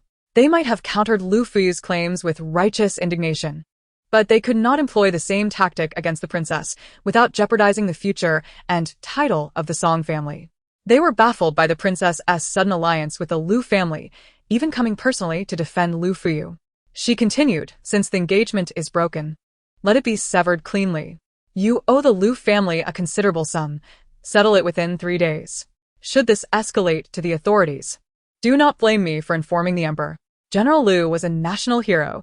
His descendants shall not be left in despair. As for Song Qi, if you cannot manage your family affairs, how can you command troops in battle? You might as well resign and enjoy your life as a young master. With that, the princess turned and departed. Song Madam surveyed the bustling courtyard, her head beginning to throb with frustration. Unable to contain her anger, she cursed that Liu Fuyu, that wretched girl, is indeed the disciple of the snow goddess physician. She truly knows how to conceal her identity. From the moment she referred to Xie Jingji as her senior, Song Madam had harbored suspicions. Never did she imagine them to be true. After Song Qi and Song Madam left, the two maidservants grew even more audacious. By now, everything had been moved outside. Miss Xia sang, the well and stove have been thoroughly smashed. Is there anything else? The glazed tiles on the roof were also purchased by the Liu family. Break them all. Not a single tile shall remain. Indeed, those doors and windows should be dismantled and smashed. They were purchased by our Liu family. As for the walls, let us splatter some paint upon them. In this courtyard, both inside and out, the Song family shall not be left with a single intact brick or tile. When the time comes for them to undertake repairs, they will not only spend time in clearing the debris, but also a considerable sum to restore everything completely. Excellent. Those few servants had just been thoroughly beaten by Song Qi and are still seething with anger. Now, allowing them to wreak havoc upon the Song family's courtyard brings them immense satisfaction.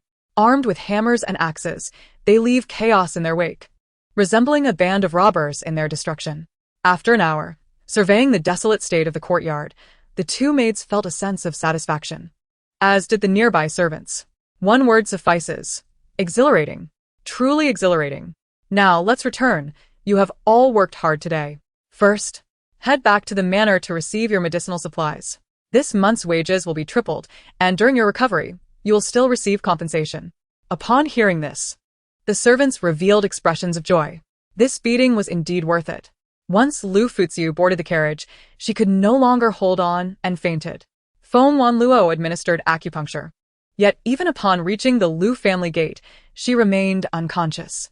Chunkan had sustained only minor injuries, not severe. Qiu Ji, with her formidable strength, carried Liu Fuyu inside. As they disembarked from the carriage, they failed to notice a carriage parked not far from the manor gate. Inside sat a man, his gaze fixed upon the woman being carried. His eyes were deep as ink, brimming with a chilling intensity. He gripped a teacup, which shattered into several pieces in his hand. The porcelain shards pierced his flesh, blood oozing from his hand, yet he seemed oblivious to the pain. His eyes, cold as ice, radiated a malevolence that felt lethal. It was only when the woman's figure vanished from sight that he finally spoke. Return. Moments later, the carriage disappeared from the roadside. At Guanyue Pavilion, when Liu Fuyu awoke, Xia Sang, Qiu Ji, and Dong were by her side. She sat up and inquired about Chun Kan's injuries. Do not worry, miss. Chun Kan has only sustained a minor wound, replied Xia Sang eagerly. Miss, we have thoroughly cleared out the items from the Marquis's residence, and anything that could not be moved was destroyed. Not a single intact tile remains. You cannot imagine how grim the expression on Madame Song's face was upon discovering your identity. By the way, miss, aside from monopolizing the Song family's business, should we pursue any other endeavors? Chapter 29. Is it a dream? Liu Fuyu's eyes darkened. a glimmer of cold light flickering within. I recall that the Marquis's residence still owes considerable debts, and we previously assisted them with some interest payments.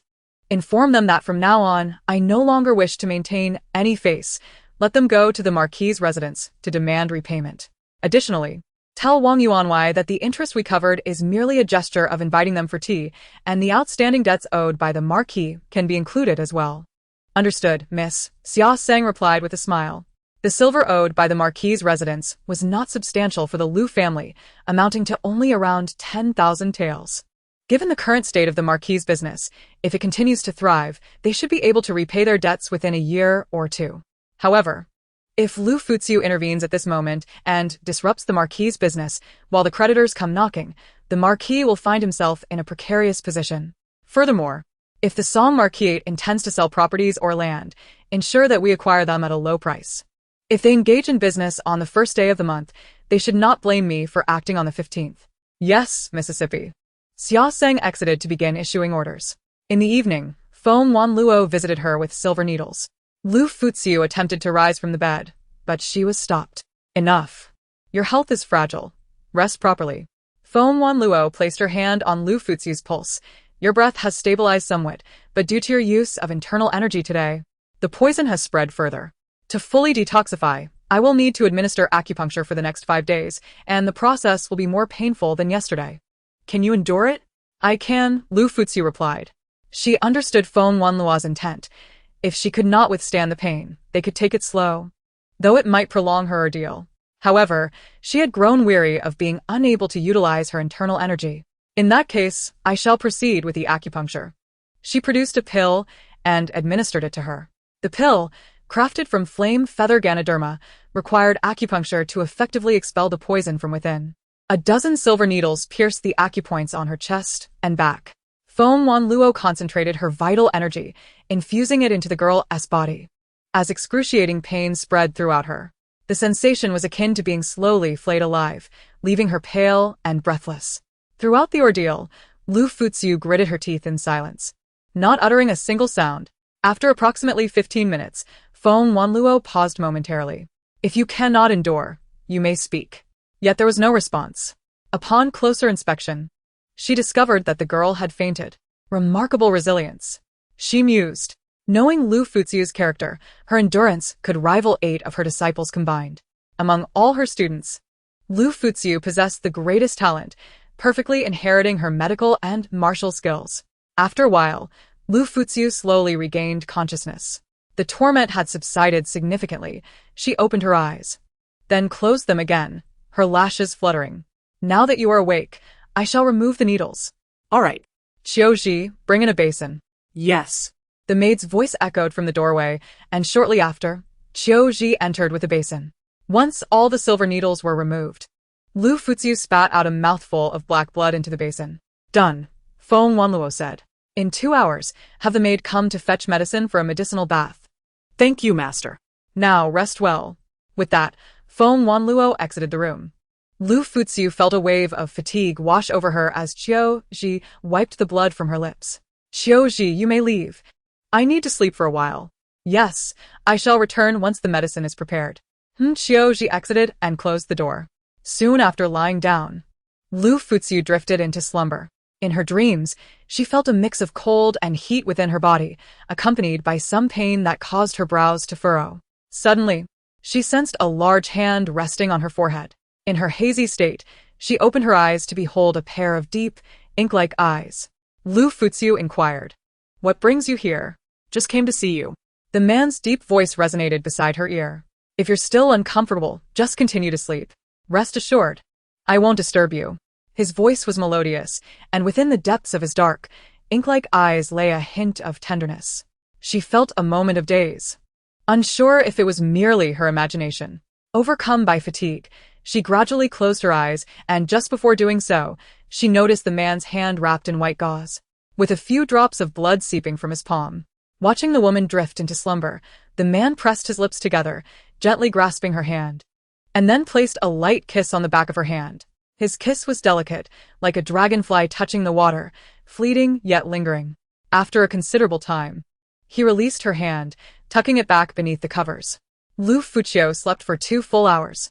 Upon waking, she was drenched in sweat, feeling sticky and uncomfortable. When she awoke again, her senses had returned to clarity, and all discomfort had vanished. The price paid in excruciating pain had indeed led to significant improvement in her condition. Qiuji. The door creaked open, and the maid, Qing'e, entered. "Miss, Sister Qiuji is preparing water for you." Liu Furong inquired. "Have you been standing guard outside all this time?" "Yes. Sister Qiuji instructed me to wait here for your awakening, and I dared not leave for a moment." "Did you hear any sounds? For instance, did anyone enter my room?" Qing'e responded, "Miss, I did not hear a single sound. Is there a problem? Did you have a nightmare?" At her words, Liu Furong lowered her eyelids, worry flickering in her gaze. Was it a dream? Recalling the vivid sensations, she felt as if it was both a dream and not a dream. Perhaps she was overthinking it. The guards within the general's residence were stringent, with several hidden guards stationed, making it unlikely for anyone to enter unless they were exceptionally skilled. Moreover, she remembered that the man was injured. Even if he managed to enter, it would be impossible for him to evade everyone unnoticed. Liu Furong replied, "It's nothing." Rising, she noticed the daylight had faded into dusk. Just then, Qiuji entered. "Miss, the medicinal bath is ready. Please go and take it." Chapter 30. The Antidote. Regarding the man's appearance, she considered it merely a dream. Following several days of acupuncture, each session left her spitting blood, after which she would succumb to weakness and sleep. Since then, she had not dreamt of the man again. Each day, as she endured that piercing pain, Liu Furong would remind herself that the time until her full recovery was drawing near. On the 5th day, it was time for the final acupuncture. Having adjusted to the excruciating pain from the previous sessions, she still found the insertion of the silver needles and the infusion of Wind Wanluo's qi to expel the poison unbearable. The final session was more painful than any before and lasted longer, subjecting her to an hour of inhumane torment. Having endured the previous sessions, she thought that if she could withstand this one, she would be healed. Wind Wanluo, realizing she was nearing her limit, urged her to hold on. Liu Furong, relying on her formidable willpower, persevered until she felt she could bear it no longer, and darkness began to encroach upon her vision. At that moment, Wind Wanluo halted the treatment. The pain subsided significantly, allowing her to regain some composure. Once the silver needles were withdrawn, the maid quickly brought out the bath basin. This time, she coughed up a considerable amount of blood, but thankfully it had turned a normal crimson hue. This indicated that the poison had been entirely purged from her body. After days of spitting blood, Liu Furong's complexion was as pale as snow, giving her an aura of fragile beauty reminiscent of her surname, like a delicate willow swaying in the wind, evoking pity. Wind Wanluo advised, "You should rest now. I will prepare some nourishing medicine for you that you must take 3 times a day for a month. Afterward, you needn't worry about using internal energy. You could even go to battle." Once Wind Wanluo and the maids had exited, Liu Furong lay on the bed. A smile gracing her lips, she had finally rid herself of the poison. Next time, she would certainly not act foolishly. Her life was of greater importance, and she never wished to endure such pain again. Just before drifting into slumber, she seemed to glimpse that familiar face at her bedside. However, fatigue overwhelmed her, and she succumbed to sleep before she could fully see. Upon waking again, more than 2 hours had passed. The outside world was cloaked in darkness, the moon shining brightly in the sky. Liu Furong sat in the bathing chamber, the sticky sensation within her body having dissipated. Exiting the bath, she changed into a light sleeping garment, draping a cloak over her shoulders. Qiuji entered with the medicine. "Miss, this is the concoction your master prepared. It is ready for you to take." Liu Furong gazed at the bowl of medicine, her delicate brows slightly furrowing. No one knew that she despised drinking medicine. Yet, she resolutely lifted it to her lips, the foul, bitter taste mingled with a hint of sweetness flooding her mouth. She suppressed the urge to retch and swallowed it down. "Miss, have a candied fruit." As the sweetness spread in her mouth, it masked the bitterness of the herbal concoction. "How has the situation at the Song Marquis' residence been in recent days?" "Miss, in the past few days, numerous people have come to the Marquis' residence demanding repayment. Furthermore, the shops and properties under the Marquis' name have faced our suppression, and business has dwindled. Their best restaurant, whose chef you had secretly recruited, is now suffering. Without the head chef, the food has lost its former quality, and customers have dwindled by half without us needing to intervene." "Good." Liu Furong felt satisfied upon hearing this report. She had just finished her medicinal bath, her hair still damp. Qiu Ji, behind her, helped dry her hair with a towel, and added, "By the way, miss, you previously threw a silver needle, which that woman blocked for the young master. In recent days, the young master has sent people to visit several times, but I have sent them away. Is he seeking the antidote? This poison, while not lethal in the short term, causes prolonged suffering. However, if left untreated for over half a month or a month, it could indeed become life-threatening." Originally, the silver needle was meant for Song Qi, but unexpectedly, it had been intercepted by that woman. "Send the antidote over," Liu Furong stated. "I intend to deal with the Song family, not her. Those who have wronged me are the Song family, not that woman." Liu Furong acknowledged her dislike for Liu Shirin but never wished for her demise. "Understood." Qiu Ji, seemingly unsurprised, nodded in agreement. Although the young lady of her family cannot be described as exceedingly kind, she does not bring harm to the innocent. She holds a firm line in her heart. Liu Furong suddenly inquired, "By the way, where have you arranged for that chef now?"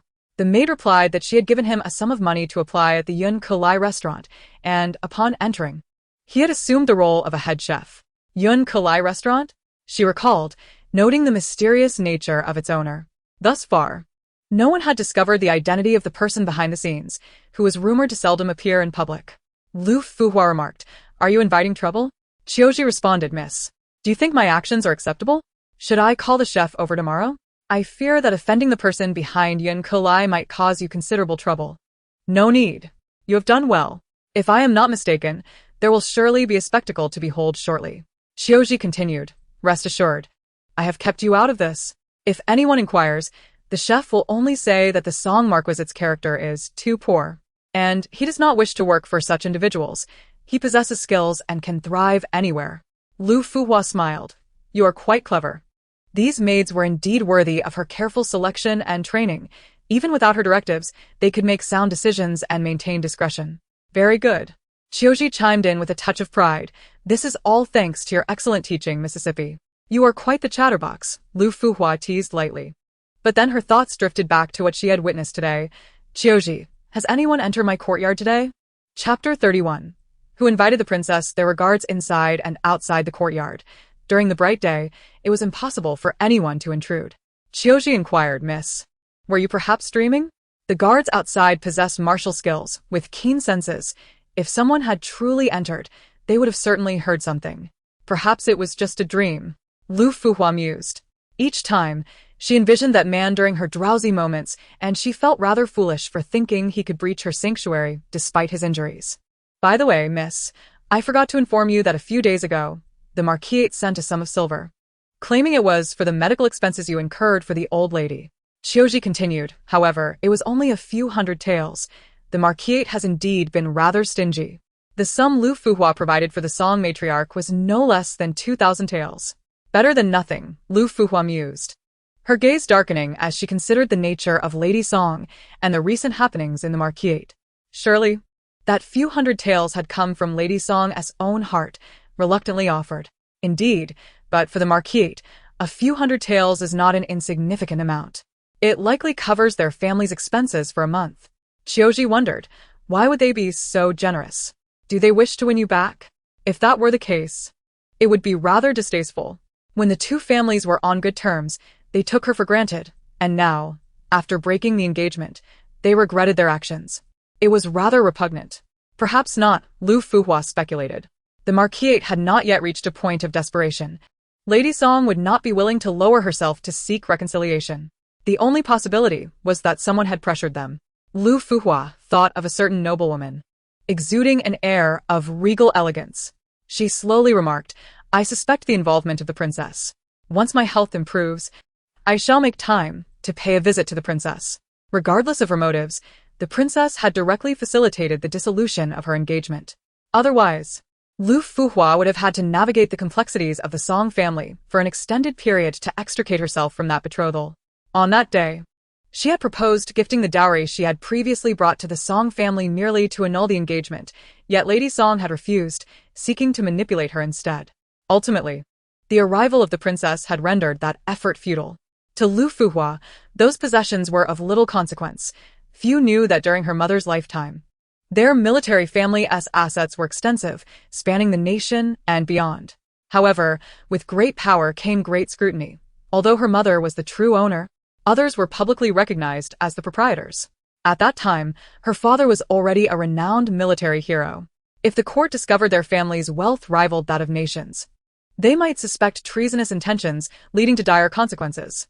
Now, with her parents gone, she had learned to manage the household and finances from a young age, secretly distributing and concealing her wealth in various locations. Human nature is unpredictable, and the intentions of the divine are inscrutable. It is wise to keep a contingency plan. Seated by the window, she lit a candle.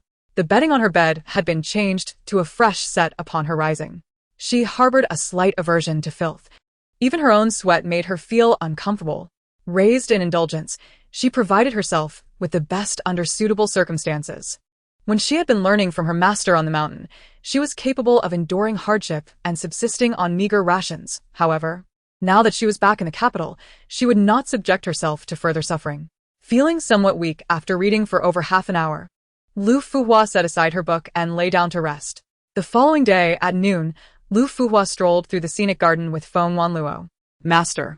Why have we not seen Senior Brother recently? Senior Brother had always been inseparable from their master. Feng Wanluo, aged 36, yet still looking like a youthful beauty of merely 20, concealed her true age well.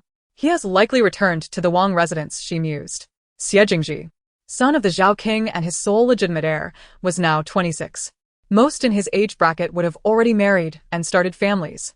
Yet, he delighted in wandering the world, much to the dismay of the Zhao Wangfei. The Zhao King had once used his title as leverage to compel him to marry, but he had audaciously requested the king to relinquish his title, lest it hinder his explorations. Although others were unaware, Liu Furong knew the reason behind his prolonged bachelorhood. He had yet to find his beloved. He maintained his virtue, fearing that once he married and took concubines, he would lose the chance to be with the woman he cherished. Feng Wanluo remarked, "Do you have business with him?" "Yes," Liu Furong replied. "I wish to inquire if he was the one who invited the princess here." The princess was his own aunt, so it was only natural for him to extend such an invitation. However, Liu Furong sensed that the situation was not as straightforward as it appeared. "I did not invite her."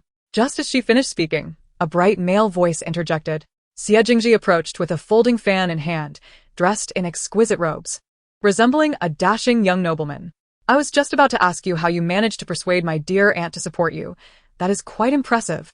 Upon hearing this, Liu Furong lowered her gaze, her eyelashes fluttering. She could not help but recall that day when that man had cornered her against the wall, declaring that he would avenge her. If the person was not invited by Xie Jing, then it must have been that man who summoned him. To be able to invite the princess, his status must be extraordinary. Liu Furong has already faintly discerned his identity. He is either a prince or a lord. She mentally filtered through the individuals she knew, recalling that she had encountered most princes and lords in the past few years. However, that man's strikingly handsome visage stood out even among the many beautiful men. It seemed likely that he was not frequently present in the capital. If he were a prince, she did have one candidate in mind, the fifth prince of the current dynasty, who enjoys wandering the world and is known for his carefree disposition. It would not be surprising for him to engage in such licentious behavior. Given his various actions, it seems he may indeed harbor intentions toward her. Yet Liu Furong has no desire to marry him. A man without power cannot protect her, nor can he safeguard the Liu family behind her. Human hearts are fickle, especially those of men, which can change in an instant. Love desires life, while hatred seeks death. She has already witnessed this with Song Qi. Even if she were to remarry, it must be to a man of power and influence. She would never again lower herself. Chapter 32. Madame Song has arrived. Seeing her silent for so long, Xie Jing was about to speak again when suddenly he heard the voice of a maid. "Miss, it's terrible. Madame Song has come to the door." What does she want? Liu Furong asked. "Did we not already send the antidote to them? Madame Song says she is here to settle accounts with you. I shall not see her. Since the engagement has been broken, I have no wish to entangle myself further with them. But Madame Song says if you do not meet her, she will spread rumors about your supposed infidelity." "Infidelity?" Hearing this, Liu Furong almost laughed in anger. "Has she mentioned who my supposed lover is?" The maid, Qing'er, glanced furtively in Xie Jing's direction, her gaze lingering on him. Though she did not speak, her implication was clear. After all, This young master, Xia, often visited their residence. Madame Song must be secretly monitoring the Liu family, believing she had grasped a scandal. Upon hearing his name involved in this matter, Xie Jing was nearly beside himself. Ninth junior sister. I swear on my conscience that I harbor only brotherly feelings for you. He could hardly contain his pledge, fearing misunderstanding, and hurried to explain. He did not wish for any delightful miscommunication to arise. Let her in, Liu Fuziu said. Take her to the main hall. I shall join shortly. Yes. Qing'er exited. No. Ninth junior sister, I must see Madame Song. Do they truly believe that Xie Jing is a man who lives off women? Eldest brother, it would be best to refrain. I can handle this alone. Liu Fuziu stood and walked toward the main hall. Before she reached the door, a furious male voice echoed. You old hag, I have heard about how you treated my sister at the Song residence. You dare come here? The walls of the capital have never seen such brazen faces as yours. Madame Song's face darkened with rage as she gritted her teeth. Isn't it because your sister is the one who strayed and now wishes to blame others? I knew it. No wonder she was so eager to break the engagement. It turns out she has entangled herself with the heir of the Zhao family. Perhaps she is already with child, which is why she rushed to end the engagement. Upon hearing Madame Song disparage her sister, Liu Buqing's fists clenched, ready to charge at Madame Song. Just in time, Liu Fuziu appeared. Buqing, she said, having heard Madame Song's slanderous remarks. Sister. Liu Buqing's gaze was dark, as if ready to devour. She wished to strike that wretched old hag dead. Madame Song was unafraid of being assaulted by Liu Buqing. If she dared to strike, she would report it to the authorities and Liu Buqing would face dire consequences. Liu Fuziu, the sister who indulges her brother, would surely be heartbroken over her sibling's plight. Buqing, return home. You need not involve yourself in women's affairs. Go back to your studies. After a pause, Liu Fuziu added, Sister will not be troubled. Rest assured. Young master, you should return as well. Your presence here may hinder the Mississippi stay here, lest you sully the young master's ears. Upon hearing this, Liu Buqing finally departed. Liu Fuziu settled into the main seat. Madame Song, knowing so much, evidently had not neglected to instill proper upbringing in her children. Otherwise, her son would not speak so recklessly and without integrity. As for her daughter, she must have inherited Madame Song's true nature. Liu Fuziu smiled slightly. Under the pretense of going to the temple to pray, she is actually out there bearing a child. Let me guess, which rogue fathered the child of Miss Song? Was it the handsome performer from the theater, or perhaps the Song family's personal bodyguard? Madame Song, you must have trained your daughter well in such matters. Upon hearing this, Madame Song's face drained of color, and she trembled as she pointed at Liu Fuziu. You. Madame Song likely wanted to ask how Liu Fuziu knew, but Liu Fuziu coldly laughed. This is thanks to Miss Song's audacity. Upon returning to her family, she seems to have forgotten all sense of propriety. Does she not realize that if this matter were to spread, how would the Duke's family react? You speak nonsense. Madame Song's face turned pale immediately. She certainly did not dare to admit it directly, merely pointing at Liu Fuziu, her fingers shaking. She regretted coming here. Am I speaking nonsense? As a mother, does Madame Song truly not understand? Liu Fuziu retorted. You initiated the conflict with my Liu family. Why would I not retaliate? If it weren't for your involvement with my parents, I would never have taken action against your Song family. Words can bring disaster. You must know this by now. Given your age, Liu Fuziu continued, I merely stated that if you had not caused a ruckus at the Song residence, I would not have spoken such words. If you had been more understanding, this situation would not have arisen. Huh. Speaking further is futile, Madame Song. I bid you farewell. Liu Fuziu, I tell you, if you dare spread rumors outside, I will surely tear you apart. Too late. Liu Fuziu coldly laughed. In the past, when I treated you well, you truly thought I was a mere plaything for you to manipulate? Qiu Qing'er, please escort Madame Song out. Liu Fuziu paused and added, if she refuses to leave, bring the servants to drag her out. At these words, Madame Song immediately stood up. At this moment, she realized Liu Fuziu had completely transformed. She had become unpredictable and difficult to fathom. Liu Fuziu, I am not jesting. If you ruin my daughter, I will make you pay. Very well. Let us see who will ultimately suffer the consequences. Liu Fuziu signaled to the nearby maid to remove Madame Song. Let go of me. I can leave on my own. Before departing, Madame Song cast a fierce glare at Liu Fuziu. Once she had left, Liu Furong, with a cold expression, commanded, "Go inform Qin Yan." She truly had a remarkable temperament, allowing the Song family to provoke her repeatedly. "Understood, miss," Jiuji responded, promptly setting about her tasks. The fact that Miss Song had a penchant for infidelity was already known to several servants. There was no need for them to gather evidence for young Master Qin. A simple inquiry would suffice. Chapter 33. Trouble at the tavern. The following day, a captivating topic swept through the capital, becoming the talk of the town: the romantic escapades of the second young mistress of the Qin Duke's household with numerous men. The audacity of this second young mistress was extraordinary. Under the pretense of attending a performance at the theater, she clandestinely rendezvoused with a handsome young actor, only to be caught red-handed by none other than young Master Qin himself. Who else could have apprehended her? As the saying goes, birds of a feather flock together. Young Master Qin was notorious for his indulgence in brothels, yet it seemed his wife was even more daring. Word had it that she was quite adept at her escapades. Servants from the Song residence claimed that whenever the second young mistress returned home, she required assistance from her maid to walk. One could only imagine the extent of her debauchery. Was it not said that a daughter should behave herself in her family?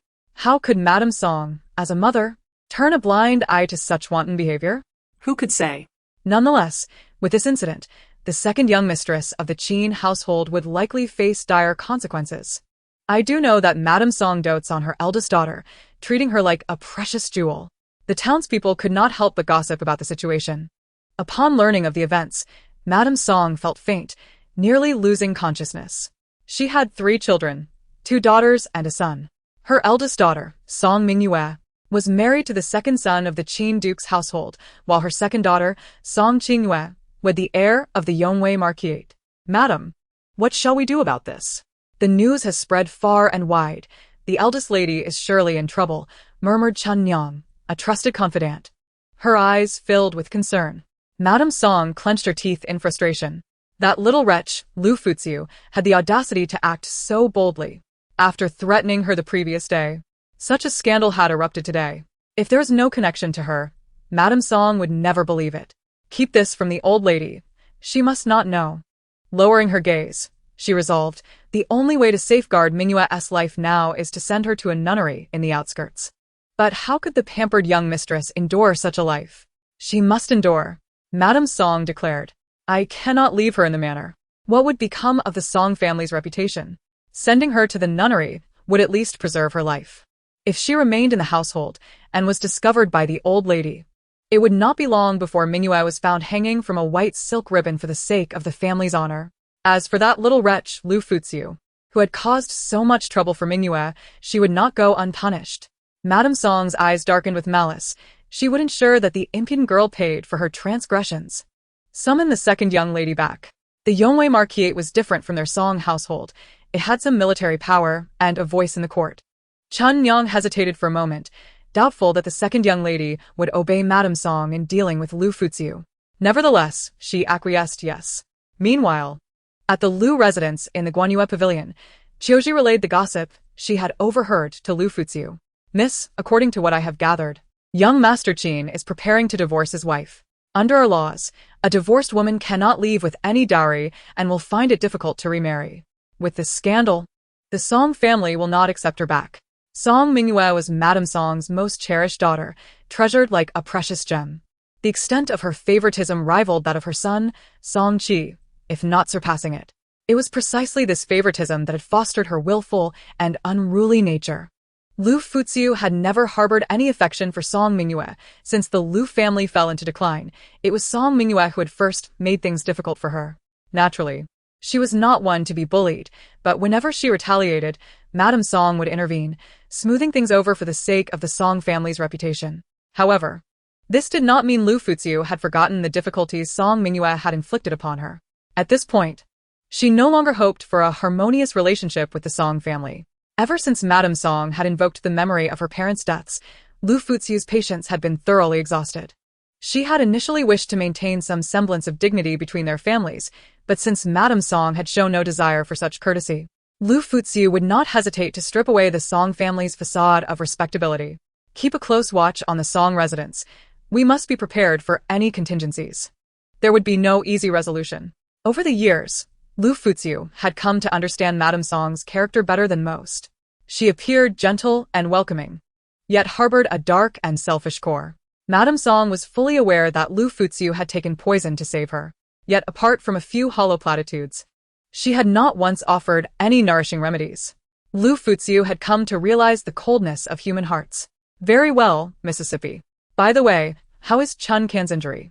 Replying to Miss, Chun Kan's injury is no longer serious, but she cannot engage in heavy labor and will need a few more days of rest. Chioji continued, thus. For the past couple of days, Chun Kan has been out inspecting the accounts of our stores. Liu Furong nodded. At that moment, Donghua entered. Addressing Liu Furong respectfully, Miss, the invitation you sent to the princess has been accepted. Liu Furong had sent an invitation to the princess, hoping to visit her in 3 days to express her gratitude for helping her extricate herself from the Song family's marriage arrangement. Understood, Liu Furong replied, adding, prepare the items I requested swiftly. I wish to take them to the princess's residence in 3 days. Rest assured, Miss, I have already instructed someone to prepare them. 2 fleeting days passed. In that time, young Master Qin divorced Song Mingyue. As anticipated, the Song family could not accommodate her. Thus, she was compelled to leave the capital and retreat to a nunnery outside the city for a life of seclusion. Liu Furong reclined on a chaise longue in the courtyard, a book in hand. The sun was particularly bright that day, but seated beneath the shade of a tree, she found respite from the heat. A gentle breeze occasionally wafting by. Summer sang and Chun Kan entered from outside. Miss, we have something to discuss with you. Liu Furong set down her book. What is it? It seems there has been an incident at the Dejia Tavern. What kind of incident? Chun Kan replied, someone has been poisoned. Indeed, as she had surmised. Madame Song had taken action. Liu Furong inquired coolly, what is the current situation? Chapter 34. The poison of arsenic. The person has been sent for treatment, and their current condition remains unknown. Chun Kan remarked, by the way, they were sent to the Jimin Medical Center, which is an enterprise of the Liu family. Let us go check. Liu Furong stood up, pondered for a moment, and said, please bring me my pack of silver needles. Of course, Xia Sang promptly replied, hurrying inside to fetch Liu Furong's silver needles. Chun Kan and Xia Sang accompanied her as they made their way to the Jimin Medical Center. A poisoning incident had occurred at the Yun Kulai Tavern, and the entire establishment was now closed for business. Upon entering the medical center, Liu Furong heard the sounds of wailing and chaotic arguing from within. My young master is the son of the Deputy Minister of Justice. Hurry and save him. If something happens to him, this medical center will not remain open. My master is a court official. Save him first, or there will be dire consequences for you. The voices of the crowd clamored together, servants, maids, and guards all intermingled, creating a scene so tumultuous it seemed a fight could erupt at any moment. As Liu Furong stepped inside, she observed those who had not yet received treatment, menacingly threatening the medical staff on behalf of their masters. However, due to the overwhelming number of poisoned individuals, all of whom held significant status, the physicians could only attend to the most critically affected first. Thus, the crowd of servants and guards began to boast about their respective lineages, nearly resorting to violence. Liu Furong surveyed the chaotic scene with a solemn gaze, her expression composed. The once spacious medical center now felt cramped and suffocating due to the throngs of people. The floor was littered with the remnants of vomit from many, and the poisoned individuals appeared pallid, with dark circles under their eyes and purplish lips. Some had even lost consciousness. The air was thick with an unbearable and acrid stench. Seeing this, Liu Furong stepped further inside and inquired of a young apprentice, how long have these individuals been here? Miss, they have been here for about 15 minutes, he replied. Upon learning this, Chun Kan and Xia Sang hurried to inform Liu Furong. Those who dined at the Yun Kulai Tavern were either affluent or of noble birth. Should any of them perish, the authorities would undoubtedly conduct a thorough investigation. And regardless of the circumstances, if these individuals were to die, the tavern would inevitably close its doors. Naturally, if there were powerful patrons backing them, the situation might be different. The Yun Kulai Tavern was a lucrative establishment, well known for its wealth. Many understood this. If it were to shut down, it would be a significant loss. Mrs. Song was aware of this as well, which is why she acted. Unfortunately, she had miscalculated. The tavern was not hers, but the medical center was. At the Jimin Medical Center, there were 5 physicians, renowned for their exceptional skills in the capital. However, With the sheer volume of poisoned individuals, only 2 of the 5 physicians had responded, leaving 3 to manage the overwhelming situation. Despite their efforts to prepare medicines and induce vomiting, both processes required time, and the staff simply could not keep up with the demand. Although many attendants were present, they lacked medical knowledge and could only stand by anxiously. Enough. Silence. Liu Fuxiu's cold voice cut through the clamor, bringing an instant hush to the room. Remembering that there was a vacant area in the medical center's courtyard, she added, "If you do not wish for your masters to perish, carry them to the courtyard. It is too stifling here, which will only exacerbate their suffering." The Jimin Medical Center was the largest in the capital, spacious under normal circumstances. However, with so many people gathered, it was a different story. Who are you? Why should we heed your instructions? Among the crowd, there were even maids who recognized Liu Fuxiu. "Miss Liu, our young lady holds a prestigious status. If treatment is delayed, who will be responsible?" "I will," Liu Fuxiu replied. "And what will you use to account for this?" The maid retorted. "I am a disciple of the Snow Maiden Divine Physician. Is that sufficient?" Upon hearing her mention of the Snow Maiden, the crowd's eyes widened in astonishment. Though the maid attempted to challenge her, Liu Fuxiu dismissed her and continued addressing the others. "If you wish to alleviate your master's suffering, act swiftly. Otherwise, I cannot guarantee the survival of everyone here."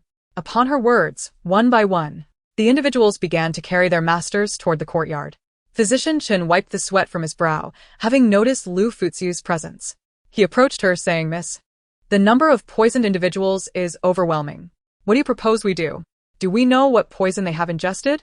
"It is arsenic," Physician Chen replied hastily. Though they were brought in promptly, the sheer number of cases makes it difficult to ensure everyone's recovery. "Miss, what should we do?" At that moment, 2 more poisoned individuals were brought in, their faces ashen and lips darkened, a clear indication of their condition. Upon entering, they began to cry out, disregarding the foul odor surrounding them, their only thought being the antidote. Fearing more victims would arrive, as the onset of symptoms varied with the dose of arsenic consumed, Liu Fuxiu calmly instructed, "First, administer human water to induce vomiting. Chun can go fetch my master and senior brother immediately." "Yes," Chun can replied, promptly leaving. Physician Chen dared not raise his voice, instead whispering, "Miss, this group comprises dignitaries and nobles.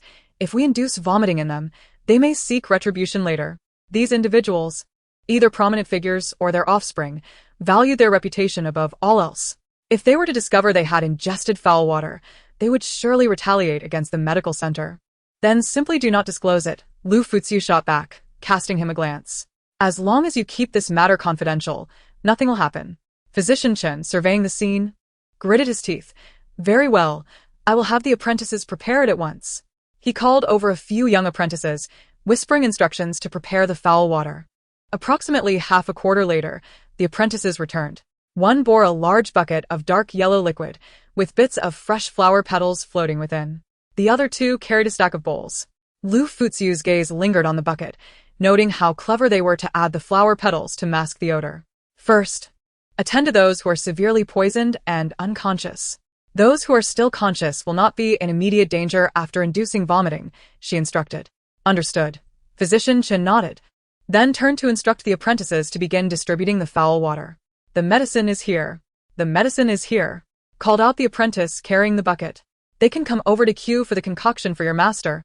First come, first served." Upon hearing this, the crowd rushed to line up for the foul concoction. The black liquid was a repugnant blend, floating atop with petals, its stench overwhelming, nearly masking the odor of the vomit around them. "Our master is the brother of the Vice Minister of Justice. Serve me first. Serve me first. Our master is the daughter of the Chancellor. Our master is also the niece of the Empress. Serve me first." As they clamored, fearing that their master might perish at any moment, the young apprentice carrying a bucket of the concoction shouted, "Do not panic. Everyone will receive their share. As long as your masters do not lose consciousness. After consuming the potion and vomiting, their lives will be safeguarded for the time being. Form an orderly line. There's plenty more outside. If one bowl isn't enough, you can come back for another bowl on the house. There is no shortage of this concoction. The concern lies in whether they will drink it." The apprentice placed bowls on the table, while another apprentice swiftly filled them with the vile liquid. In no time, dozens of bowls had been prepared. Currently, There were around 20 individuals poisoned, some already unconscious. Liu Furong approached one of the fainted victims, checked their pulse, and retrieved a silver needle, skillfully inserting it into the acupoints without drawing blood. She instructed, Xia Sang, once he awakens, immediately fetch water to make him vomit. Xia Sang responded affirmatively. Afterward, Liu Furong moved on to administer acupuncture to the other unconscious patients. She arrived at the second fainted individual, a woman clad in a pristine white dress. Her delicate features pale and lifeless, evoking pity. The two maidservants by her side had tear-streaked faces. Liu Furong recognized her as Princess Qingning, the daughter of King Han. After checking her pulse, she found the princess's breath to be exceedingly weak, on the brink of death. Liu Furong promptly administered needles to stabilize her heart pulse. However, Princess Qingning was severely poisoned. Liu Furong inserted 36 silver needles, simultaneously needling and administering care, before finally stabilizing her life. Beads of sweat formed on her forehead. What could have caused such widespread poisoning? The hurriedly arrived Feng Wanluo and Xie Jingji, upon seeing Princess Qingning lying on the ground alongside the others, most of whom were notable nobles of the capital, could not help but darken in countenance. Junior sister, what happened? How could there be so many poisoned individuals? Liu Furong moved aside, continuing her acupuncture while explaining, someone poisoned the wine at the Yunker restaurant, leading to this multitude of poisoned individuals. Is Qingning all right? I have stabilized her heart pulse through acupuncture. Once she awakens, we'll give her water to induce vomiting, followed by medication for observation. Will she be willing? That is foul water, Xie Jingji thought. If she were to learn of it, she might refuse to drink it even at the cost of her life. Many have consumed it. Despite the foul stench, it could at least save their lives, could it not? Among the crowd, a few individuals with higher tolerances, after consuming a bowl of the concoction, managed not to vomit. One man called out, "Bring me another bowl of medicine, right away." The young servant promptly returned with the concoction. The man downed it in one gulp but showed no inclination to vomit. After consuming 4 bowls, he finally retched. However, he only brought up a little, failing to expel the food he had ingested. Xie Jingji approached the man and said, Wang Ge, if it's truly unbearable, you might as well have the servant assist you in inducing vomiting. Xie brother? Wang Gongzi, surprised to see Xie Jingji, knew of his medical prowess, rumored to be a disciple of the snow goddess physician. He inquired, is there a problem with this concoction? Suddenly, Xie Jingji recalled, you are not aware of what this concoction is made from, are you? Wang Gongzi, leaning weakly against the servant, pale-faced, replied, how could I know? I am no physician. Upon hearing this, Xie Jingji looked at him with a complex expression. Indeed. Otherwise, he wouldn't have downed 4 bowls of foul concoction. Xie Jingji remembered Wang Gaoran's poor tolerance for alcohol. He would be tipsy after 3 cups, yet here he was, managing to drink foul liquid. Had they not known each other for years, Xie Jingji might have suspected he had a penchant for odd foods. Xie brother, after so many years of acquaintance, you must not deceive me. If this concoction has any side effects, you must inform me promptly. Not precisely. It merely has a foul odor. Should you drink it, the side effects will likely be the lingering stench and possibly diarrhea. Wang Gongzi, upon hearing this, felt a wave of relief. As long as it does not threaten his life or lineage, he could tolerate it. I thought it was something serious. It's fine. I'll just wash up when I return. He glanced at the servant beside him. Go, fetch me 2 more bowls of the concoction. I refuse to believe I cannot hold it down today. Xie Jingji. Wait, let me induce vomiting through acupuncture for you. The two had known each other since childhood, and Xie Jingji could not bear to see him drink bowl after bowl of foul concoction. Wang Gaoran asked, will it hurt? A bit. Is there any acupuncture that doesn't hurt? It's better than drinking foul liquid. Xie Jingji gently suggested. Wang Ge, acupuncture for inducing vomiting has a better effect. As a man, what is a mere moment of pain? You will surely be grateful to me later. Thank you for your kindness, but I will decline. I find the taste of this concoction tolerable. To be honest, after drinking a few bowls, I feel more invigorated. Xie Jingji fell silent, unsure of what to say next. At that moment, the servant returned with another bowl of foul concoction for Wang Gaoran. He downed it and boisterously proclaimed, bring me half a bowl more now. Another full bowl. Xie Jingji. Wang Ge, as long as you enjoy it. He said, I shall attend to the others. If you truly cannot vomit, come find me again. Xie brother, please do as you wish. Chapter 36. A bowl for each person aside from those who had fainted from severe poisoning. Under the acupuncture of Liu Furong, Feng Wanluo, and Xie Jingji, the conditions of most had stabilized. A significant number who drank the foul concoction had vomited and were no longer in critical condition. However, they still needed to take detoxification medicine. The clinic was bustling with activity, unaware that a young servant had been observing the situation at the entrance for quite some time. Approximately 15 minutes before departing, Liu Furong penned a prescription and personally went to prepare the medicine. She brewed 2 large pots of medicine and a pot of fine rice porridge. After inducing vomiting, combined with their already weakened state due to poisoning, she prepared a bowl of porridge for them to consume, followed by their medication, thus providing better nourishment for their recovery. In traditional Chinese medicine, everything can be treated with herbs. Even foul concoction possesses certain medicinal properties. Hence, after Wang Gaoran consumed it, he felt somewhat better. The fine rice also serves as a fundamental nourishment for the body. She meticulously cooked the porridge until it was soft and tender. Just then, Xia Sang rushed in, her expression urgent. "Miss, a nobleman has also been poisoned, and his identity seems rather extraordinary." As soon as he arrived, the Crown Prince of Zhao arranged for him to be taken to a private room upstairs. However, this nobleman specifically requested your assistance in his treatment. He is already in the private room above. Furrowing her brow, she inquired, "Who is he?" "I do not know, but when he arrived, he was accompanied by over a dozen guards, exuding an imposing aura. By the way, it seems the Crown Prince referred to him as his cousin." In an instant, a breathtaking visage flashed through Liu Furong's mind. Could it truly be that man? "You look after these medicines, I shall go take a look." The maidservants surrounding her had been by her side for years and, due to their keen intellect, had learned a thing or two over time. Upon Liu Furong's appearance, Xie Jingji pulled her aside. "Ninth junior sister, please tell me honestly, what is your relationship with my cousin from Chang'an?" Though the man was renowned, he was inherently cold and detached. Essentially, Xie Jingji wished to keep Liu Furong from interacting with him too much. Although he was hailed as a great hero, marrying him might not guarantee a favorable future.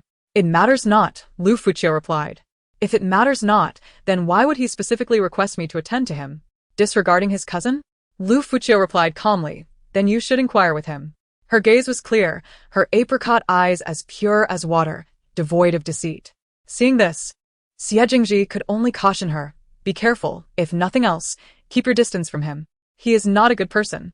Gazing at Liu Furong's exquisitely beautiful visage, which resembled a lotus emerging from the water, he felt a sense of unease and reiterated, "Ninth junior sister, remember, most men are not to be trusted." She smiled gently, arching an eyebrow. "Does that include you, senior brother?" "I am different from them. In this world, there are few men as admirable as I." He considered himself a man of unwavering integrity, valuing purity over promiscuity. Liu Furong did not deny this. "Senior brother, I shall head up now."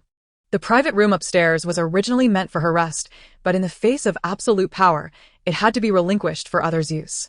Upon her arrival, she found over a dozen guards stationed outside the room, each wielding a sword, robust and skilled in martial arts. The door to the room stood ajar. Upon entering, she was greeted by the anticipated extraordinary countenance. The man wore a dark ink-colored robe, with a purple-gold sash around his waist, and a jade pendant hanging from his slender waist, exuding an air of refined nobility.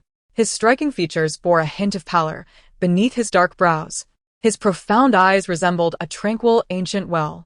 Yet, she sensed a subtle pressure emanating from his gaze. When he looked at her, it felt as though she were being scrutinized by a wolf. Clutching a bundle of silver needles, she approached him, carefully observing his complexion.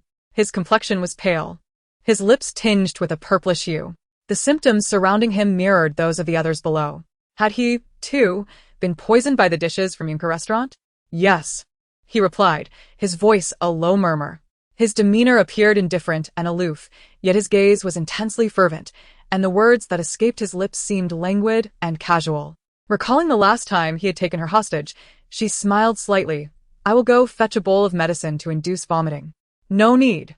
Have the guards at the door retrieve it," Xia Yuanji instructed, ordering 2 bowls of the medicine Liu Furong mentioned.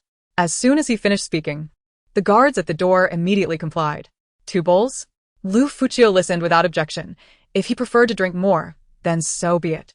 After all, if everyone else could endure it, why couldn't she? In a short while, The guards returned with 2 bowls of dark liquid, setting them on the table adorned with exquisite silk, embroidered with intricate orchid patterns. As the guards placed the 2 bowls of murky liquid on the table, a slight jolt caused some to spill onto the tablecloth. Liu Furong glanced at the dampened corner, pondering that once this man had departed, she would need to have a new tablecloth brought in. She smiled lightly, her demeanor humble as she gently said, "Young master, this is the medicine to induce vomiting. Please drink it." The man's gaze fell upon the bowl of dark liquid on the table. Though he had never tasted it, he recognized the foul odor. He understood that after being poisoned, drinking such liquid was the most effective and swiftest way to induce vomiting, also providing some relief from the poison's effects. "Are you certain you want me to drink this?" he inquired in a calm tone, though a hint of danger lingered in his voice. He fixed his gaze on the woman before him, his eyes deep and turbulent. Liu smirked inwardly. If he drank this foul concoction today and later married her, would she still be able to kiss him? Liu Furong hesitated. She did not need to raise her eyes to know that this man's gaze remained fixed on her, his intense stare impossible to overlook. She suddenly felt as though he was aware of what was in the bowl. Surely that cannot be, she thought. If he truly knew, he would likely be furious by now. She nodded, her voice melodious and unflustered. "Since the young master has had it brought here, how could one refuse to drink it? Moreover, you are poisoned. After drinking it and inducing vomiting, I can treat you." The man chuckled lightly and replied, "Having 2 bowls brought here is for both of us." Liu Furong exclaimed, "Young master, you are the one who is poisoned, not I." "I know, but a sip wouldn't hurt. This medicine was fetched by your subordinates. Do you truly fear that I would poison you? If you were that concerned, you need not have sought my treatment at all." "No," Liu countered. "Then why do you not drink?" Liu Furong smiled with a hint of sarcasm. "If the young master does not trust me, you could always ask my senior brother to treat you instead. After all, you are cousins, and he would not harm you. Why do I not drink? You genuinely do not know?" Liu ceased the pretense, smirking as he remarked, "Ching, if I were to drink this, and we later became husband and wife, would you not disdain your husband for having consumed such a thing?" His captivating phoenix eyes bore into her, their elongated shape imparting an alluring depth. Perhaps it was the intensity of his gaze that caused her to momentarily lose her focus as their eyes met. Disdain? Liu Furong thought of the idea of a man who had consumed filth kissing her. "All right, I must admit, I find that rather distasteful." Coming back to her senses, she realized that her thoughts had been led astray by this man. She composed herself, her expression returning to normal, and inquired, "How did you learn my little name?" "How did I learn?" Liu pressed his lips together, and after a moment, he nearly laughed with exasperation. He fixed his gaze upon her, his eyes lingering on her delicate features, and after a pause, he spoke. "You told me." "Impossible." Liu Furong instinctively denied it. In her recollection, she had never encountered the presence of this man before. He was strikingly handsome, perhaps the most enchanting man she had ever laid eyes upon, leaving an indelible impression with just a glance. Such a striking figure, even if seen in her childhood, could hardly be forgotten entirely, could it? Yet the woman, despite her thoughts, was unaware that she had not only forgotten him but had done so entirely. Seeing that she had indeed forgotten him completely, Liu's gaze darkened, and his devilishly handsome face seemed to harbor a hint of resentment. In that moment, Liu Furong felt an unsettling sense that she had become a heartless woman. However, in her memory, she had never had any interaction with the 5th prince, so she could not be blamed for her lack of recollection. Aware that the 2 bowls of foul liquid on the table had been discerned by this man, she spoke up, "Please have the soldiers at the entrance take these 2 bowls of human waste away. His refusal to drink them makes the smell quite unbearable. Had there not been so many poisoned today, I would not have resorted to this."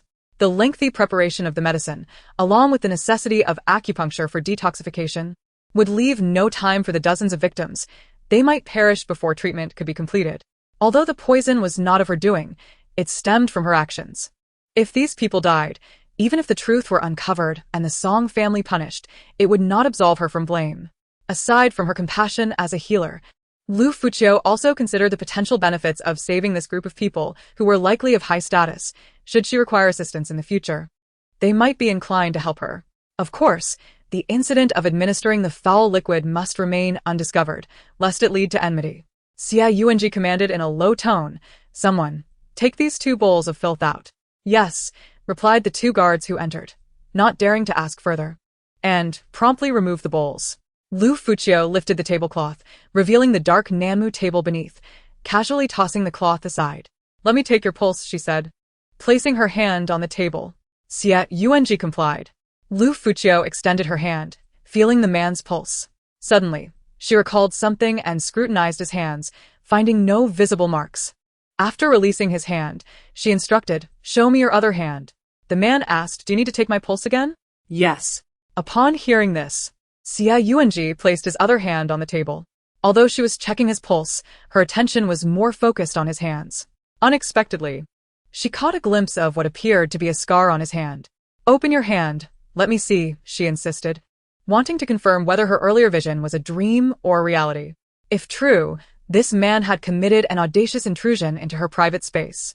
As he opened his hand, Liu Furong leaned closer, her fingertips gliding across his palm, trying to discern if the mark was indeed a wound, wishing to avoid any misunderstandings. However, she soon realized her suspicions were unfounded. There were no scars, only a trace of light-colored paint. Just as she intended to retract her hand, Xia Yuanji grasped it in return. "Let go." Liu Furong instinctively pulled away. "Did you think I was injured? Or do you have other intentions?" His gaze locked onto hers, a playful smile gracing his lips, his voice languid, yet teasingly provocative. Xia Yuanji continued, "To take your pulse, is it necessary to touch my palm?" "I did not mean to," Liu Furong acknowledged, realizing her previous actions had been somewhat inappropriate, casting her eyes downward. She attempted to withdraw her hand but found it stuck. The man chuckled softly, his voice rich and alluring, infused with a teasing undertone. "Your actions lead me to believe you are showing me favor." Were it not for his awareness of her intentions, Xia Yuanji might have thought the woman before him was deliberately attempting to seduce him. Though he secretly hoped she truly intended to flirt rather than test him, alas, it was likely mere fantasy. "If your highness does not wish for me to treat you, I can summon my senior brother to attend to you." Pausing, she added with a sudden light-hearted laugh, "Of course, if your highness enjoys delaying matters, I do not mind. Simply be aware that prolonged exposure to arsenic may adversely affect your health and progeny in the future." At her words, the man immediately released her hand. Liu Furong produced silver needles, stating, "I shall begin with acupuncture, and afterward, I will write a prescription for someone to prepare the medicine for you to induce vomiting." Given her prior transgressions, Xia Yuanji remarked, "Once you have written it, let me see the prescription." Liu Furong shot him a glance. "If your highness lacks faith in my abilities, you may have my senior brother examine you instead. It is not that I doubt your skills, but I fear you might take revenge on me by administering another foul concoction." Did he not understand why she might wish to retaliate? Had he not initially forced her into this predicament, she would not have contemplated such actions against him. Furthermore, "Your highness, why can others drink it, yet you cannot?" "Truthfully, I harbor no ill will. The lengthy preparation time necessitated a quicker remedy. And you know prolonged exposure to the poison is detrimental." Xia Yuanji responded, "No need. I am robust enough to endure." Moreover, he added, "In private, you need not address me as your highness. It feels too formal, and I prefer a more familiar tone." Liu Furong inquired, "If I do not call you your highness, what should I call you? Surely I cannot simply address you by name?" You may call me Chang'an." "Xia Chang'an?" Liu Furong paused, reflecting on the name. Was the fifth prince indeed named Xia Yuanji? She recalled that among the emperor's sons, none were named Chang'an. "I remember there is no prince named Chang'an. Chang'an is my courtesy name." Liu Furong replied, "Your highness, please do not jest. Your status is too esteemed for a mere subject like me to address you by your courtesy name. Only those extremely close to a man may refer to him in such a manner. Typically, it is reserved for elders, sisters, or wives." His words were undeniably ambiguous. "You are worthy of such familiarity," Xia Yuanji softly declared. "There is no woman in this world more deserving than you." She was the daughter of a great general. Even though General Liu had passed, his renown still lingered. In Xia Yuanji's heart, no one else was more deserving. "Thank you for your kind words, your highness. But I fear I must disappoint you. Although I am now free from engagement, I have no intention of marrying. If I were to marry, it would be to a man of power and influence. You possess neither, merely the title of prince. Our relationship is not suitable. So, I kindly ask you to refrain from expending thoughts on me." Liu Furong stood before him, silver needle in hand, yet hesitated to proceed. In order to dissuade the man, she continued, "Although I am grateful for your highness seeking the Grand Princess to help me out of my predicament, matters must be considered separately. If your highness requires assistance in the future, I shall certainly do my utmost, provided it falls within my capabilities. Power and influence? You have already been conferred a title of prince. Is that not a form of authority? Commanding 200,000 troops, does that not signify might? Do you wish to become emperor?" After a moment of contemplation, Xia Yuanji replied, "Though it may be somewhat challenging, it is not entirely impossible. If you truly refuse to marry unless you become empress, then I shall make an effort. Currently, my father's health is declining. It is possible that within a few years, he may pass away, and if you insist on being empress to marry me, I might indeed contend for that position." Liu Furong was taken aback. She had never expressed a desire to become empress. It was he who suggested it. She had never said such a thing. After a pause, she added, "I have never harbored such thoughts." Liu Furong had never aspired to be empress, but at the very least, the man she wished to marry must possess some degree of power. She did not wish to tread the same treacherous ground once more. "In any case, I am not particularly interested in romantic affairs at present, so your highness may direct your attention toward other noble ladies. I believe they would certainly be eager." Even if the man before her lacked influence, his handsome visage alone would surely attract many noble women's affection. "Are you suggesting I pursue other women?" The man's expression darkened instantly. His gaze became cold and piercing, fixed intently upon her. Liu Furong suddenly felt that if she were to agree at that moment, he could easily suffocate her. She lowered her eyes, avoiding his gaze, and said, "Your highness, allow me to administer acupuncture first." At this moment, she did not wish to engage further with the man before her. Perhaps recalling her earlier words, he feared that prolonged poisoning might genuinely affect his health.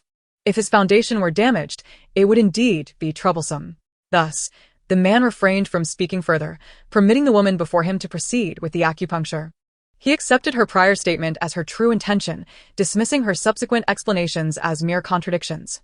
Although the crown prince already existed, his position remained precarious. Despite being the legitimate son, his maternal family's influence was weak, and his father favored his third brother above all.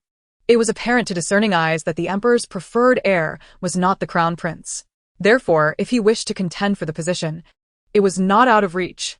Liu Furong remained unaware that numerous thoughts had already begun to take root in the man's mind. She inserted silver needles into the man's chest and back. In total, over 30 silver needles were embedded in his acupoints. Although the poison within him was not severe, he was reluctant to consume an emetic to expel the ingested substances. Thus, the only recourse was to seal the poison within his body with silver needles to prevent its spread, subsequently alleviating the toxicity through medication. After the acupuncture was completed, approximately a quarter of an hour passed. Liu Furong observed the man, now adorned with silver needles, resembling a hedgehog. "Your highness, please wait here. I shall descend briefly. Once I have written the prescription, you may have your attendant prepare the medicine." "No need," Xia Yuanji replied. "You can have the shop's apprentice do it." Liu Furong cast him a glance. "Are you not afraid I might add something peculiar?" "Then simply refrain from doing so," Xia Yuanji responded. Liu Furong was momentarily at a loss for words in reply to his statement. She turned and walked downstairs. After drafting a prescription, she personally prepared a portion of the medicine. The situation in the clinic had nearly stabilized. Feng Wanluo and Xie Jingji had provided prescriptions and gathered several batches of medicine. So most people had already departed. The shop's apprentice had some leisure time and was diligently tidying up the premises. Liu Furong instructed, "Take this medicine to brew and deliver it upstairs for that nobleman." "Understood," the apprentice affirmed, promptly turning to head toward the back courtyard. Just as Liu Furong intended to ascend the stairs, she encountered a woman dressed in the finery of a noble lady, accompanied by several maidservants. The woman's face was familiar to Liu Furong. Madame Song entered and said, "Dr. Chen, I am feeling unwell today. Please prepare a prescription for me." The elegantly attired woman walked in, and by now, most of the filth on the ground had been cleaned up, leaving enough space in the clinic. A faint aroma of medicinal herbs wafted through the air, rendering it less unpleasant, though it still appeared somewhat disordered. Observing the flustered girl with her hair slightly disheveled, Madame Song's eyes flickered with a cold smile. "Furong, I heard that many individuals were poisoned at the wine house today. Are you all right?" "I am well. Fortunately, no one has perished," Liu Furong replied. It seems I have disappointed Madame Song. However, the wine house has likely reported to the authorities by now. Justice will prevail. Those who commit such heinous acts will undoubtedly face consequences. Even if they are healed, they may still be left with a legacy of misfortune. And it would be best if their line were to end. Liu Fuchio's voice was gentle, her smile radiant as she regarded the woman before her. Arching an eyebrow, "What do you think, Madame Song?" Her tone was soft, devoid of any hint of anger. Yet, upon hearing these words, Madame Song's expression shifted dramatically. "You." Seeing her audacity to curse the Song family, Madame Song's ire surged, her desire to tear her apart palpable. She let out a cold laugh, saying, "Indeed. Many have been poisoned today. With so many nobles affected, I can understand your dismay. However, a lady should cultivate virtue in her speech. You need not worry about that. Madame Song, I have always endeavored to accumulate virtue and do good. It is the malevolent individuals who should be wary of future retribution." She knew well that the poisoning incident was inextricably linked to Madame Song. Liu Fuchio's gaze fixed on the middle-aged noblewoman. It appears that Madame Song's agitation may be related to this matter. Of course, Madame Song would never admit it. Her demeanor remained composed as she countered, her tone laced with sarcasm. "Fuchio, one may indulge in food, but one must not speak carelessly. If you slander me without evidence, I could take legal action." Presumably, the authorities were already investigating, and she wondered if the perpetrator had managed to cover their tracks after harming so many influential individuals. If discovered, not only would their future be jeopardized, but the lives of their entire family would be at stake. Liu Fuchio maintained a smile, her gaze unwavering on the noblewoman. Upon hearing her words, a fleeting flicker of unease crossed Madame Song's eyes. Among this group, there were indeed many prominent figures, any one of whom could spell disaster for the Song family. If any trace of evidence were uncovered, the consequences would be dire. Madame Song shot a furious glance at Liu Fuchio before turning to leave. Was she truly that frightened? Liu Fuchio cast a fleeting glance at Xia Sang and instructed, "Xia Sang, discreetly follow Madame Song and see if you can uncover any clues. If that tavern truly belongs to her, such a significant incident could potentially land her in prison, along with herself. Even if the punishment does not warrant death, she would still be labeled as a negligent proprietor. Moreover, those who were poisoned hold esteemed statuses." Xia Sang nodded in agreement and swiftly departed. Liu Fuchio made her way toward the courtyard, which had already been meticulously cleaned.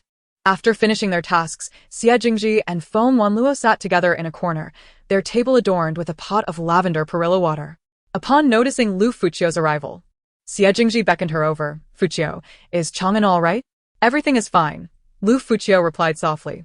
"I heard some commotion earlier. Is that old hag from the Song family causing trouble again?" The old hag referred to none other than Madame Song, unworthy of being addressed as Madame by him.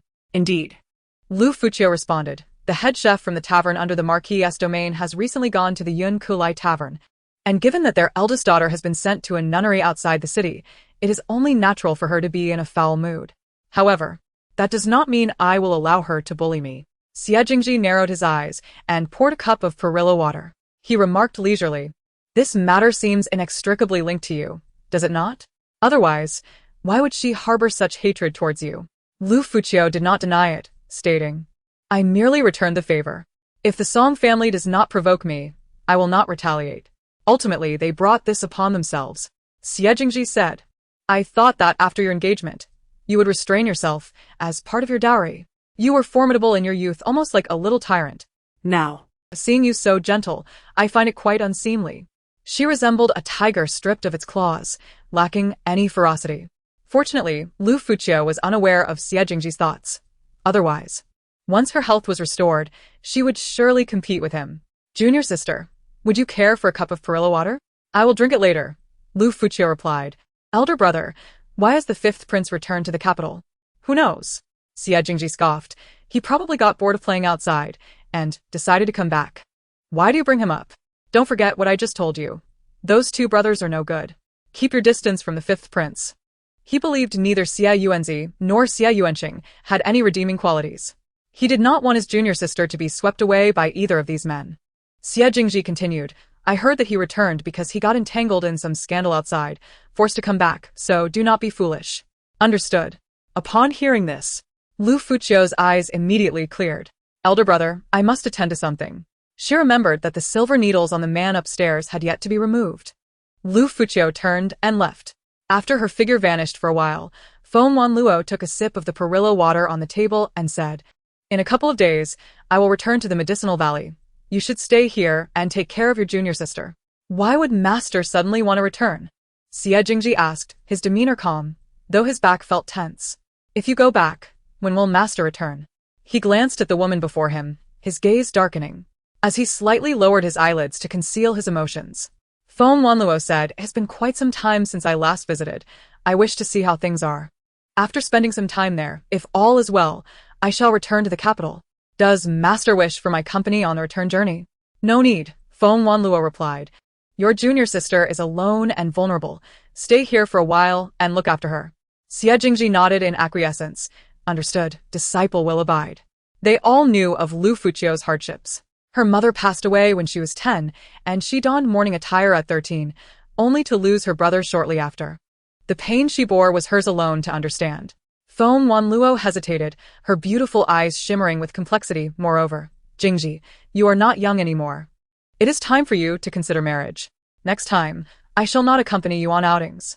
Her voice was indifferent, yet carried an undeniable firmness.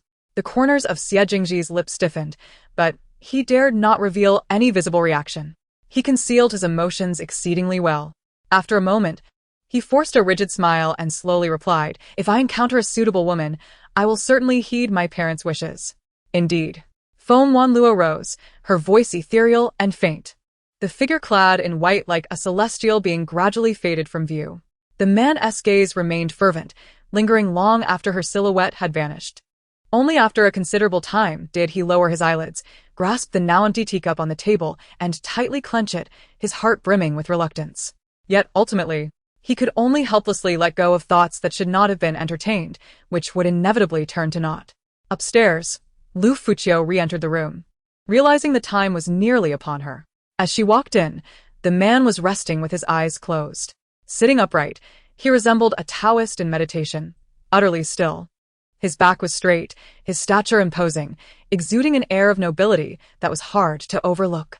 Though the girl's footsteps were light, Xie Yuanzi noticed her entrance immediately, abruptly opening his eyes.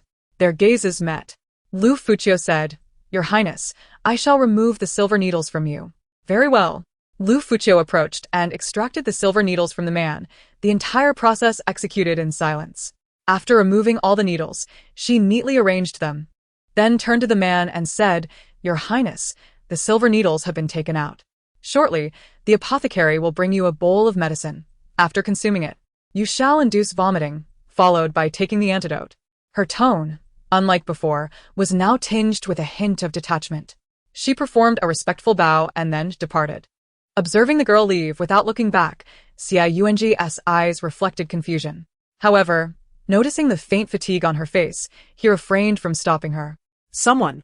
"What is your command, Your Highness?" Xie Yuanji commanded in a low voice, "Go below and summon the heir of Prince Zhao."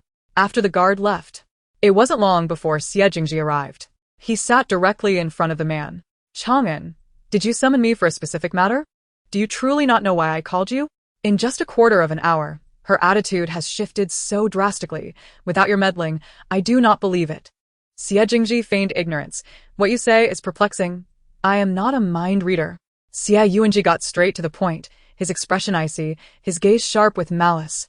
Fixating on him, "What exactly did you say to her? Speak honestly." Xie Jingji met the man's cold gaze without fear, confident that he wouldn't be killed outright.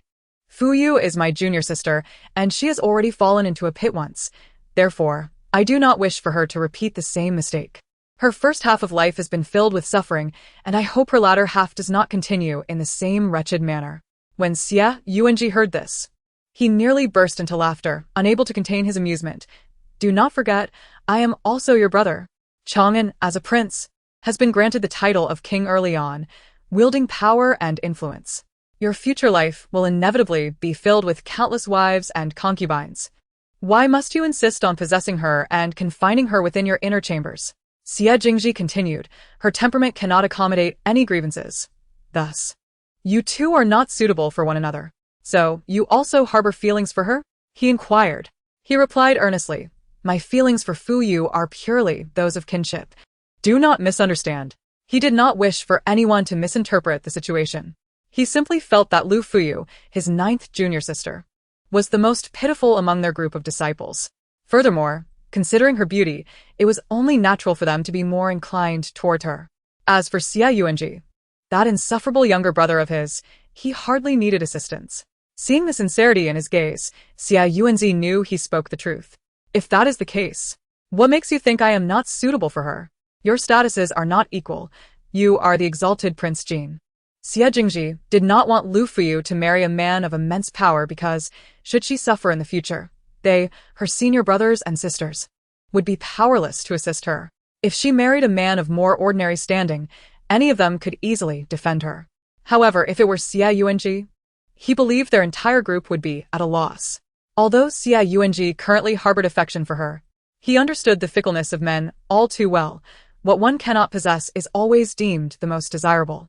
I am aware of the rules set by General Liu during his lifetime, but do you think I am a fool like those from the Song family? His voice dripped with disdain, imbued with the arrogance and indifference of someone in power.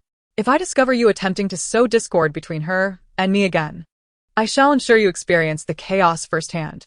In the Guanyue Pavilion, upon her return, Liu Fuyu, drenched in fragrant sweat, bathed to wash away the dust. Still feeling quite fatigued, she lay down to rest. Having exerted herself greatly today, she needed to visit the Grand Princess's residence the following noon. Early the next morning, Liu Fuyu prepared herself and set off for the Grand Princess's estate.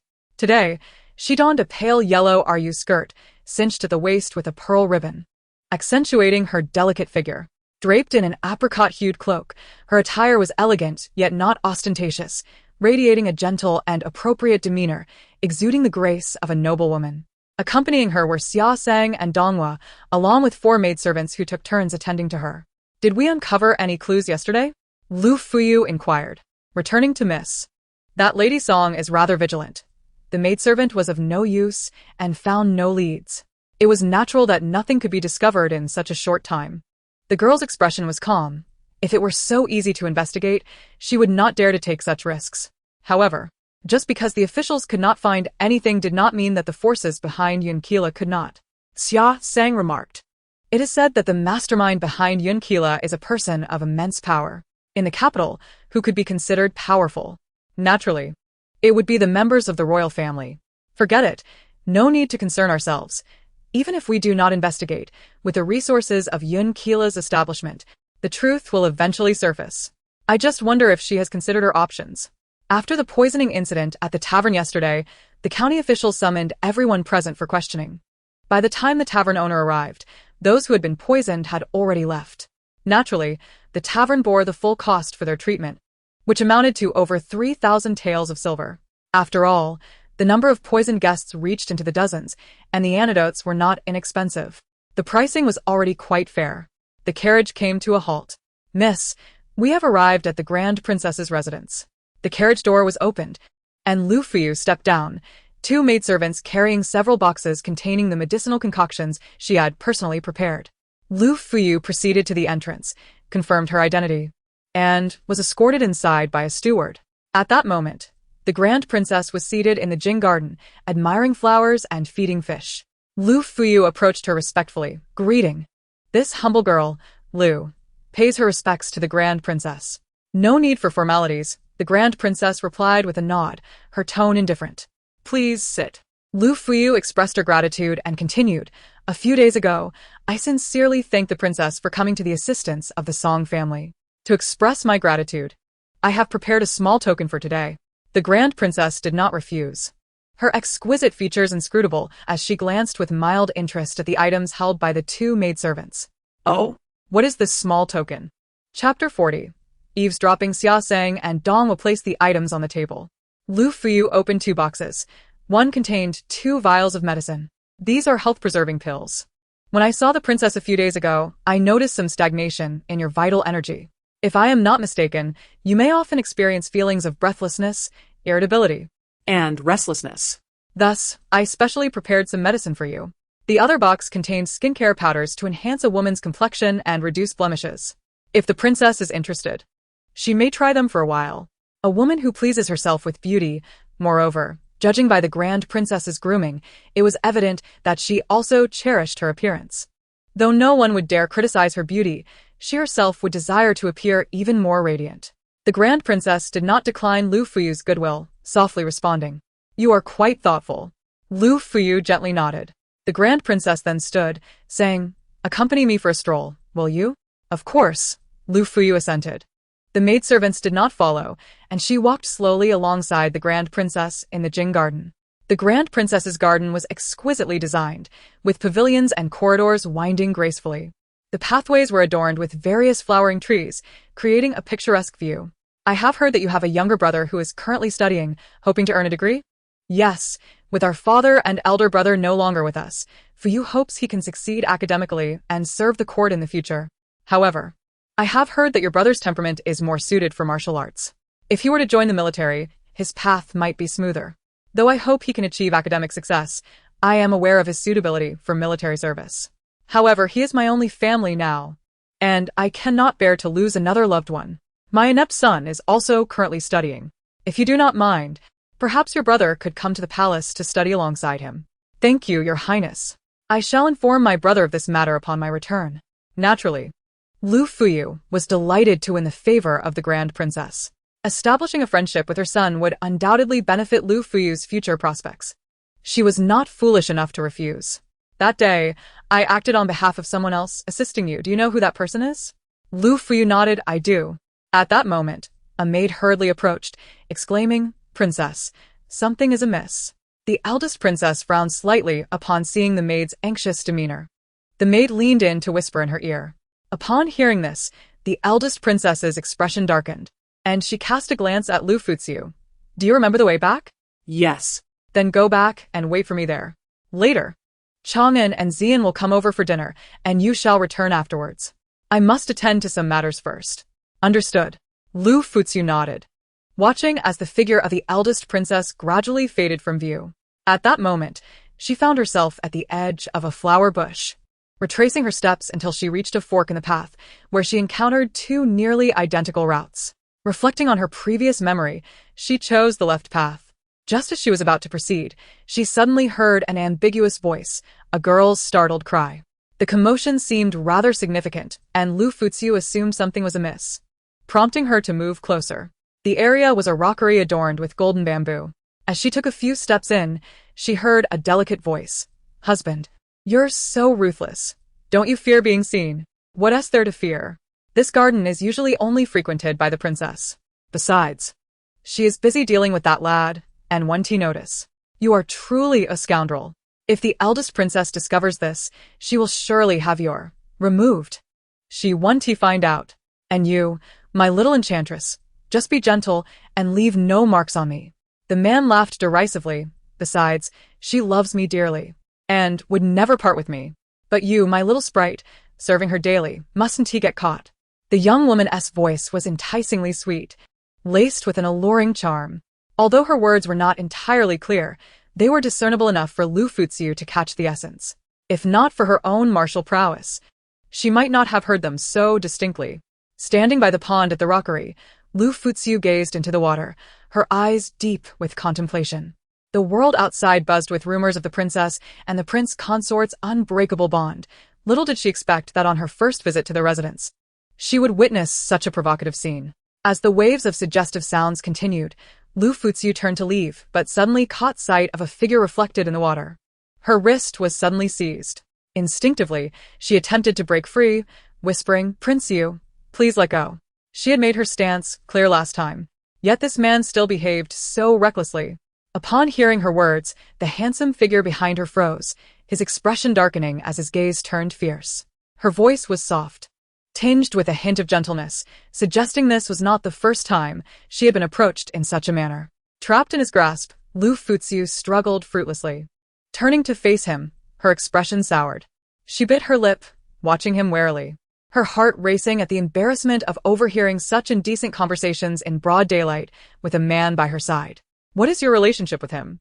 Xia Yuanji asked, his face clouded with anger. Having just chased away one Song Qi, must he contend with another? Especially when this man was his own brother. It was no wonder his mood soured. Liu Furong, perplexed by his words, felt his grip tighten on her wrist. The pain caused her delicate brows to furrow slightly. It hurts, let go. Seeing her distressed expression, Xia Yuanji reluctantly loosened his grip. Liu Furong seized the moment to stamp on his foot fiercely and broke free, dashing away. The man watched her retreating figure without pursuit, his gaze growing dark and frigid. After all his plotting, she had just begun to be free. Anyone who dared to claim her would find themselves bereft of kinship. Even if it were his own brother, he would not permit it. Meanwhile, the fifth prince, oblivious, found himself caught in the crossfire. Chapter 41. Beyond the rockery, Liu Furong returned to the pavilion where she had been waiting and sat there for approximately 15 minutes before the eldest princess finally arrived. She promptly stood up. Accompanying the princess were two strikingly handsome young men, their exceptional bearing evident from afar, distinguished from ordinary nobility by both attire and demeanor. One of the men was exceptionally handsome, exuding a cold yet noble aura that was irresistibly alluring. The other radiated a carefree spirit, equally handsome but not quite as impressive as his companion. The air surrounding both men made it clear they were of extraordinary lineage. The eldest princess addressed Liu Furong. "Miss Liu, this is Prince Jean, the fourth prince and the fifth prince. I need not introduce them further. You should already be acquainted." "Fourth prince, fifth prince?" Liu Furong paused, her expression unchanged, though her heart raced in astonishment. She suddenly realized she had mistaken identities. The man who had repeatedly disrespected her was actually Prince Jean, not the fifth prince. Maintaining a composed smile, she replied, "Your Highness Prince Jean, fifth prince, I hope you are well." As long as she remained unembarrassed, the awkwardness would fall upon others. Realizing that this man was the renowned and feared prince of assassins, Liu Furong felt an overwhelming sense of shock. He was far removed from the rumors, which painted him as someone who favored men and shunned women, mercilessly slaying at a whim. Yet Liu Furong perceived him as nothing more than a rogue, repeatedly disregarding her wishes to draw near. Before Xia Yuanji could speak, Xia Yuanji Xing stepped forward, familiar and warm, saying, "No need for formality, Miss Liu. You needn't be so courteous." Xia Yuanji Xing beamed at the strikingly beautiful woman before him, his smile radiant. He had always favored lovely faces. This scene, however, darkened the expression of the man nearby, whose countenance grew increasingly grim. The familiarity in Xia Yuanji Xing's tone suggested they had known each other for a long time.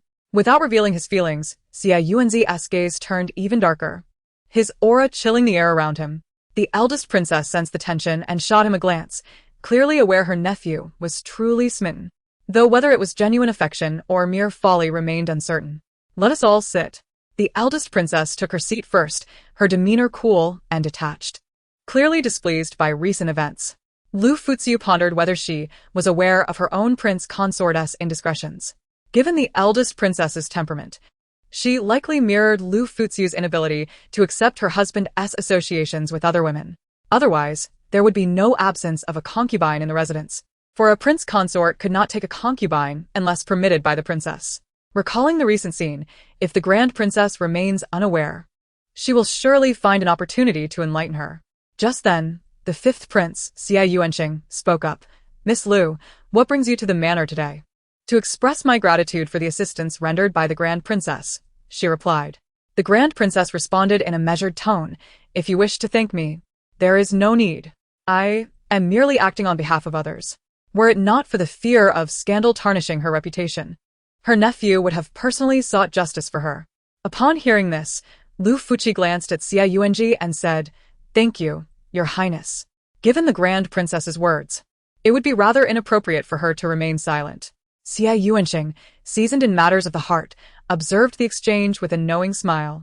So, this is the woman who occupies his fourth brother's thoughts. She was indeed quite beautiful, likely unmatched in the capital. Yet, he had heard that General Liu had established a rule during his lifetime: any suitor wishing to marry his daughter must never take a concubine. Though General Liu was no longer alive, the Liu family remained steadfast. Xia Yuanxing mused that he could never forsake the allure of the world for the companionship of a single woman in his later years. Even his fourth brother, despite his age, had never indulged in such pleasures. It was indeed a peculiar form of asceticism. The man's voice was cold, his gaze piercing as it fell upon her. His lips pressed into a thin line, revealing his displeasure. Liu Furong, though aware of his irritation, chose not to acknowledge it further. Her master brother was correct. Neither the fourth prince nor the fifth prince was suitable for her. She surmised that his anger stemmed from her previous mistake of confusing him with the fifth prince. At that moment, the fifth prince interjected, "By the way, grand aunt, where is uncle? He must be busy."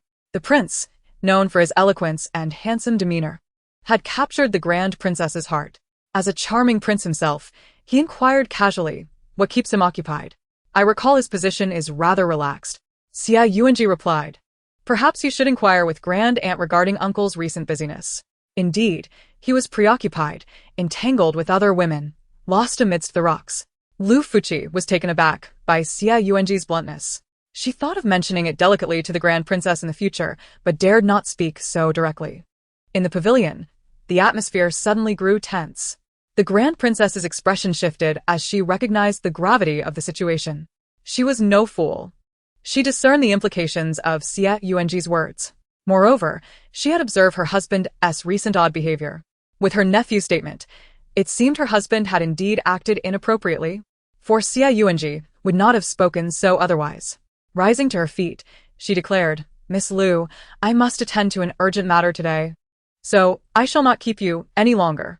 I will extend another invitation for you to visit the manor soon." Liu Furong, eager to depart, bowed. Then, "Your Highness." "Prince Jean, fifth prince, I take my leave." The grand princess nodded, her eyes cold, her beautiful face taut with tension. Liu Furong exited with her maid. Once Liu Furong had left, the grand princess turned her gaze to Xia Yuanji. "Chang'an, did you witness something?" Xia Yuanji's voice was flat. "By the rockery." With that, he departed. Seeing his brother leave, Xia Yuanji quickly bid farewell to the grand princess and followed suit. The grand princess's expression had darkened considerably, and she murmured, "The rockery." In the next moment, her eyes turned frigid, like a storm brewing. "Come, let us go to the rockery." Chapter 42. The poisoning incident. The grand princess led a group to the rockery, her attendants holding their breath, fearful of missing any crucial detail. A gentle breeze rustled the leaves, yet it could not conceal the palpable tension in the air. Kneeling beside the rockery, the grand princess fixed her gaze upon a torn piece of fabric on the ground. The cloth was vibrant in color, its edges jagged, evidently ripped away in haste and passion. She gently picked it up, her fingers gliding over the texture, as if seeking every thread, every clue. Her grip tightened, her eyes gleaming with a chilling intensity. The attendants remained silent, witnessing the grand princess's profile silhouetted against the sunset, her demeanor ominous. Taking a deep breath, a wave of nausea surged within her. She tossed the cloth to her trusted aide and commanded in a low voice, "Investigate the origin of this fabric. Do not alert anyone. Furthermore, keep an eye on the recent actions of the prince. No one is to speak of today's events, otherwise, I possess the means to make your lives exceedingly difficult." The grand princess's voice was icy, her gaze piercing as it swept over them. Yes. As Xia Yuanji reached the entrance, Xia Yuanqing hurried after him. "Fourth brother, we arrived together, why rush off? At least wait for me." The man climbed into the carriage, and Xia Yuanqing followed closely behind. Upon noticing the youth's presence, Xia Yuanji's voice turned frigid as he uttered a few harsh words. "Get out." The thought that Liu Furong had called out Xia Yuanqing's name today made his expression darken. The pent-up frustration within him surged, threatening to overwhelm him.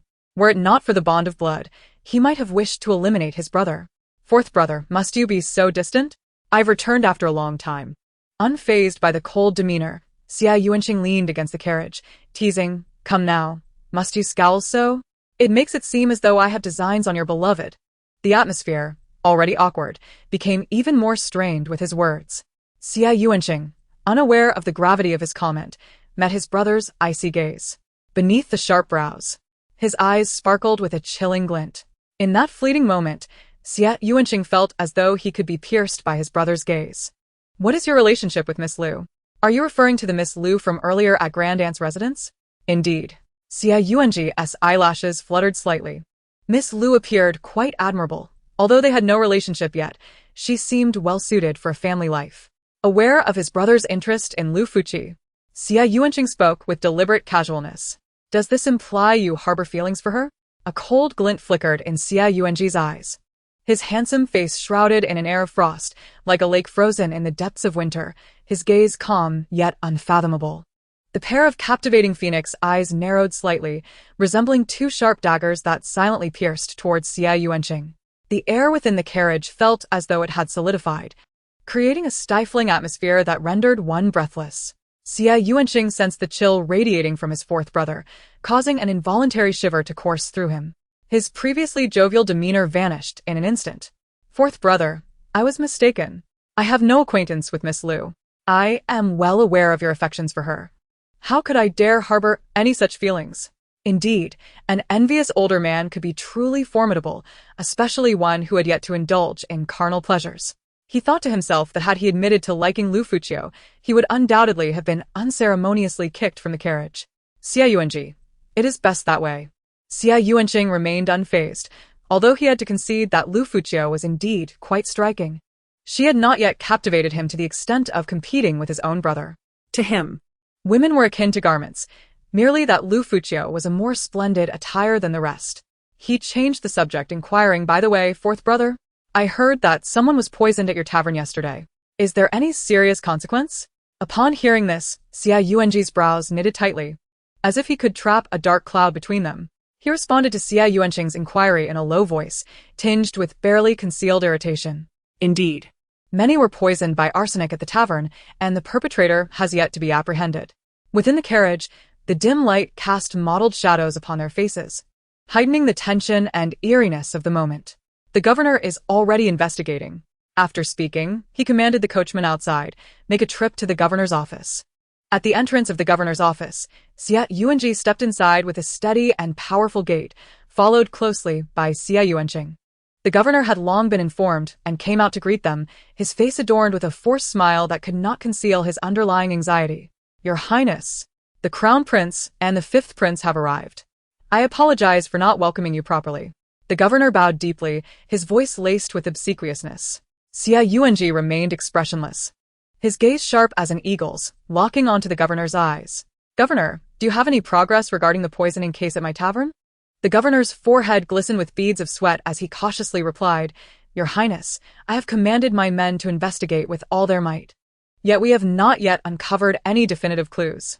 However, I have intensified our efforts and believe we will soon provide you with a satisfactory response.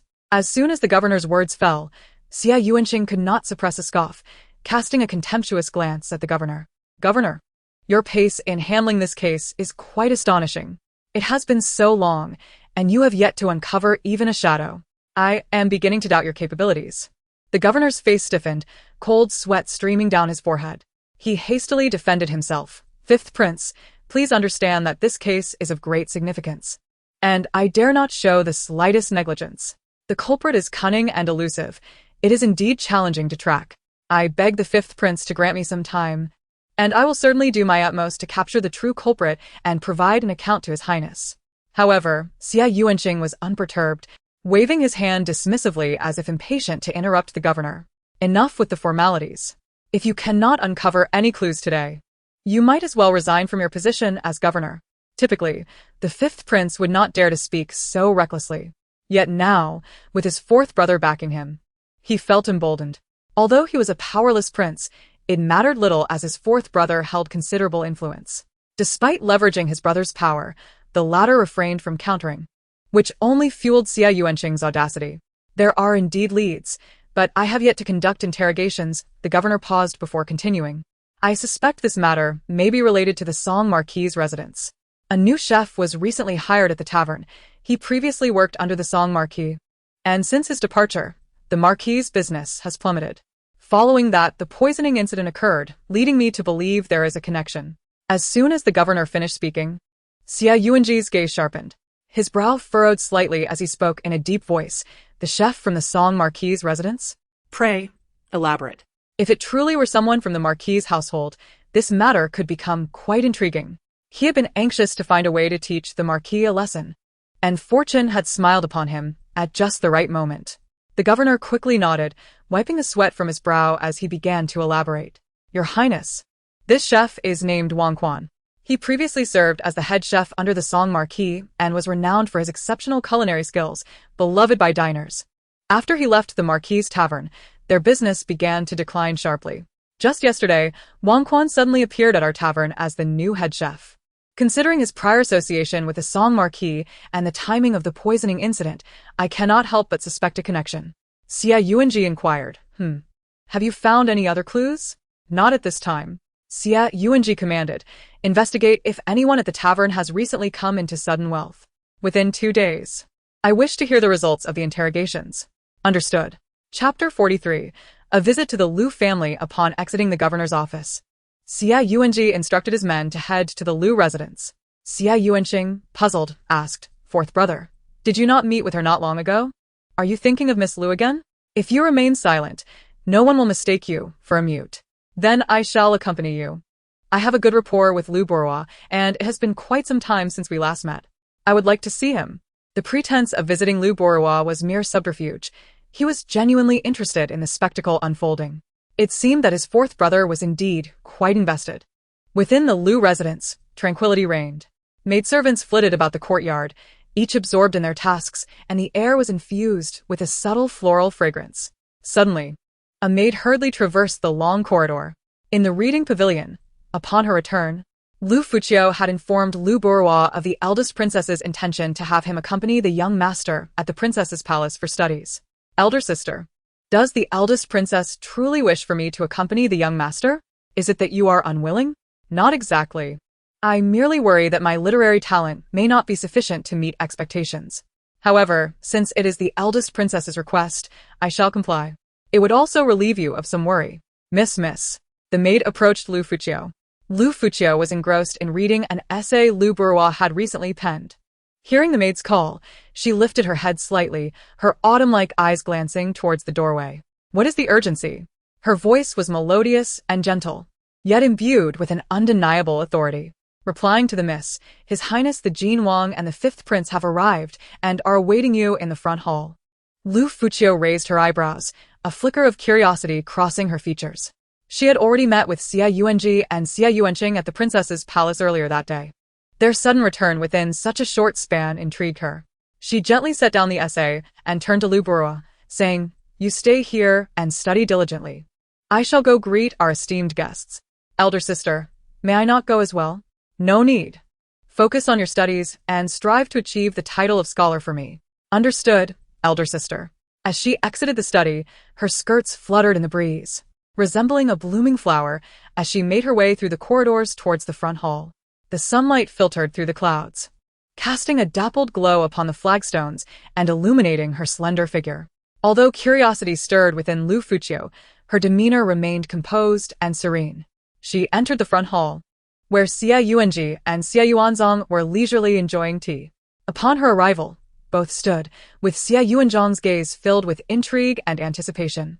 He wondered what extraordinary qualities this woman possessed that captivated his fourth brother so profoundly. Dressed in an elegant long gown that swayed gently with the breeze, Liu Furong appeared as fluid as rippling waters.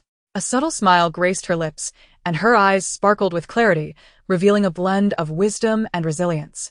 Approaching Xia Yuanji and Xia Yuanzong, she slightly inclined her body, performing a courteous gesture. "Greetings to His Royal Highness, the Crown Prince, and to His Royal Highness, the fifth prince." Her voice rang like a clear spring, crisp and melodious. This gentle and poised demeanor starkly contrasted with her more guarded attitude when alone with him. Xia Yuanji nodded slightly, his gaze lingering on Liu Furong for a moment. "Are you afraid that this prince might take advantage of you from such a distance?" His voice was cool and detached, laced with a hint of mockery. Indeed, she harbored fears of his unscrupulous nature. Despite being a hero who instilled terror in his enemies, rumored to kill without a second thought and to shun women, he had repeatedly behaved with such disrespect towards her. Liu Furong maintained a respectful distance. "Your Highness is jesting. I have matters to discuss with you," Xia Yuanji interjected, not allowing her the chance to retort. "It pertains to the poisoning incident at the Yunker restaurant." She gazed at him, her thoughts momentarily clouded. "What does the Crown Prince wish to discuss regarding the poisoning? I wonder if you truly have no knowledge of it?" Xia Yuanji stepped closer. "Miss Liu, you are well aware." He did not believe that she was entirely uninvolved. "Very well, then. Please wait a moment, Your Highness." Acknowledging the inevitability of the situation, Liu Furong nodded. "Someone, please bring tea and refreshments for the fifth prince." Xia Yuanzong replied, "No need. I came here to reconnect with my brother, having heard he is in the residence.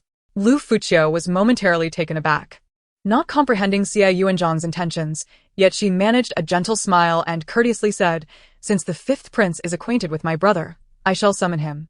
With that, she turned to instruct a nearby maid, "Go fetch the young master. The fifth prince has come to visit him."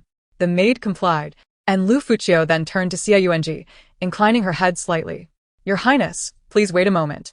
Xie Yuanzhi nodded faintly, his gaze unconsciously following Liu Furong. Meanwhile, Xie Yuanzhang scrutinized their interaction. As a notorious flirt, he quickly discerned the underlying dynamics. The flow of emotions seemed to be one-sided. This woman appeared to maintain a guarded demeanor towards his fourth brother. It was a rare occurrence for his brother to develop feelings for someone, and given his stubborn nature, if he could not navigate this, he might end up alone for life. Chapter 44. The game of chess. Once Liu Furong arrived, Liu Furong moved to a different side with Xie Yuanzhi. They entered a chess room, meticulously maintained, with every courtyard in the estate cleaned daily. The room was immaculate, adorned with a chessboard and exquisite paintings of landscapes on the walls, while the wooden furniture exuded a sense of antiquity. The entrance stood wide open, with no maid stationed outside, for the residents of Liu Manor were all trustworthy, carefully selected to be more loyal and discreet than most servants. Even if they were to witness her in private company with Xie Yuanzhi, they would not divulge such information. Inside, the windows were open, allowing the fresh and pleasant air to circulate. The chessboard was positioned by the window, offering a picturesque view of the rock formations beside the water, with the tranquil pond and gently swaying willows. "Have you brought me here to engage in a game of chess?" she inquired, meeting his deep, dark gaze. "If I win, will you grant me a condition? And if you lose?" Xie Yuanzhi replied, "What do you offer me?" 1,000 pieces of gold, Liu Furong stated confidently. Ha! A laugh escaped him, tinged with derision. "Do you think this prince lacks wealth? What is it that you desire, then?" she retorted, unable to concede herself to him. "I want you, Liu Furong." Though she longed to dismiss him, she suppressed her ire. "If you dislike chess, then let it be." "Very well, I was merely jesting. If I win, you shall accompany me to the hunting competition next month." "Agreed? And if I win, you must keep your distance, refrain from any impropriety, and cease your pursuits." "Agreed," he concurred decisively, as if certain of his victory.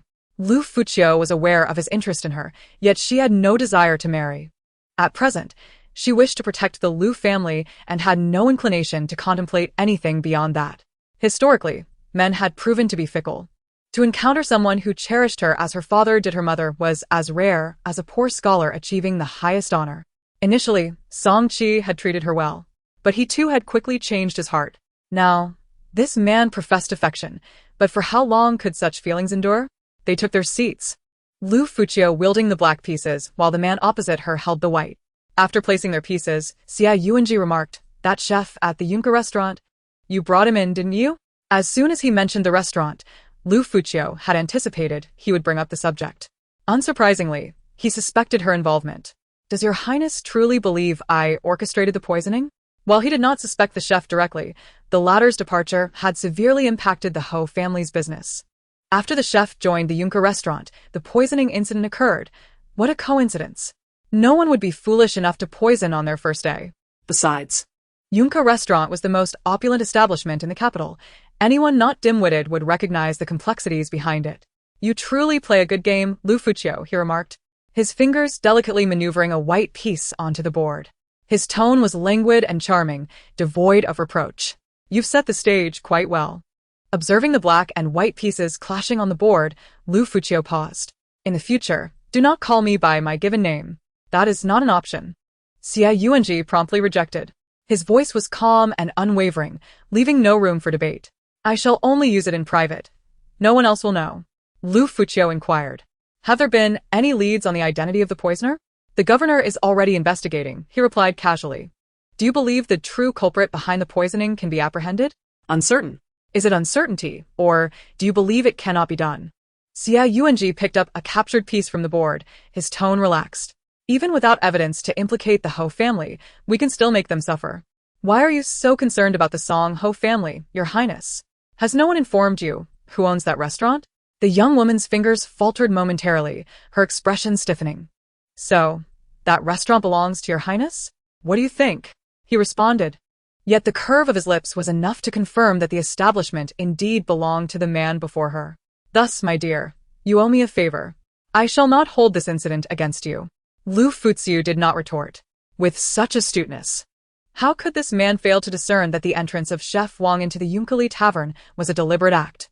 Others might struggle to deduce that it was her people who facilitated the chef's entrance into the Song Marquis establishment, yet this man was no ordinary individual. Uncovering such clues would be effortless for him. You must understand, should it have been someone else, they would not so easily let the matter rest. She was well aware that the people of the Song Marquis household would target her, yet she intentionally drew that chef into the Yunka tavern. Were it not for his considerable power, which deterred others from confronting him, had his status been slightly lower, he might very well face dire consequences. Apologies. Knowing she could not deceive the man before her, Liu Furong resolved not to deny it any longer.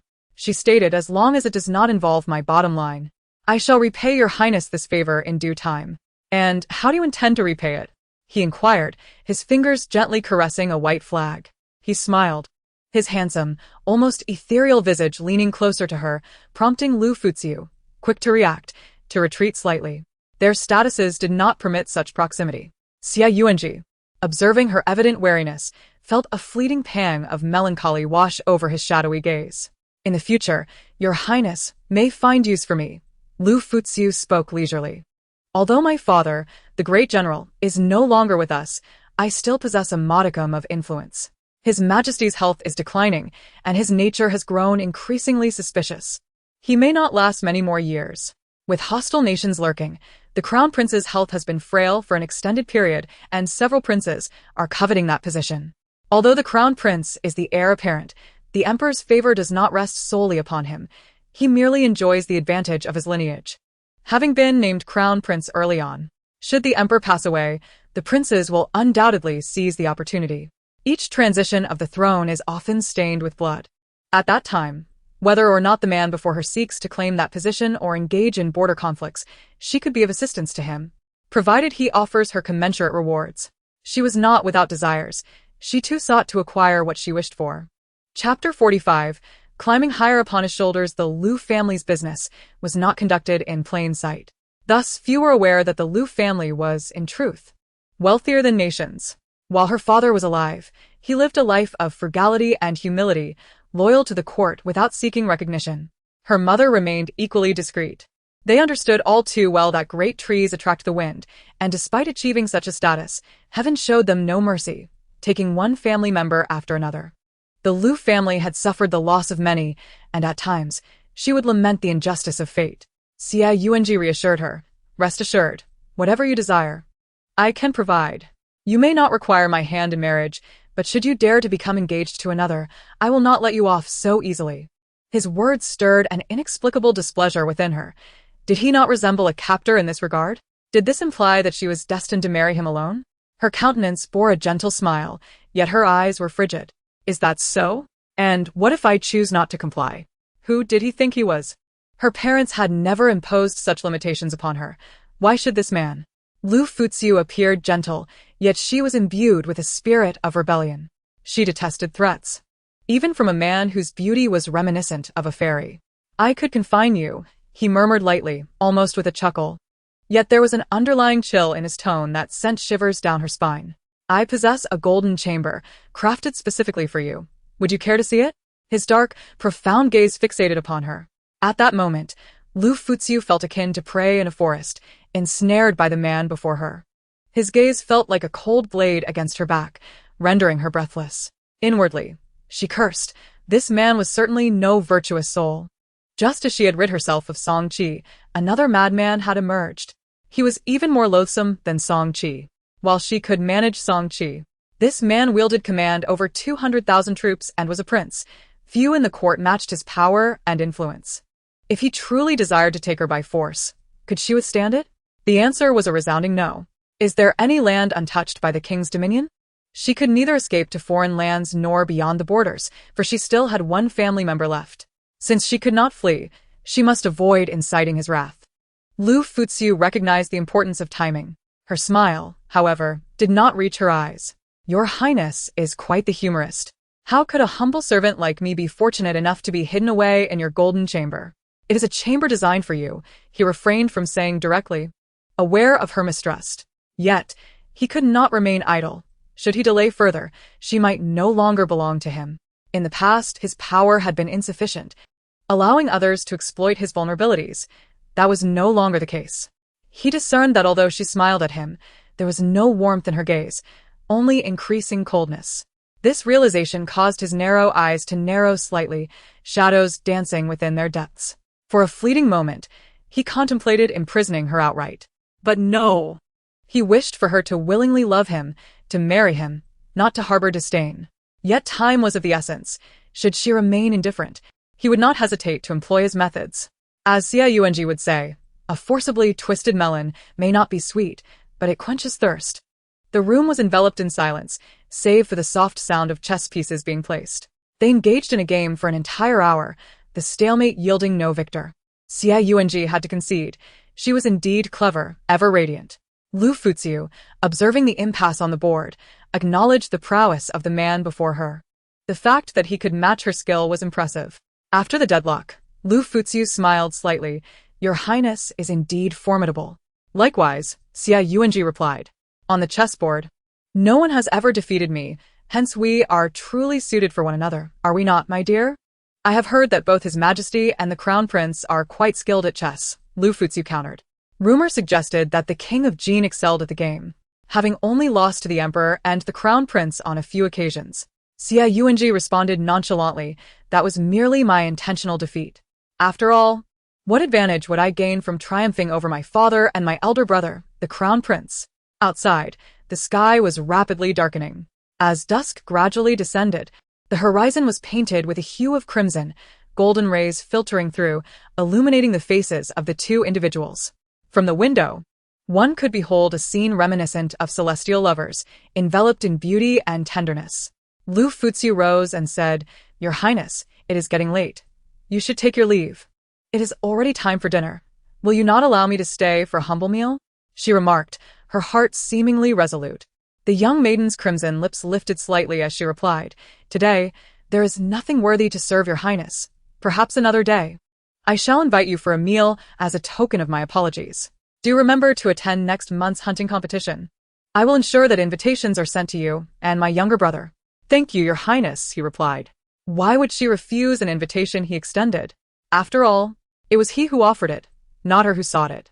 Attending would allow her to meet more influential figures. Why not seize the opportunity?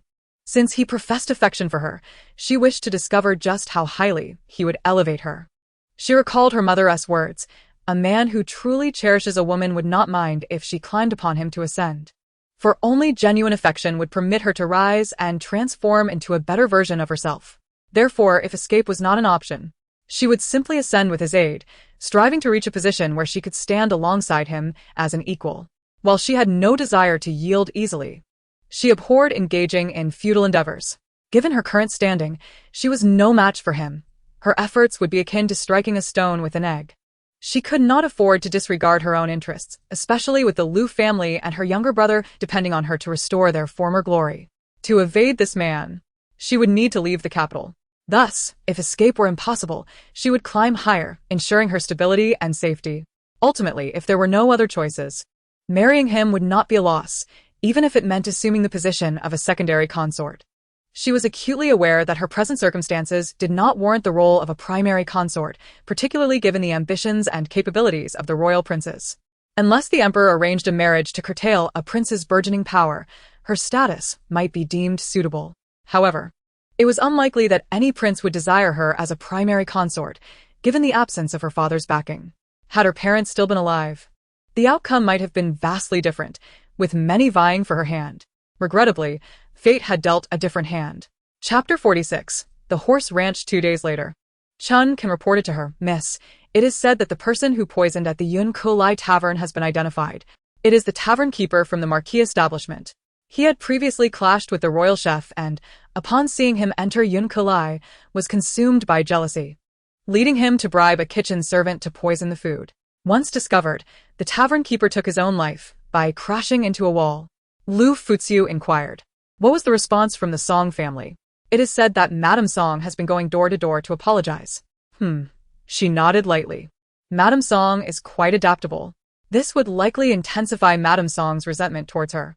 Nevertheless, Liu Furong was unfazed by the Song family's disdain. They had been insignificant before. And even more so now. By the way, Miss Han from the Han Duke's residence has invited you to go horseback riding in a few days.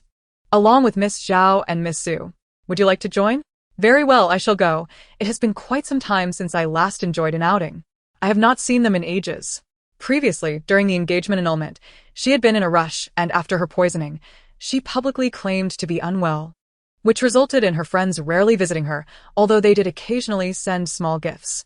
All right, I shall inform Miss Han and the others at once, the maid said. She had maintained good relations with most of the noble ladies in the capital. When her father was still alive, many had come to visit her. However, since his passing, few had sought her company. She was well aware that most interactions within the circle were driven by self-interest. Many noble ladies had distanced themselves from her.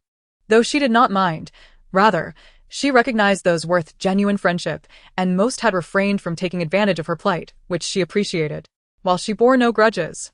Their relationship would henceforth remain merely polite acquaintances. Han Shuriwe, Zhao Fengling, and Su Lanya were among her few remaining friends. 2 days later, Liu Furong arrived as promised, setting out early for the outskirts. There was a horse ranch just outside the city, catering to horseback riding, archery, autumn outings, and hunting with accommodations available, everything one could desire. Thus, many young masters and noble ladies frequented the place, and Liu Furong was no exception. However, since her father's death in battle, she had scarcely ventured out. The journey from the capital to the ranch took over an hour by carriage. As the carriage drew back its curtains, she beheld the lush scenery outside, vibrant with greenery. The day was splendid, perfect for riding. Upon entering the ranch, she was greeted by a grand 4-story building, its red wooden structure reminiscent of a palace. Atop the building, a luminous pearl shone, casting a gentle glow at night, resembling a small moon. The roads within the ranch were smooth and well-kept. Once the carriage halted, Liu Furong alighted, accompanied only by Chun Kan and Donghua. It had been a long time since her last visit. Gazing at the majestic wooden edifice before her, she smiled softly and said to her maid, "Let us go inside." The ranch had attendants specifically designated for reception. Although she had not visited in quite a while, the staff still recognized her. Liu Furong inquired, "I am looking for the daughters of the Han Duke. Have they arrived?" "They are already here. Please follow me," said the attendant. Leading her onward, he added, "Miss Han and the others are waiting for you at the riding area." Liu Furong responded with a serene nod. Upon reaching the riding area, she spotted a familiar figure dressed in pale pink and white, surrounded by several young ladies. Han Shuriwe noticed her as well and waved, "Furong, over here." Liu Furong walked towards them, her face adorned with a gentle smile. Clad in a striking skirt, her fair complexion glowed in the sunlight, exuding a soft and radiant charm. "It has been too long," Shuriwe, Linger, Lanya, Liu Furong greeted each of them. The young ladies before her were simply, yet exquisitely attired. "You always find an excuse to evade our invitations," Han Shuriwe playfully remarked. "Today, we have finally managed to bring you out. We know you have not been in the best spirits lately. We have heard about your situation. That Song Qi, to abandon you for a woman from a remote border, is truly blind," Zhao Fengling said. "However, looking at it from another perspective, perhaps it is for the best.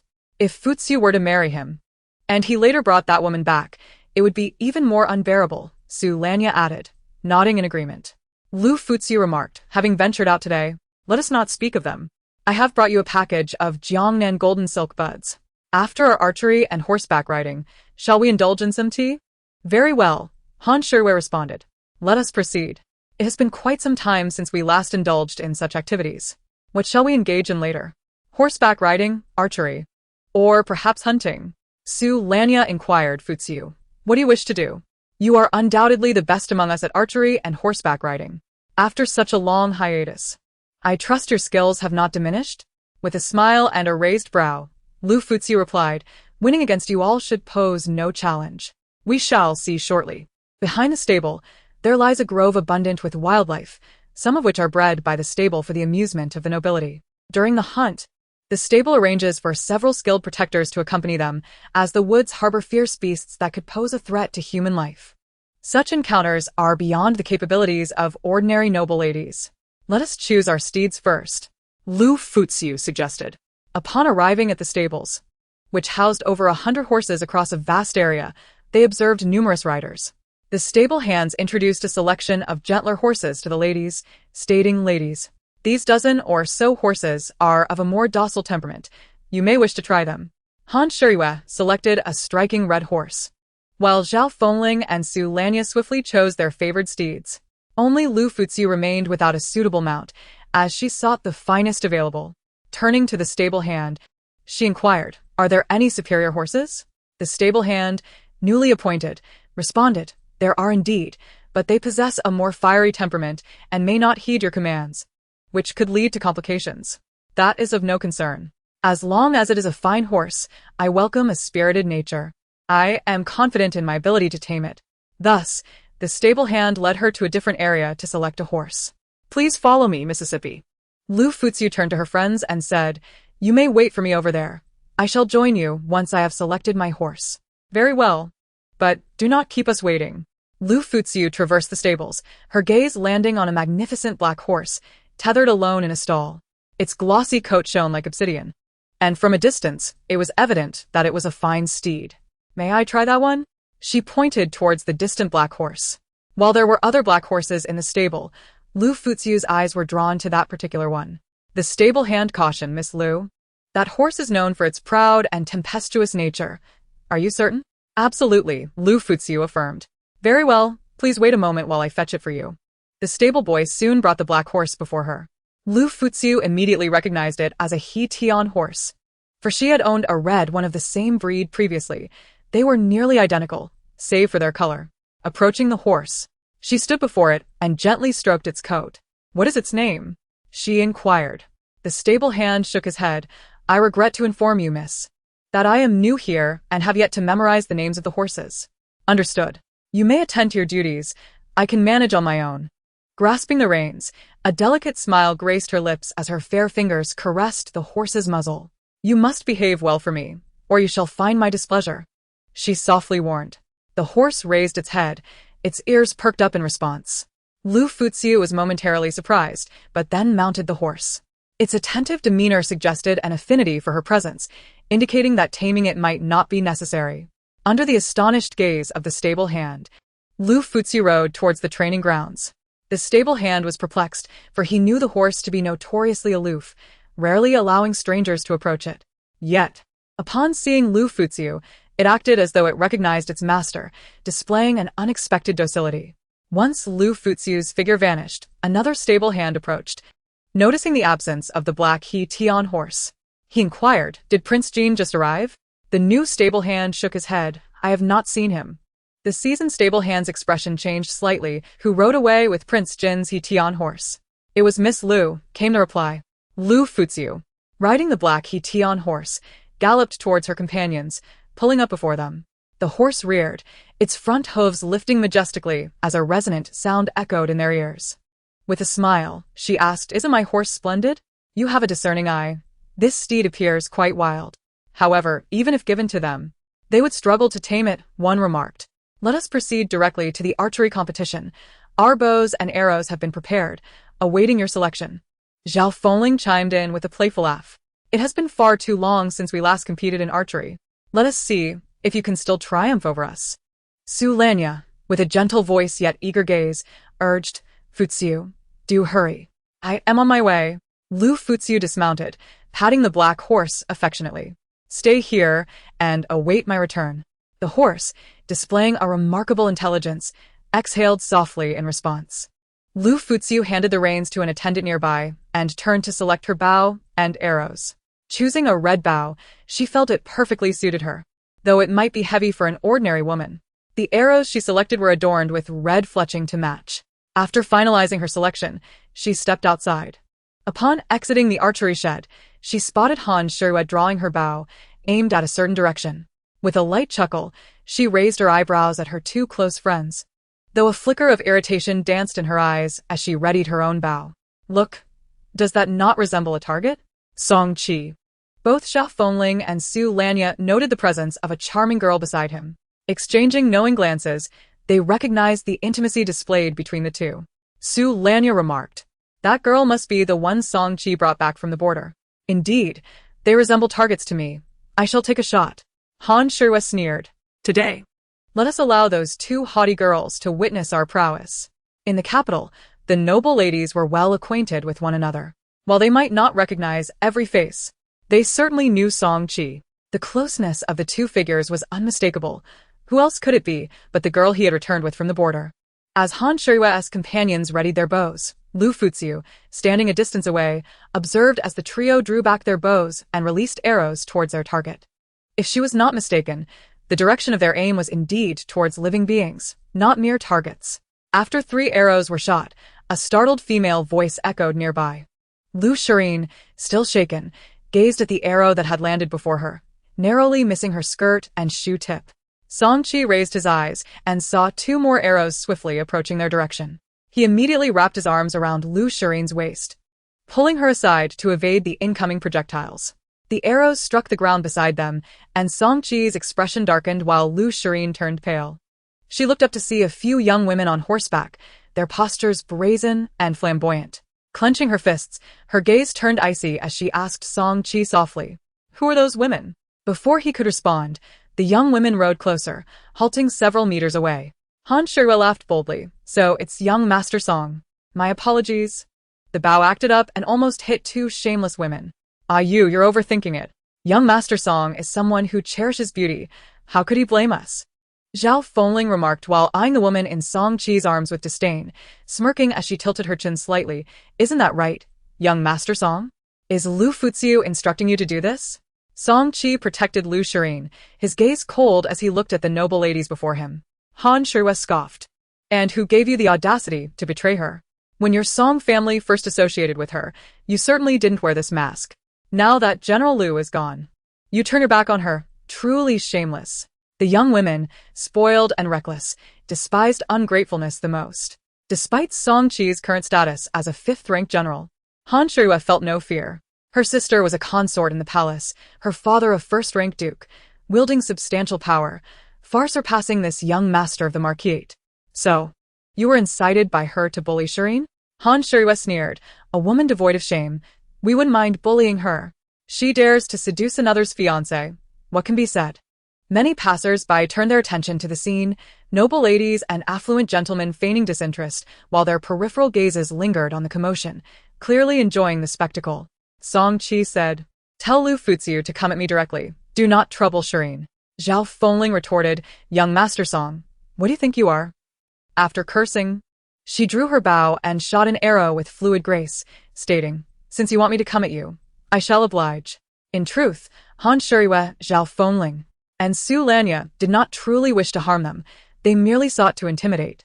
Otherwise, the first arrow would not have fallen at Liu Furong's feet, but rather struck her directly. However, Song Qi believed that it was all instigated by Liu Furong, causing his expression to darken further. Zhao Fengling loosed another arrow, but Song Qi was not easily bested. Having risen to the rank of 5th-rank general in just 2 years, aided by noble connections and possessing considerable martial skills, he effortlessly evaded the arrow aimed at him. His gaze, now shadowed with ire, fixed on the young women before him. "Where is Liu Furong? Bring her out to see me." Han Shirue laughed derisively. "Who do you think you are, demanding her presence?" Su Lanya's voice was soft yet laced with mockery. "Young Master Song, they say a person must have face, and a tree must have bark. A person without shame is indeed invincible. It is said that the heartless are often scholars, and if a brash man forgets his original intent, he becomes no better than a beast." Song Qi's expression darkened. He understood well that Su Lanya was subtly insulting him. Zhao Fengling's eyes reflected contempt. How could he be so brazen after betraying someone? Isn't it true that not everyone from the same family belongs in the same door? Thus, young Master Song and this woman are indeed well matched. A pair of shameless individuals. Observing the arrows on the ground, Song Qi strode over, retrieving one, and aimed it at Zhao Fengling's hairpin. Liu Furong, who had been approaching, realized she was too late to intervene. Consequently, she swiftly drew her own arrow and shot it. Song Qi intended to teach Zhao Fengling a lesson, but unexpectedly, his arrow was intercepted mid-flight. Another arrow pierced through his, landing on the target to their left. The arrow's sharpness and skillful trajectory were such that even he had to concede his inferiority. As he sought to discern the shooter, he was surprised to see a young woman approaching, her silhouette striking against the light, adorned in a vibrant red cloak that accentuated her beauty. Upon seeing her, Song Chi was momentarily taken aback, but upon noticing her bow and arrow, his expression turned cold once more as he demanded, "Was that arrow shot by you?" And if it was? Liu Furong replied nonchalantly as she approached. "So, you incited them to shoot at Shireen?" Song Chi regarded her with disappointment, his voice frigid and reproachful. "Liu Furong, you were once the daughter of a general. How could you resort to such malicious acts, akin to a venomous woman?" His heart sank at the transformation of the once kind girl he had known. Liu Furong pressed her lips together. Although she had not instructed Han Shuiwei to shoot, she did not deny it. She believed they deserved a lesson and replied, "Why do you think they shot at you? You must have some inkling." Liu Shireen, who had been protected in Song Chi's embrace, finally spoke. "Miss Liu, and the ladies behind you, I understand your disdain for me. Though I hail from the frontier, I possess my own dignity. As fellow humans, on what grounds do you humiliate me so? You revel in luxury in the capital. Yet you know nothing of the hardships endured by the soldiers at the border while I fought alongside Song Chi to defend our homeland. Song Chi brought me back to help find my family, and you, Miss Liu, are consumed with jealousy, insisting on breaking off the engagement. How foolish of you to think that Song Chi still pines for you. Encountering you has become his misfortune. Your tongue is sharp. And it is no wonder young Master Song is ensnared by a woman like you, a delicate girl like you, claiming to have fought side by side. It is laughable." Zhao Fengling observed her clumsy gestures and immediately discerned her lack of martial prowess. If she had truly been on the battlefield, she would have met her demise countless times. "Though I have not been on the battlefield, I have treated the soldiers at the border. Without me, who knows how many would have perished?" She continued to mock. "And you, merely indulging in pleasure in the capital. What difference is there between you and a parasite? Even parasites are more useful than you." Liu Furong retorted.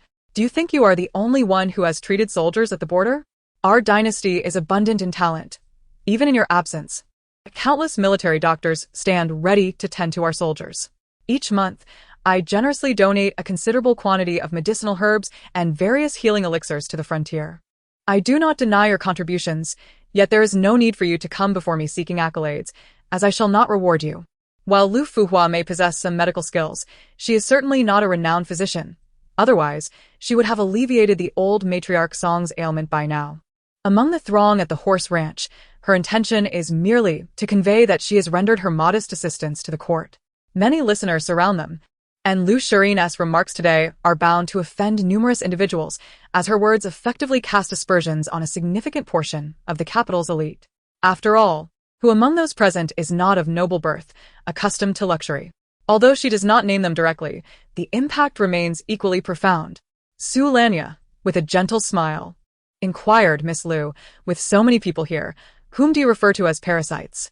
Upon hearing this, Song Chi's expression shifted slightly, and he replied to Su Lanya, "Miss Su, Shireen has grown up in the borderlands and is unfamiliar with the refined expressions of your sheltered circles." Should Liu Shireen respond, it would only lead her into a trap. Su Lanya chuckled softly, realizing that he was not entirely oblivious. Yet it perplexed her how this seemingly base woman had captivated him. Not only Su Lanya, but also Han Shuiwei and Zhao Fengling were equally bewildered. To forsake pearls for mere fish eyes is indeed a puzzling choice. At that moment, Donghua approached, leading a magnificent black steed. Liu Furong mounted her horse. Just as she was about to speak to the young ladies beside her, when Liu Shireen interjected, "Wait, do you dare to compete with me?" "Why should I compete with you?" Liu Furong retorted, looking down at Liu Shireen from her elevated position. "Even if I were to win, what could you possibly offer me?" She lacked for gold and jewels. Liu Shireen declared, "If I win, you shall remarry Song Chi. If I lose, you may request anything, and I shall do my utmost to fulfill it." At this proclamation, Song Chi's eyes widened in astonishment. He never anticipated that Liu Shireen would make such sacrifices to mend his relationship with Liu Furong. Suddenly, Han Shuiwei noticed the jade pendant at Liu Shireen's waist and remarked, "Furong, that jade pendant looks exquisite. Why not wager it?" If she was not mistaken, it appeared to be Hetian jade, a precious material typically reserved for the nobility or those favored by royalty. How could a girl from the borderlands possess such a treasure? Liu Fuhua's gaze fixed on Liu Shirin, recognizing the pendant's value. Upon hearing this, Liu Shirin instinctively shielded her jade pendant and replied, "This pendant is a crucial piece of evidence in my search for my family. If you take it from me, how shall I recognize them should I encounter them? Since you have nothing to stake, why should I compete with you?" Liu Fuhua countered. "However, I possess another jade pendant, one I found at the border, of exceptional quality. Should you win, it shall be yours." As she spoke, Liu Shirin produced an ice-clear jade pendant of deep green hue, with the base exhibiting a rich emerald tone. Adorned with a hint of blue, exuding an enchanting translucence reminiscent of misty mountains and flowing waters. Upon seeing this pendant, Liu Fuhua's demeanor turned icy. She questioned Liu Shirin. "This jade appears to be quite valuable. Did you truly find it?" In that moment, Liu Fuhua regarded the girl before her with a cold glimmer in her eyes. For this jade resembled the one she had personally gifted away years prior.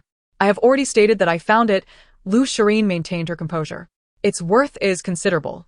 If you wish to compete, then let us proceed. If you are afraid of losing to me, then we need not continue." "What are the terms of the competition?" Liu Fuhua inquired. "If we are to compete, let it be something thrilling," Liu Shirin boldly declared, raising her chin. "You may select a companion to accompany you on a hunt. Whoever brings back the most game within 2 hours shall be deemed the victor." Liu Shirin added, "If I win, you must agree to marry Song Qi." This was her second insistence on the matter, causing Liu Fuhua to frown slightly, perplexed as to why Liu Shirin seemed so intent on this arrangement.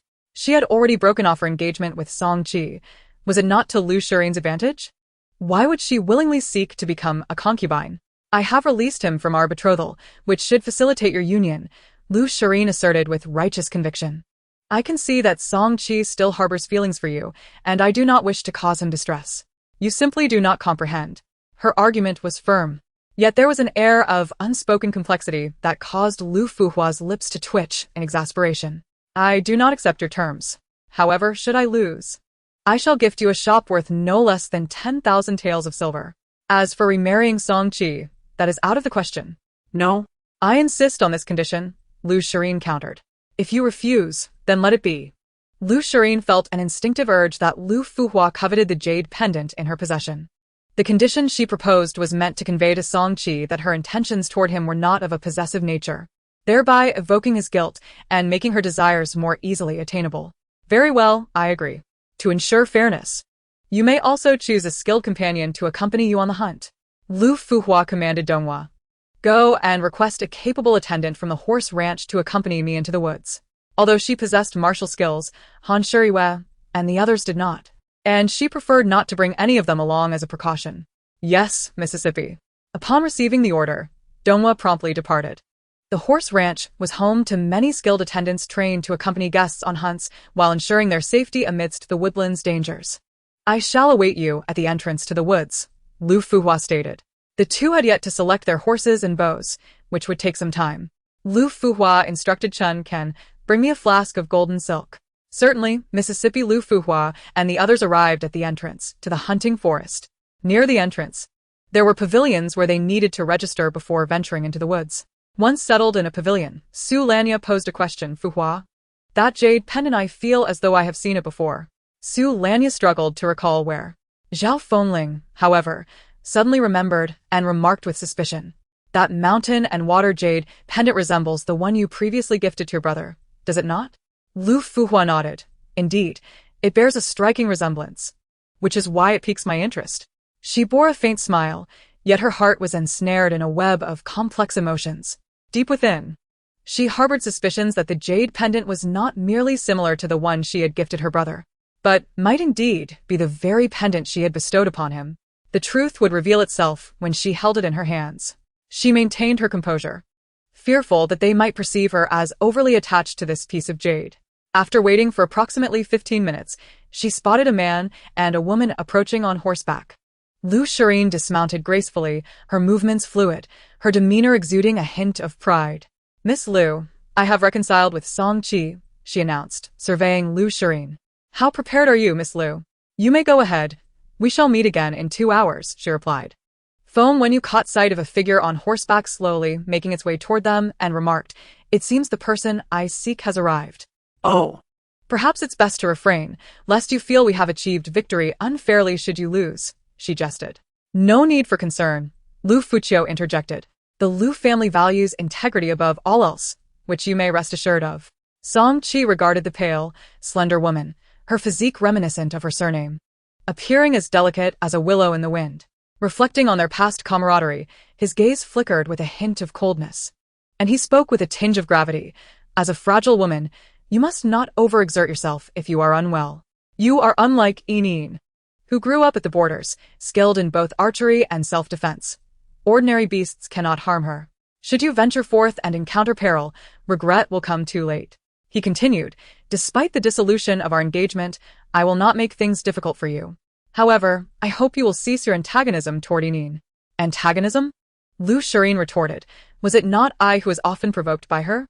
Miss Liu, I am aware that you harbor resentment towards Song Qi and the Marquis residence due to me. I have heard of your recent actions, yet I initially sought nothing from this. She replied.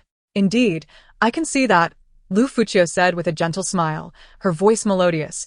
You have abandoned all sense of pride. A peal of laughter erupted from Han Shuriwe, Zhao Fengling, and Su Lanya at this remark. Liu Furong, with her gentle nature, rarely engaged in direct confrontation. However, her current words indicated the depth of her disdain for Liu Furong. Their intuition was correct. Liu Furong indeed harbored a strong aversion for Liu Furong. Yet her greatest disdain was reserved for Song Qi. Liu Furong's proximity was undeniably a display of her questionable character. Nevertheless, the root of all troubles lay with Song Qi. Had he not indulged and permitted Liu Furong's advances, her efforts would have been futile. It was clear that he desired such attention, coinciding with Liu Furong's own intentions to ensnare him. Her current words aimed to project an image of nonchalance, contrasting with Liu Furong's jealousy.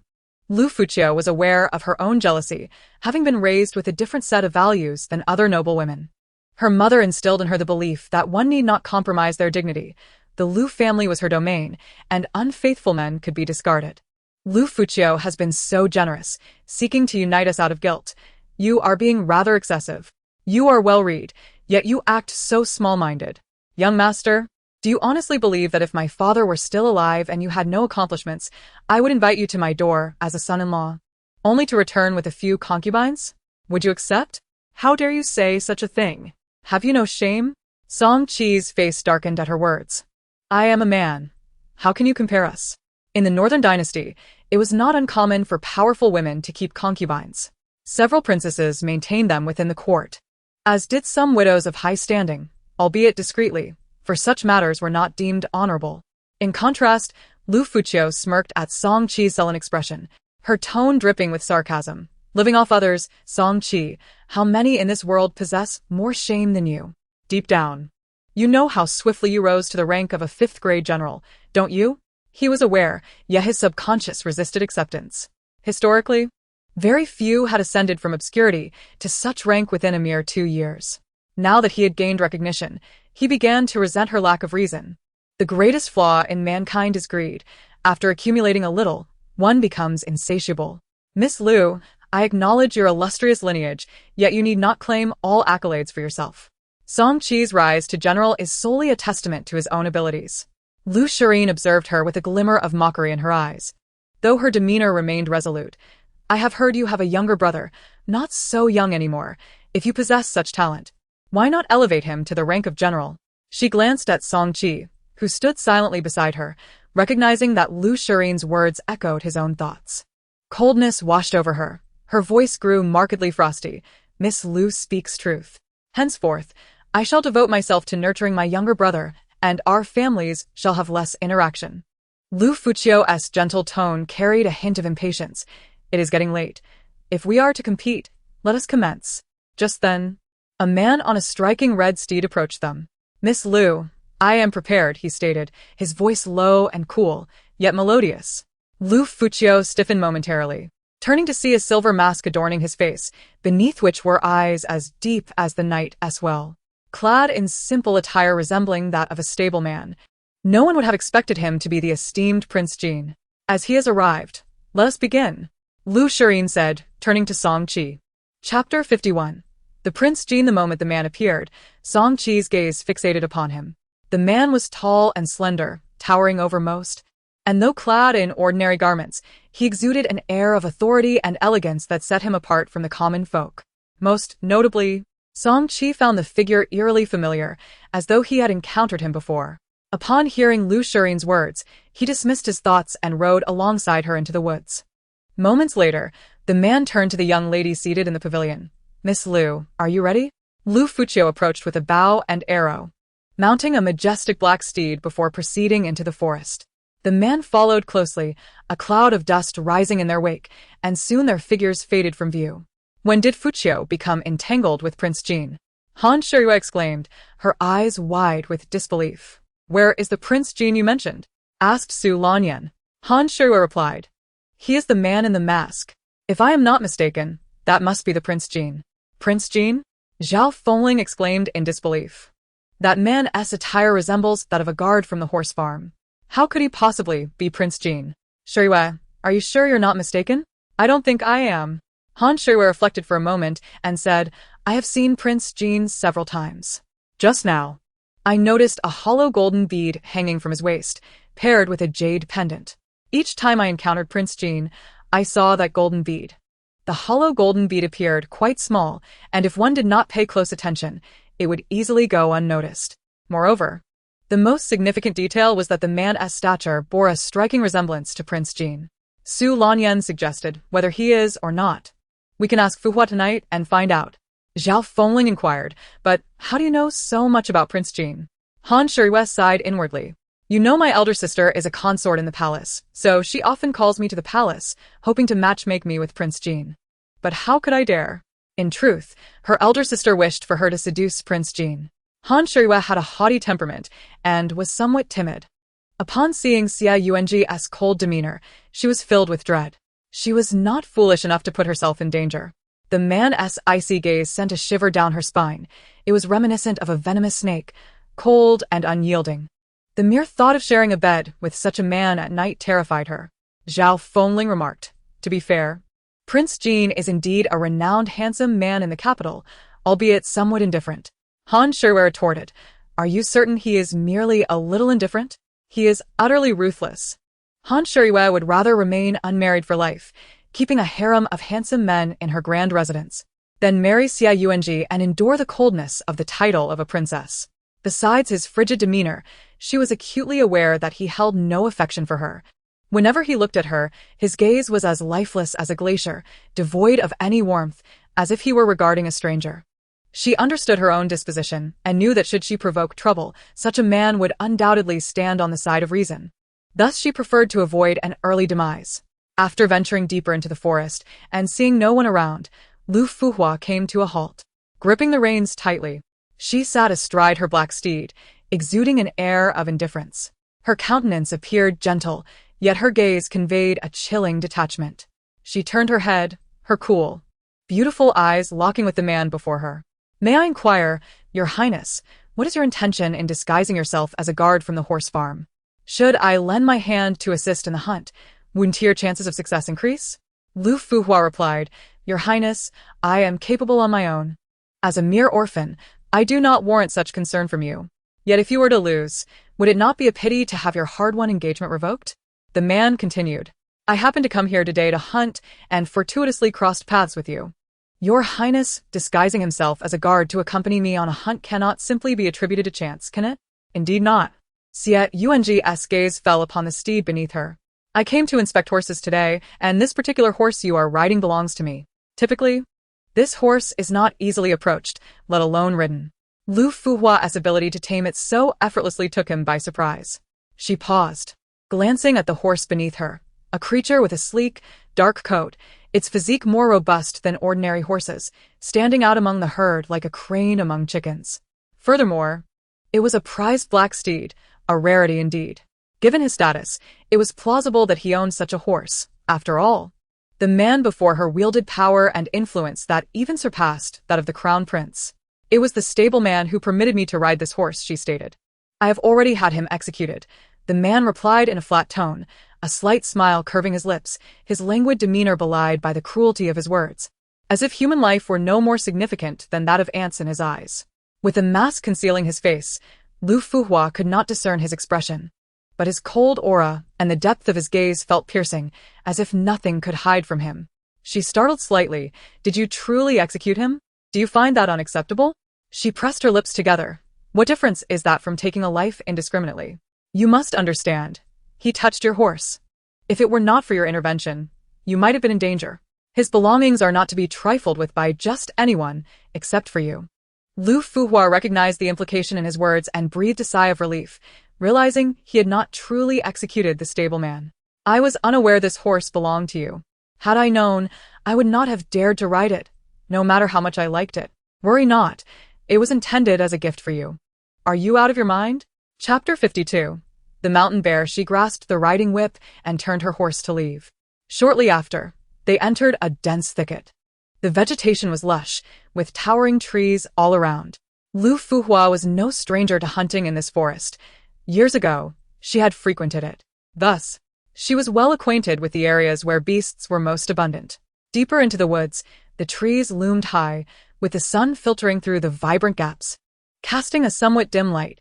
With a bow and arrow in hand, Liu Furong surveyed her surroundings from atop her horse. Suddenly, a flash of white darted past her vision. She swiftly drew her bow, the arrow flying forth like a bolt of lightning. It struck a snow-white rabbit. After retrieving it, Liu dismounted and stood beside her. Smiling as he remarked, "Your archery skills are truly commendable. Were you at the border, you would surely fell countless enemies." "Thank you for your praise, Your Highness," she responded, her tone gentle yet distant, tinged with a hint of wariness. Liu observed the cautious girl before him, tightening his grip on the reins, his gaze profound. His lips pressed into a thin line, exuding a nonchalant coolness. Liu Furong placed the rabbit on the horse's back, and they continued walking, leading their horses forward. They were not competing on the quantity of their kills, but rather on the value of their prizes combined. At that moment, Liu Furong suddenly heard a deep, resonant roar. The sound was low and menacing, and it was substantial. A bear? It was not unusual for bears to roam these depths of the forest. This area was not only home to bears but also to tigers, snakes, leopards, and packs of wolves. From the very beginning, Liu Furong had intended to come this way.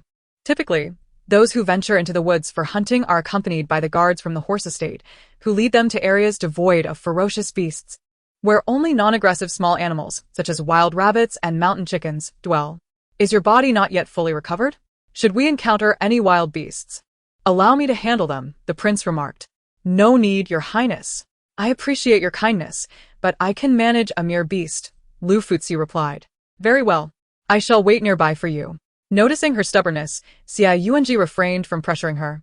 After a brief walk, they paused, for the path ahead no longer accommodated their horses. Liu Furong found a suitable spot to tie the reins. Your Highness, perhaps you should stay here with the horses while I scout ahead? Absolutely not. I shall accompany you. Liu insisted, his concern for her safety evident. Their eyes met, and the depth of his dark gaze left no room for refusal. Ultimately, Liu Furong yielded and ascended the mountain alongside him. As they ventured further, Liu Furong noticed the grass beneath her feet bore the marks of recent footprints, suggesting that someone had ascended before them. Had they been preceded? Liu Furong's observations were not lost on Liu, who leaned closer, his tone casual yet teasing. Even if someone has gone ahead, it matters not. This forest is abundant with wild beasts. Besides, even in defeat, I would never allow you to wed him. If that were the case, you would have married him long ago. He had schemed for years to free himself from constraint. Liu Furong smiled lightly. I have no desire to marry for the time being. I am confident I will not lose, so rest assured, Your Highness. Moments later, a pair of roars echoed from ahead, the growl of a bear resonating through the woods. Before Liu Furong could proceed, a scream pierced the air, an all-too-familiar feminine cry. Quickening her pace, she hurried forward. At that moment, Liu Furong was nearly paralyzed with fear as a black bear charged towards her. The arrow she had loosed in her panic merely grazed the bear's thick hide, inflicting minimal pain, but inciting its wrath. Song Chi's expression darkened as he pulled Liu Furong behind him, knocking an arrow that flew like the wind, embedding itself in the bear's forelimb. Assessing the surroundings, he realized they were halfway up the mountain, surrounded by dense foliage and scattered stones. Escaping with Liu Furong would prove nearly impossible in such terrain. Enin, stay still. Song Qi instructed, swiftly scaling a tree with her in his arms. I will find a way to divert it. Remain here and await my return. Liu Furong looked up, ready to comply. But her gaze fell upon two snakes coiled on a branch above them. Their cold, unblinking eyes sent a shiver down her spine. Song Qi, there are snakes above us. She trembled, fear gripping her heart. Her meager skills were insufficient to confront two serpents. Below, the bear relentlessly battered the trunk, trying to dislodge them, while the snakes above watched intently. Song Qi hesitated, fully aware that any sudden movement could provoke the snakes, while the bear remained vigilant beneath them, roaring in fury. At that moment, two arrows shot forth, piercing the bear's eyes. Blinded, it thrashed in agony, its cries echoing with torment. Liu Furong seized the opportunity, sending two more arrows into the bear's heart. Within moments, it lay still, devoid of life. Approaching, Liu Furong spotted Song Qi and Liu Furong perched in the tree, both too wary to move, despite the threat below having been neutralized. However, the two snakes still hovered above. Fortunately, they remained inactive. As Liu Furong observed the serpents entwine slowly, her fear subsided somewhat. Their entangled state suggested they posed less danger. Suddenly, an idea struck her, and her resolve hardened as she gripped her arrows tighter. At that moment, the serpents began to writhe, still entwined. Chapter 53. Over the mountain peak, Liu Furong declared, though you spotted the bear first, it was we who vanquished it, so it rightfully belongs to us.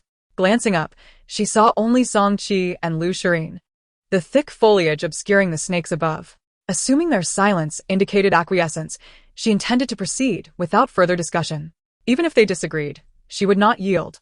This was merely a notification.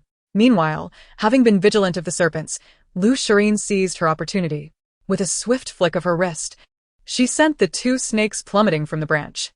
Song Qi found himself in a cramped position, with branches obstructing his movement, while Liu Furong had the advantage of space.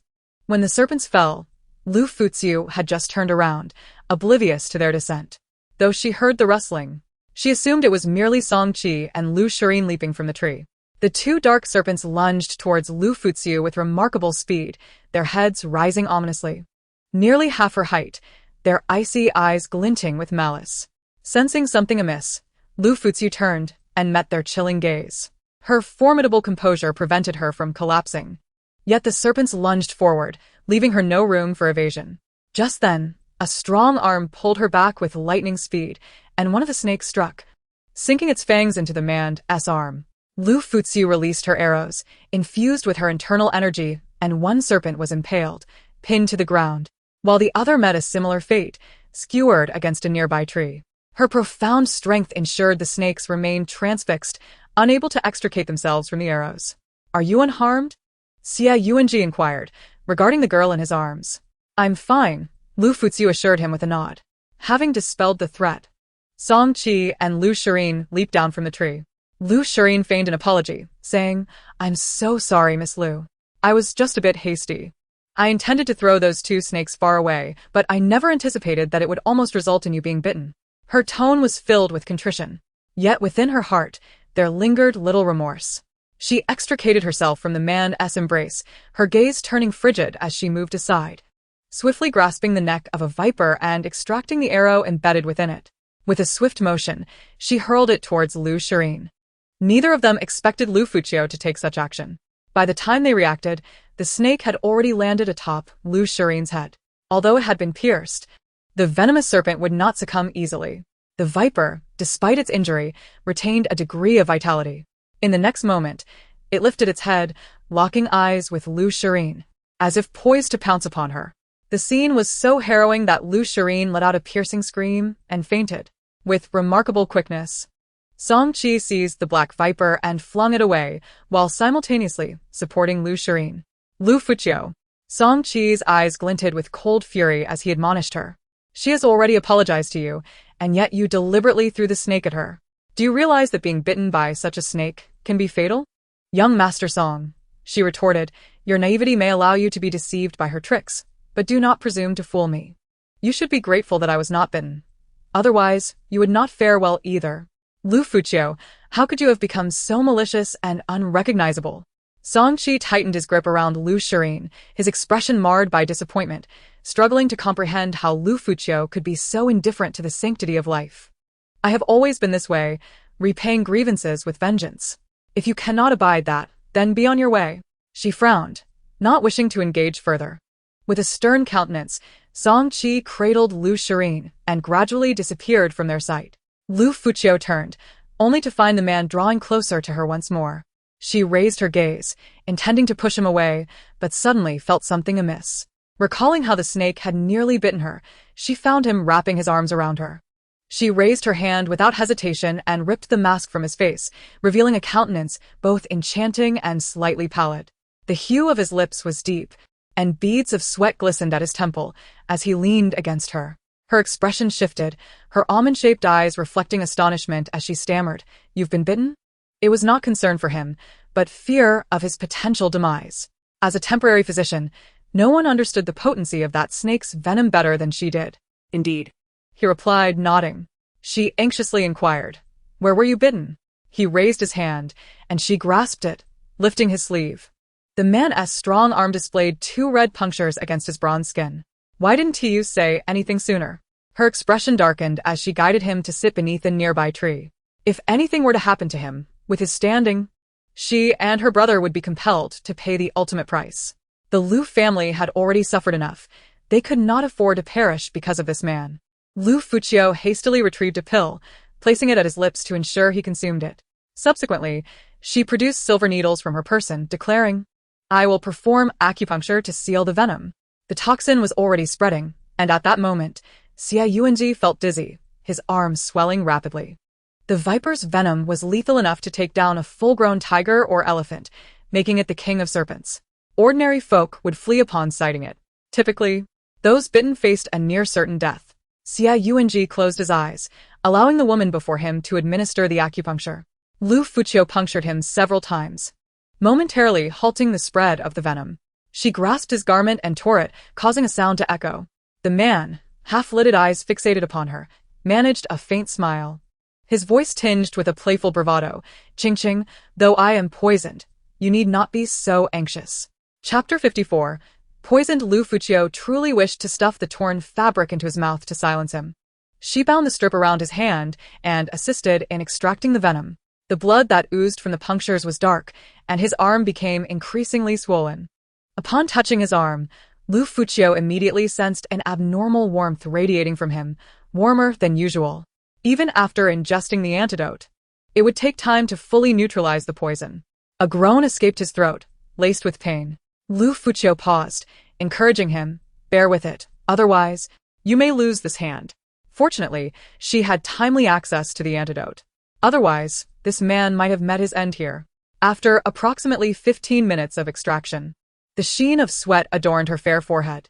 She examined the wound on his hand, now considerably swollen. Although it appeared alarming, the wound itself was not as dark as before. She produced a signal flare and released it. Once activated, it would summon a contingent of men post-haste. From his waist hung a water pouch, which Liu Furong promptly seized. Upon opening it, she brought it to his lips. "Drink some water first. I've sent a signal. Someone should find us within half an hour." Yuanji's voice was slow, tinged with newfound weakness. "You should drink first." At his words, Liu Furong was unceremonious, taking a sip to quench her thirst before offering the pouch to him. Yuanji scrutinized the girl before him. Her delicate oval face bore a look of concern, and her finely arched brows were slightly furrowed. They were mere inches apart, and even without a breeze, he could distinctly detect her faint, elegant fragrance. It was not the typical scent of cosmetics, but rather a subtle, refined aroma, tinged with a hint of milk and mingled with herbal notes. The man's tongue moistened his lips, his voice hoarse as he softly inquired, "Ching-ching, if I survive this calamity, would you consider marrying me?" His voice was weak, his lips appearing dark as he locked eyes with her, his enchanting visage pale, as if he might shatter at any moment. "Your Highness, why do you specifically wish to marry me? There are plenty of ladies in the capital with better family backgrounds and appearances than I," Liu Furong questioned, perplexed. "What do you think?"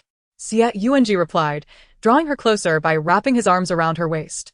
"I possess power and influence, yet I risked my life to save you. What do you think my intentions are?" The distance between them diminished, and at that moment, he could simply lower his head to kiss the woman before him. Xie Yuanji did not wish to force her, unless he could no longer contain himself. So, does your highness harbor feelings for me? She met his gaze. Yet her eyes did not reflect joy, but rather a degree of entanglement. She was grappling with how to retreat gracefully. Unbeknownst to her, from the moment they became entwined, escape had become impossible. Yes, he nodded, directly acknowledging her question, his voice languid and tender. So, do you have even a slight fondness for me? As he spoke, his warm breath caressed her face. On this sweltering day, with their bodies so close, Liu Furong inevitably felt a faint blush bloom upon her cheeks. Mostly due to the heat. After a prolonged silence, she remained unresponsive. The impatience within the man began to grow. He was well aware of his handsome visage, which had garnered the admiration of countless women, regardless of whether they knew his true identity. Yet, he had never been moved by any of them, for he had already found the best. Therefore, she must also harbor some affection, right? Xie Yuanji had made up his mind. Should she nod in agreement, he would solidify their bond. Gazing at the radiant and fair visage in his arms, a subtle smile graced his lips. If she were to consent, then this wound would have been worth it. At that moment, their intimate positioning radiated an undeniable ambiguity. Your Highness, may I inquire what it is about me that you find worthy of your affection? She blinked, her smile a mix of jest and sincerity. You say I can change? Is that so? The mischievous tone in her voice instantly darkened his expression, dispelling the romantic atmosphere. Sensing the man's sudden stiffness, Liu Furong seized the opportunity to break free from his embrace. However, before she could escape, her wrist was captured once more. Liu Furong, I was wounded saving you. Do you possess no sense of gratitude? His anger transformed into a sardonic smile. Am I truly so unappealing to you? Or do you fancy someone else? Perhaps Song Qi? It was as if speaking that name would grant him the impulse to eliminate the rival. Liu Furong replied, Your Highness, our social standings are vastly different. You may have numerous consorts in the future, but you are aware of my family's principles, are you not? My father wishes for me to marry an ordinary man and live a simple life. His esteemed status was too lofty for her to aspire to.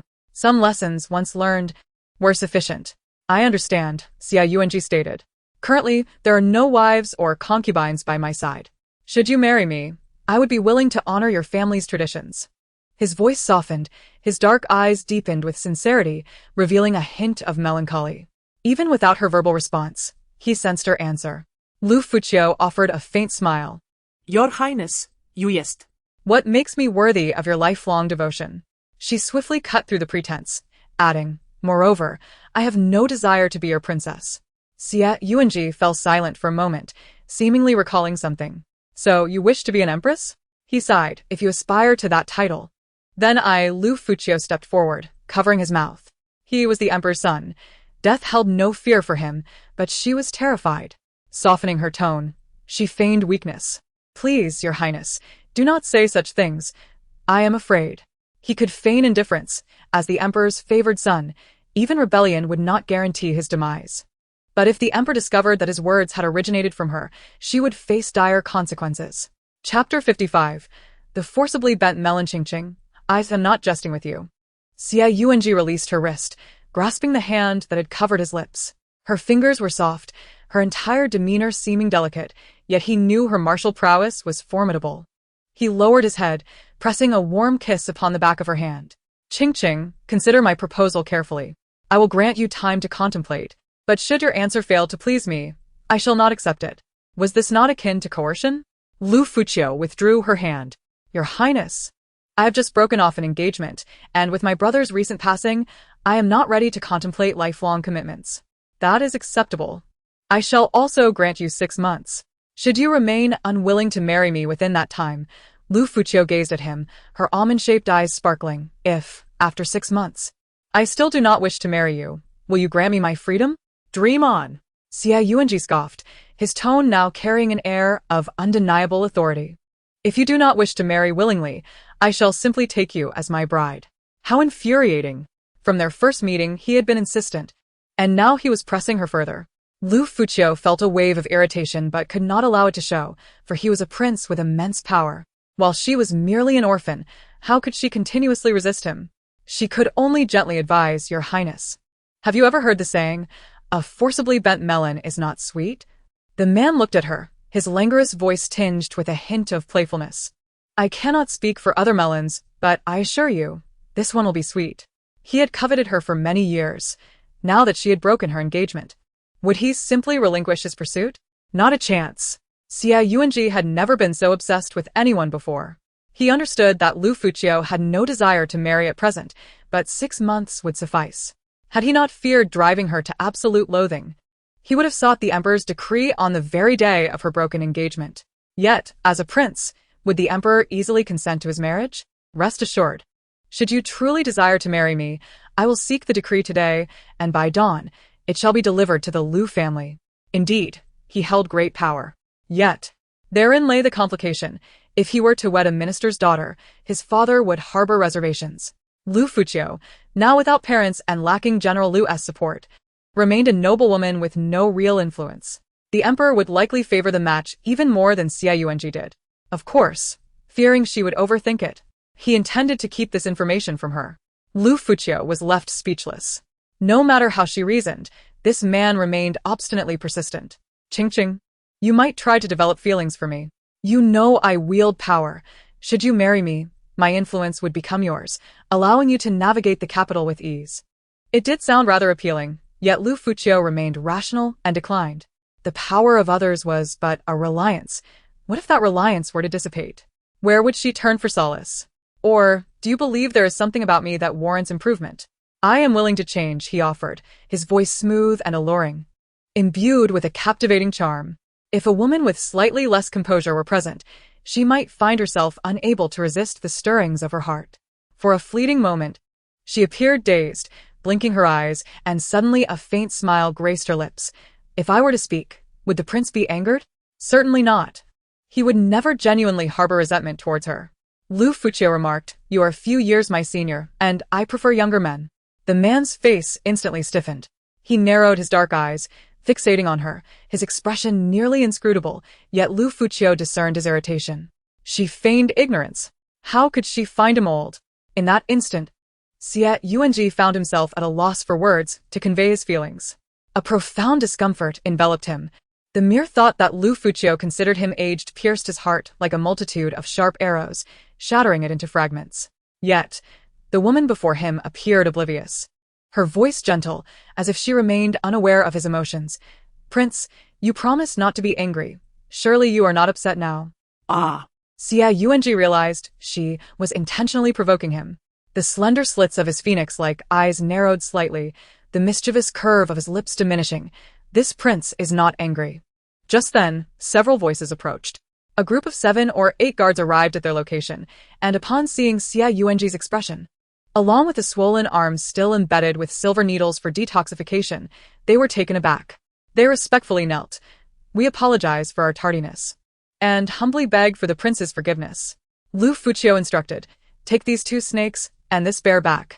Xia Yuanji concurred. He'd miss Liu's words. Yes. The guards promptly replied with respect. Liu Fuqiu added, upon returning, I will do my utmost to assist the prince with detoxification. The poison from the mountain peak was quite potent. He had suffered a significant bite.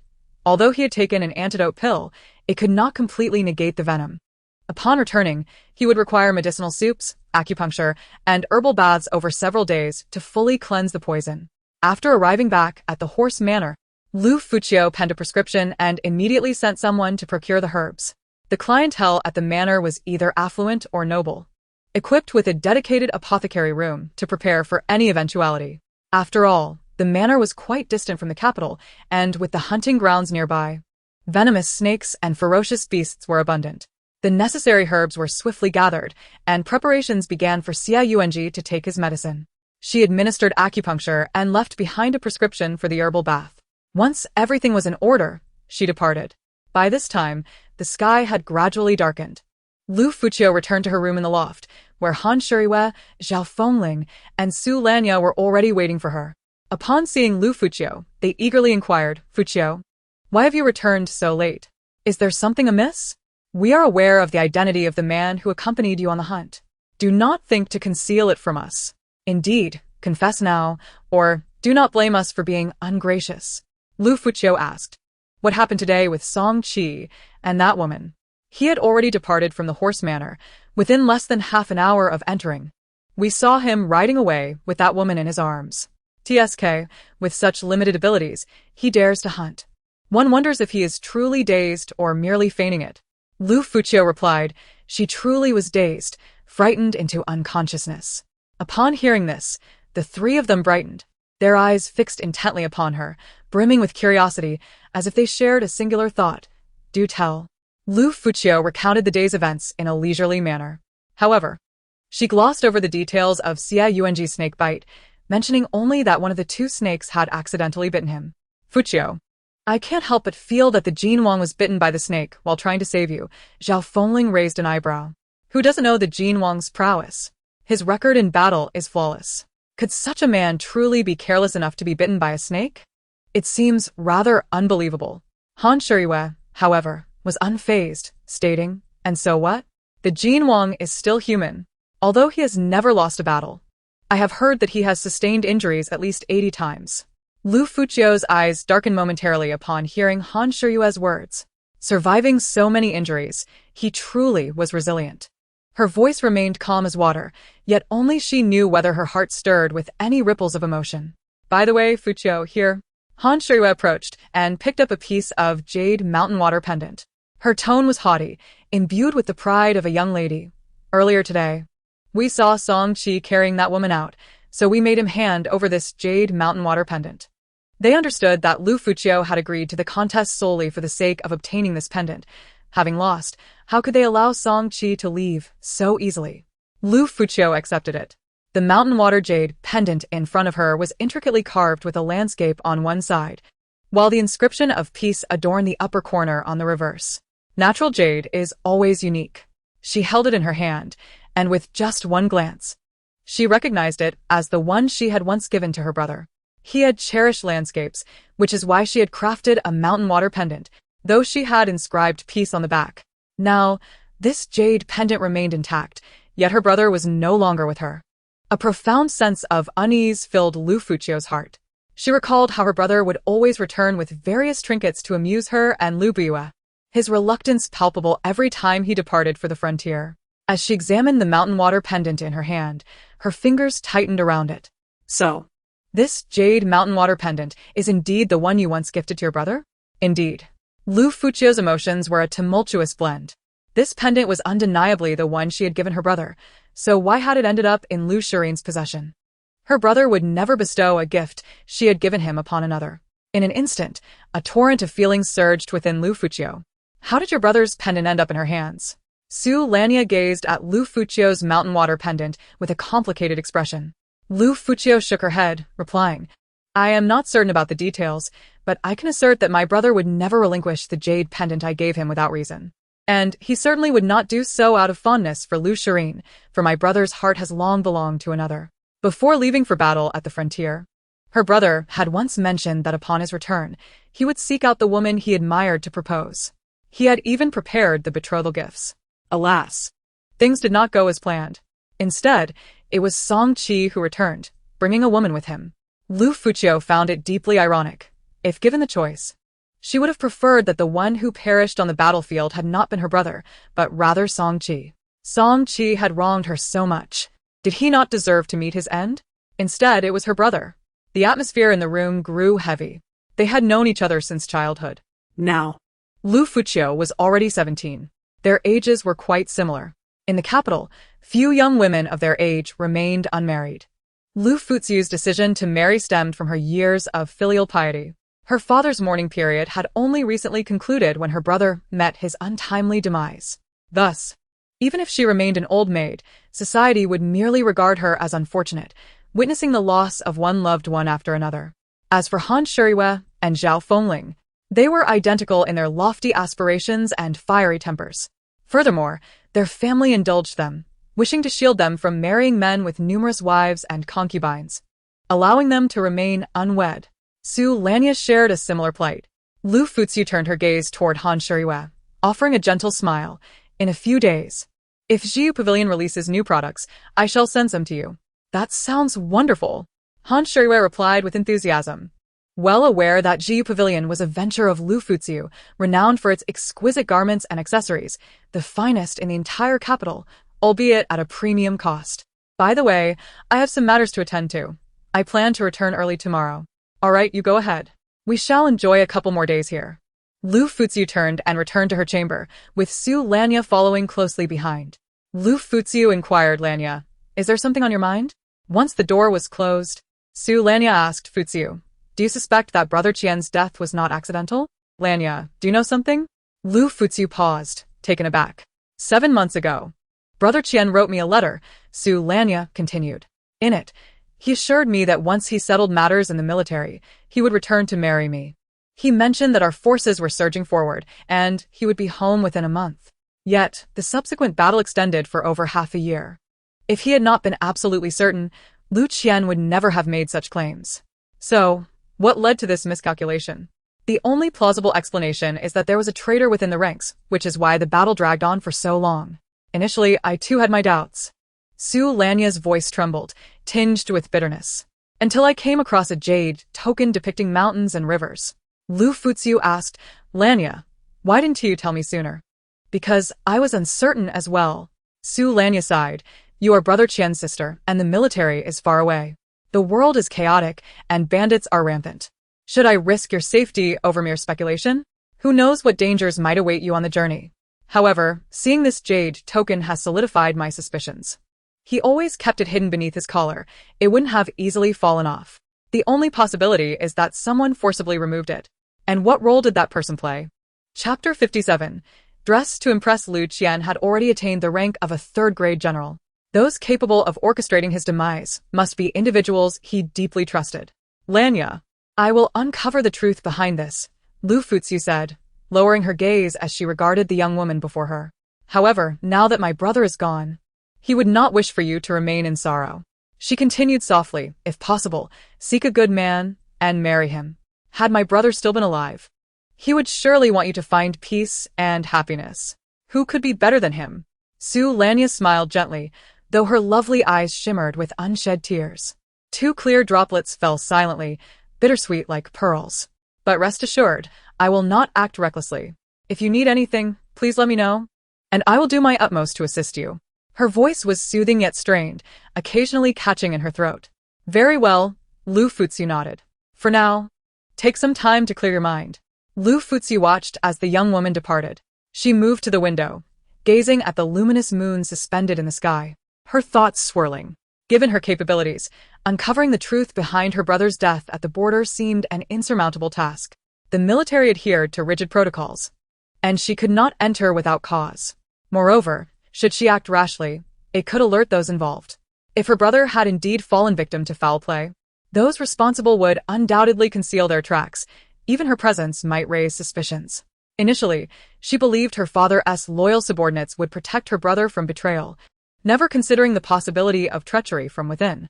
The unforeseen truth proved to be the most lethal of all. Her brother, now a third-grade general, must have faced formidable forces to meet his end. In an instant, Liu Furong clutched the jade token, her wrist trembling. If her brother had been murdered, what about her father?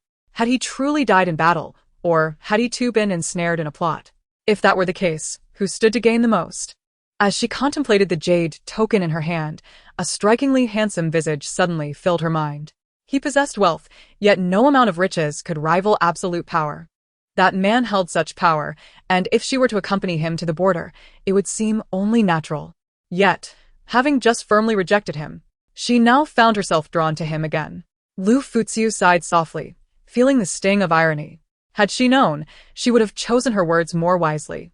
The next day, before dawn broke, Liu Furong rose early.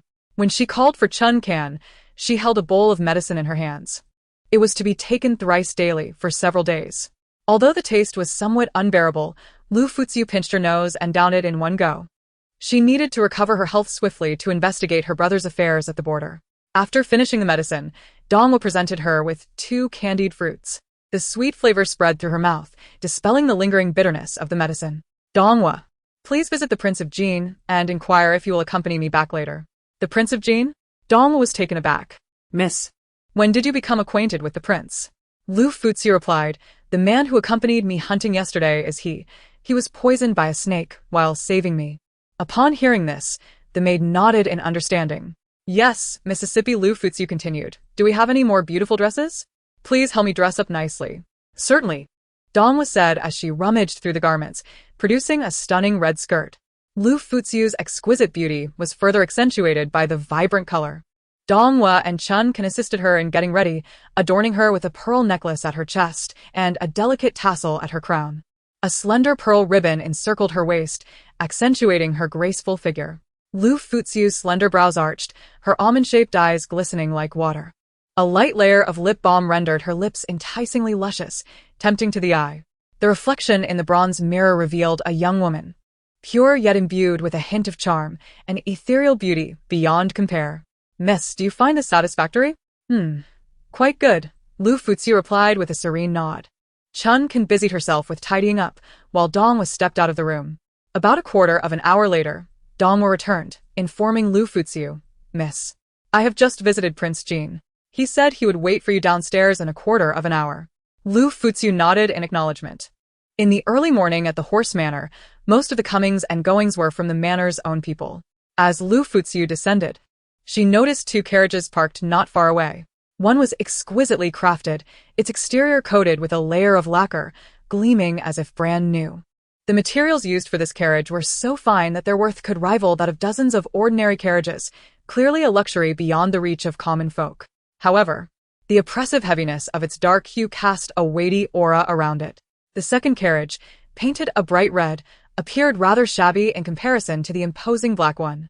Liu Furong stated, "You two shall take the carriage at the back, and I will ride in the front." "Understood." The two maidservants did not question her and obediently climbed aboard. Liu Furong approached the black carriage, where the driver, acting as a secret guard, opened the door for her. She stepped up, bent down, and entered the carriage. Inside, a man was resting with his eyes closed, his elbows resting on the table, supporting his head. Upon her entrance, his eyes opened, dark as the depths of night, revealing a flicker of cold brilliance that made it difficult to discern his thoughts. In truth, Xie Yuanji found himself puzzled by the young lady before him. Just yesterday, she had vehemently refused him, yet today, she sought to accompany him back to the city. Adorned with such beauty, it stirred a longing within him. Liu Furong softly called, "Your Highness." Her voice was gentle, akin to a feather gliding across a tranquil surface, igniting an even greater yearning. "Please take a seat." His gaze flicked towards her, his voice nonchalant, yet laden with an invasive intensity as it settled upon her. "What brings you, my dear, to seek me in such elegant attire today?" Liu Furong sat in the space between them, across a delicately crafted tea table. A smile graced her lips. "I wish to show you, Your Highness." "My dear," Xie Yuanji replied with a smile, leaning slightly towards her. His tone leisurely yet tinged with a hint of mischief. "Has no one ever told you that your smile resembles that of a puppet?" Liu Furong's smile faltered slightly. "So, you find me unappealing?" The mirth in her expression dimmed. "Very well, I shall refrain from smiling." "Are you upset?" Xie Yuanji asked. "Before me, my dear, there is no need for forced cheer." He granted her the privilege to express herself. "Speak. What do you desire?" Liu Furong inquired.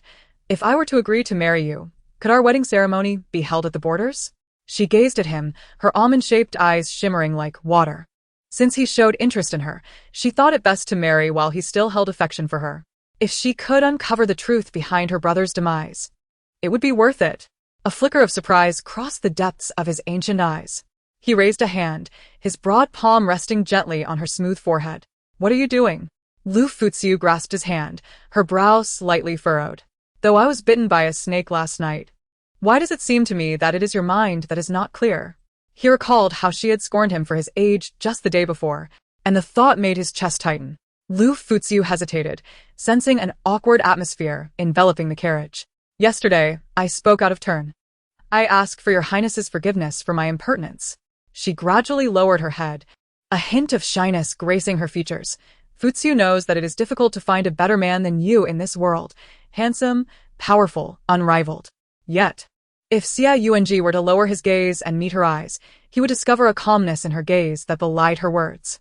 However, without needing to see, he sensed her insincerity.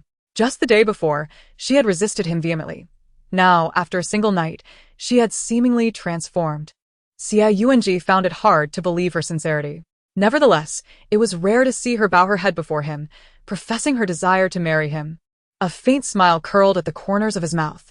"Do you truly have feelings for me?"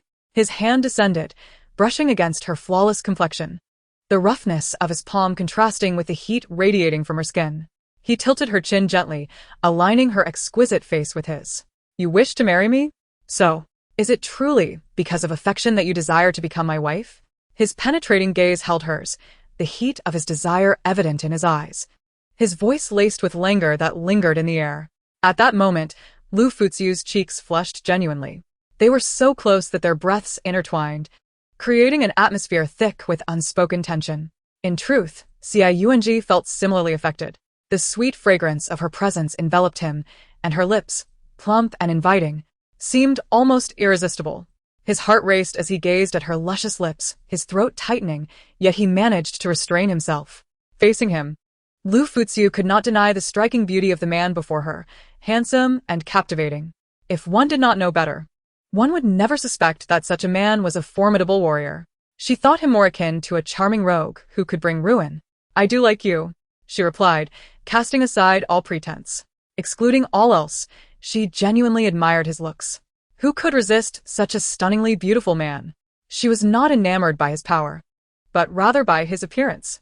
If he were but a down-and-out scholar attempting to woo her, she would undoubtedly succumb to his charms. Her mother had taught her not to live like other women, solely devoted to marriage and child-rearing. Life was her own, and she should live it as she pleased. If she were to marry, it should be for love. Otherwise, remaining single was also an option. However, now, even though she did not fully love him, she felt compelled to marry. In the previous dynasty, women who reached 18 without marrying faced fines, and matchmakers would impose unions. Similarly, men who remained unmarried past 20 faced the same consequences. Yet, the current era imposed far fewer restrictions. Men and women could decide for themselves whether to marry, provided their families did not interfere and there would be no repercussions. In the court, many noble women remained unmarried or became widows and kept concubines. The widowed ladies often indulged in self-pampering. Liu Fuxiu's jewelry shop was frequented by several such widows. Her voice was as melodious as silver bells, captivating in its sweetness, particularly when she spoke softly, evoking a desire to cherish her. Xia Yuanji leaned closer, the distance between them almost negligible. Just a little further, and he could capture her lips with his own. However, Xia Yuanji restrained himself, refraining from taking further action. If he were to kiss her, she would undoubtedly feel even more like a frivolous person. A smile danced at the corners of his lips. "But, my dear, do you not still find this king too old? Indeed, I am several years your senior. What can be done?" She was now 17, while the man before her was 5 years her elder. Clenching the handkerchief tightly, she spoke in a barely audible whisper. "My mother once said that those older tend to be more considerate." The words felt as if they had cost her half her life. As she uttered them, her cheeks flushed a delicate pink, a source of profound embarrassment. Had it not been for her brother, she would never have uttered such shameful words. Ah. Though he was aware that her sentiments were not entirely genuine, Xia Yuanji could not help but smile, his delight evident to any observant eye, especially when he beheld her adorably flushed cheeks, rosy and utterly charming. To utter such audacious words suggested that she had truly let go of her inhibitions.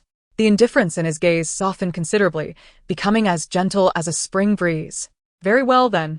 Today, I shall enter the palace to seek the imperial decree for our union, and we shall wed at the borders."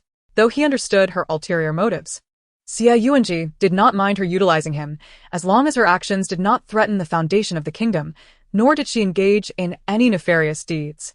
Naturally, he trusted that the woman he had chosen was sensible enough not to act maliciously. "Will you not inquire why I wish to wed at the borders?"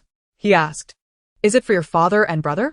Xia Yuanji replied, "Qingqing, your father and brother fell valiantly in defense of the nation. Henceforth, you may place your trust in this king, allowing me to be your support." Liu Fuqi met his deep, penetrating gaze, momentarily taken aback.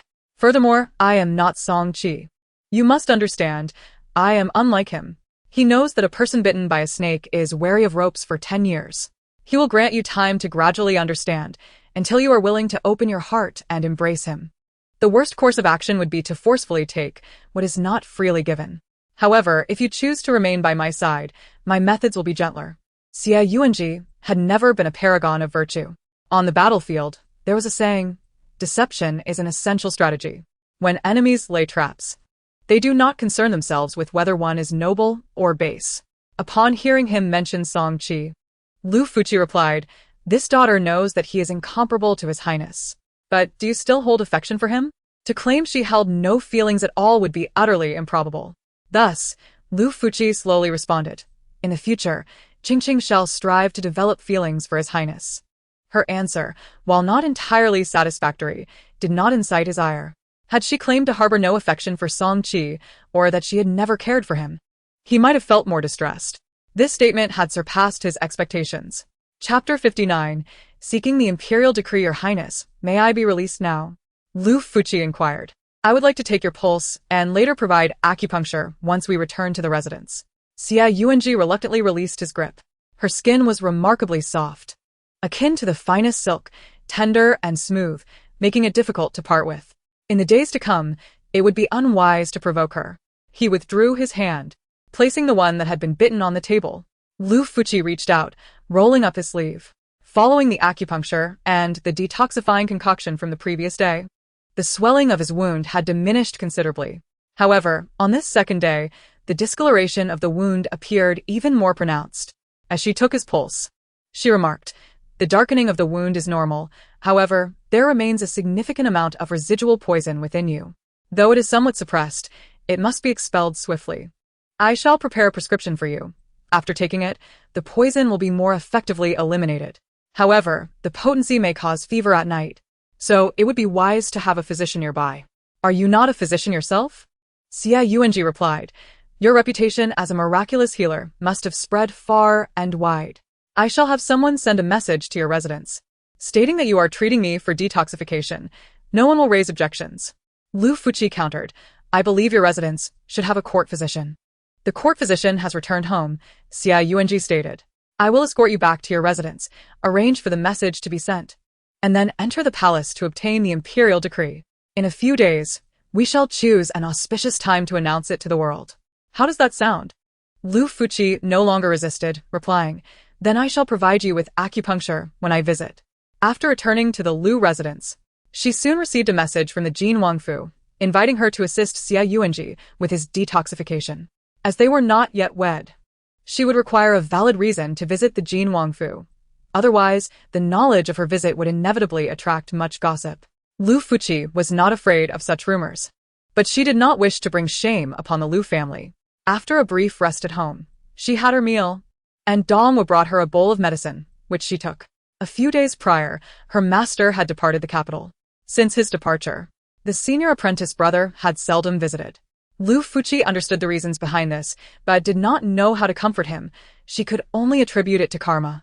The princess's residence had private tutors, and to save time, Liu Buruo moved to the princess's residence, intending to return after the examinations. In the vast estate, she was left as the sole mistress. The imperial palace passing through the heavy palace gates, Xie Yuanji made his way to the imperial study. After announcing his arrival, he received the emperor's consent and entered. Upon entering, he saw the emperor clad in a dragon robe, accompanied by a man in moon-white brocade, his hair tied with a crown, bearing a resemblance to him. The man nodded at him with a smile. "Fourth brother." Xie Yuanji glanced at the seemingly humble sixth prince. He knelt before the emperor, offering a respectful greeting. "Your son pays respects to Father Emperor."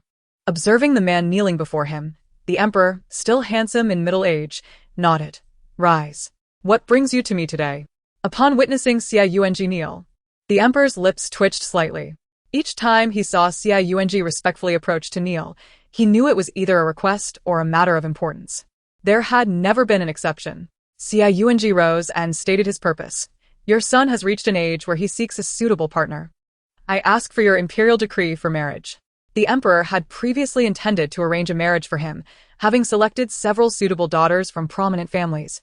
But he had declined, stating he already had someone in mind. Yet, he had refused to disclose the identity of this woman, and the emperor had been unable to uncover it.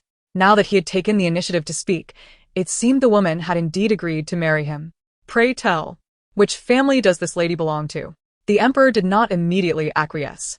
Given Xia Yuanji's current power, which surpassed that of the crown prince, he would not readily consent. Should he wish to marry the daughter of a high-ranking official, such as the prime minister or the grand commander, he would never agree. It would be akin to handing over half the throne. It is the daughter of the great general of the nation, the Liu family. Xia Yuanji stated, "Your son wishes to marry her." Liu Qingyu's daughter? If I recall correctly, she is already betrothed, the emperor replied. No wonder you were so reticent when I previously sought to arrange a marriage for you. It seems you had your sights set on another's fiancé. They have already broken off the engagement. Xia Yuanji implored, I humbly request Father Emperor to bestow her hand in marriage to me. The emperor's voice remained calm, exuding an aura of imperial authority. Xia Yuanji smiled and replied, in that case, I shall marry the legitimate daughter of Prime Minister Jiang. What say you, Father Emperor? The emperor's expression darkened at this audacious suggestion. Is this a threat against me, Chang'an? He inquired, his voice heavy with gravity. Even if the person in question were his own son, the emperor could not tolerate such a challenge, for he had many sons at his disposal. My father thinks too much. I merely wish to wed a princess, Xia Yuanji remarked as he departed the palace in the afternoon, having successfully obtained the imperial decree. Upon reaching the Liu residence, he boarded a carriage, his lips parting to utter 2 words. Upon hearing of Xia Yuanji's arrival, Liu Fuxiu prepared a medicine box and made her way to the entrance. From a distance, she spotted a black carriage waiting. As she climbed aboard, her eyes fell upon the man within, beside whom lay a pile of lotus cakes and mung bean milk cakes, a delicate aroma of tea wafting through the air. These were purchased on the way here. Would you care to try some? He inquired. I thank you, my lord, Liu Fuxiu replied. Settling beside him, with the poise of a refined lady, the man gently nudged the pastries toward her. Liu Fuxiu picked up a piece of mung bean milk cake, savoring its sweet flavor. Xia Yuanji poured her a cup of tea. The golden brew filled the white jade cup, its fragrance already intoxicating before tasting. Noticing the man's silence, Liu Fuxiu ventured, my lord, how went your visit to the palace today? Guess, Xia Yuanji teased, a charming smile playing at the corners of his lips, his striking eyes resting upon her. I surmise you received the imperial decree, she replied. Indeed, he confirmed. In a few days, we shall choose an auspicious date for the decree to be delivered to your family. Is that agreeable? That would suffice, Liu Fuxiu said, her almond-shaped eyes narrowing slightly, a gentle smile gracing her features. Rest assured, once I am wed, I shall fulfill my duties as a princess. Yet, Xia Yuanji discerned that her smile did not quite reach her eyes. Tomorrow, I shall ensure you return home early, he stated, sensing her curiosity. Why? She inquired, her voice tinged with suspicion. He did not answer directly but replied in a deep, melodious tone, you shall find out tomorrow. The carriage entered the estate through the back gate and came to a halt. Liu Fuxiu followed the man to the Bamboo Appreciation Pavilion, his residence. Surrounded by a vast bamboo grove accessible via a pebble path. The courtyard was immaculate, devoid of flowers or trees, its stone floor pristine and unblemished. My lord, where shall we proceed for acupuncture? Liu Fuxiu inquired. Follow me, Xia Yuanji instructed. Adjacent to the pavilion was a small hall, where he led her inside. Upon entering, she noticed a landscape painting adorning the wall, the ink washing blending harmoniously. A few porcelain vases rested nearby, yet the overall decor felt sparse and cold. Liu Fuxiu opened her medicine box and extracted a set of silver needles. Xia Yuanji noticed additional medicinal packets within. Are these for me? He asked casually. No, she replied. They are mine. Shall I have 2 maidservants attend to you? Thank you, my lord, she accepted, for she was unfamiliar with the estate and welcomed the assistance. After rolling up his sleeve, she inserted the silver needles into his acupoints, removing them approximately 15 minutes later. She presented him with a prescription she had prepared in advance. My lord, I have written this prescription. Please have a servant fetch the ingredients and brew the medicine, allowing it to simmer for about half an hour. To be taken in 2 hours. Very well, he nodded, addressing the guard outside. Send Miss Liu to the Danyan Pavilion and assign her 2 maidservants for her service. Understood. Liu Fuxiu rose and followed the maidservant to a nearby courtyard. Upon arrival, she discovered that the Danyan Pavilion was actually adjacent to the Bamboo Appreciation Pavilion. Shortly thereafter, 2 maidservants arrived to assist her. Greetings, Miss Liu. I am Ji Hong, one maidservant said. And I am Tao Hong, the other added. Would you be so kind as to prepare this medicine for brewing? Liu Furong requested gently, handing them a packet. Certainly, please wait a moment, they replied. About half an hour later, the maidservants returned with a bowl of rich medicinal broth. As Liu Furong gazed at the concoction, a thought struck her. She had not brought any candied fruits. Ji Hong, does your household have any candied fruits? Regrettably, Miss Liu, we do not possess such items. But I can go out to procure some, Ji Hong offered. The Lord instructed everyone to fulfill any requests of Miss Liu to the best of their abilities. If not, then please prepare a glass of plain water, Liu Furong replied. As you wish. Once the broth had cooled slightly, she lifted the bowl and drank it all in one go. Grimacing at the bitter taste, she took a sip of water to cleanse her palate. Just then, Ji Hong returned with a portion of candied fruits, placing them before her. Miss, here are the candied fruits. Liu Furong popped one into her mouth, the sweetness lifting her spirits. Wait a moment, did you not say there were none in the estate? She queried. Ji Hong explained. The Lord mentioned the medicine's bitterness and instructed someone to buy 2 portions of candied fruits, bringing one for you as well. Liu Furong nodded in understanding.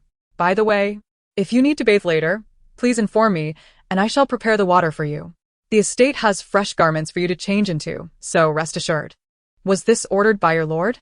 Indeed, the maidservant confirmed without hesitation. Liu Furong chose not to press further. As evening descended, she took her medicine and began to perspire. She instructed the maidservants to prepare water for her bath. Shortly after she finished bathing, she received word that Xia Yuanzi had developed a fever. With concern, she hurried to him. At that moment, the feverish Xia Yuanzi remained in his study, hastily attending to unfinished affairs. Upon seeing Liu Furong arrive, he deemed it time to conclude his work and set aside the documents he had been reviewing. My lord, how do you fare? At this moment, the man was enduring discomfort while attending to official matters. Liu Furong remarked, at such a time, the prince should prioritize rest. Fortunately, Xia Yuanzi rubbed his temples, his head throbbing as if it might split open. He closed his eyes, his handsome features displaying a calm demeanor. If one overlooked the slight furrow of his dark brows, one would hardly perceive any discomfort. Is there a way to alleviate the headache? He asked. Acupressure can provide some relief, Liu Furong replied. The poison from Mount Foam is potent, indeed the king of all toxins. The symptoms you are experiencing are entirely normal. This herbal concoction will not harm your body, but you may suffer from dizziness throughout the night. After a moment's thought, she continued, please send for 2 basins of cold water and a towel. Since he had already undergone acupuncture and taken detoxifying medicine, he could not take any other medications. He would have to endure the night alone. Xia Yuanji cast a glance at the 2 guards at the door, urging, hurry along. Qi Feng and Qi Yan soon returned with the basins of water. Once they set them down, Xia Yuanji instructed, close the door and stand guard outside. Yes, they replied, bowing their heads before exiting and closing the door behind them. Prince, you should lie down on the couch, she suggested, pointing to a soft couch situated behind the bookshelf, perfectly suited for resting. Very well. Xia Yuanji reclined, while Liu Furong pulled a stool behind him. She soaked the towel in water, and soon he felt the cool fabric resting on his forehead, followed by gentle, delicate fingers gliding over his scalp. As she leaned slightly closer, the unique fragrance of a woman enveloped him, momentarily clouding his senses. Liu Furong removed his hairpin, her fair, soft fingers weaving through his dark hair. In this intimate setting, the two were alone, with her tending to him as if they were a long-married couple, which felt overly ambiguous. Liu Furong remained unfazed. Having resolved to marry him, their closeness was bound to deepen. Moreover, her medical training had acquainted her with men, and she felt at ease. However, the man lying on the couch did not appear as tranquil as he seemed. The woman's fragrance wafted into his nostrils, and her tender fingers roamed his head, prompting his thoughts to wander to the possibility of those soft fingers traversing his chest. Merely imagining it caused his body to tense. After about half an hour, Liu Furong asked, "Do you feel any better?" Xia Yuanji sat up and took her hand in his. "Are you tired?" he inquired, his voice slightly hoarse, tinged with an indescribable yearning. His deep gaze fell upon her, his beautiful phoenix eyes shimmering with an intense desire. His skin felt unusually warm. Even the palm that enveloped her fingers radiated heat, making her heart race. "I'm not tired," Liu Furong replied, allowing him to hold her hand without pulling away. The engagement was her own desire, and she yearned to marry him quickly. To refuse would seem overly affected. Qingqing, the imperial decree has been issued. When do you wish to marry me? If the prince is willing, I too desire to marry you soon. This way, should Xia Yuanji be dispatched to the border, she, as his nominal princess, could accompany him. Even if she could not enter the military camp, residing at the border would facilitate her inquiries. At present, she trusted no one.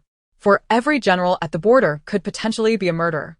The most trusted individuals often wielded the sharpest knives behind one's back. Therefore, until all matters were clarified, she would not easily entrust her faith. Perhaps the man before her was worthy of trust, but to what extent, Liu Furong did not know, as she was uncertain of her relationship with the generals at the border. Whether her future investigations might implicate his interests was also unclear, so silence seemed prudent. He regarded her, his expression devoid of mirth, yet his gaze remained fervent. His tone was languid and teasing, laced with mischief. Why the urgency to marry me?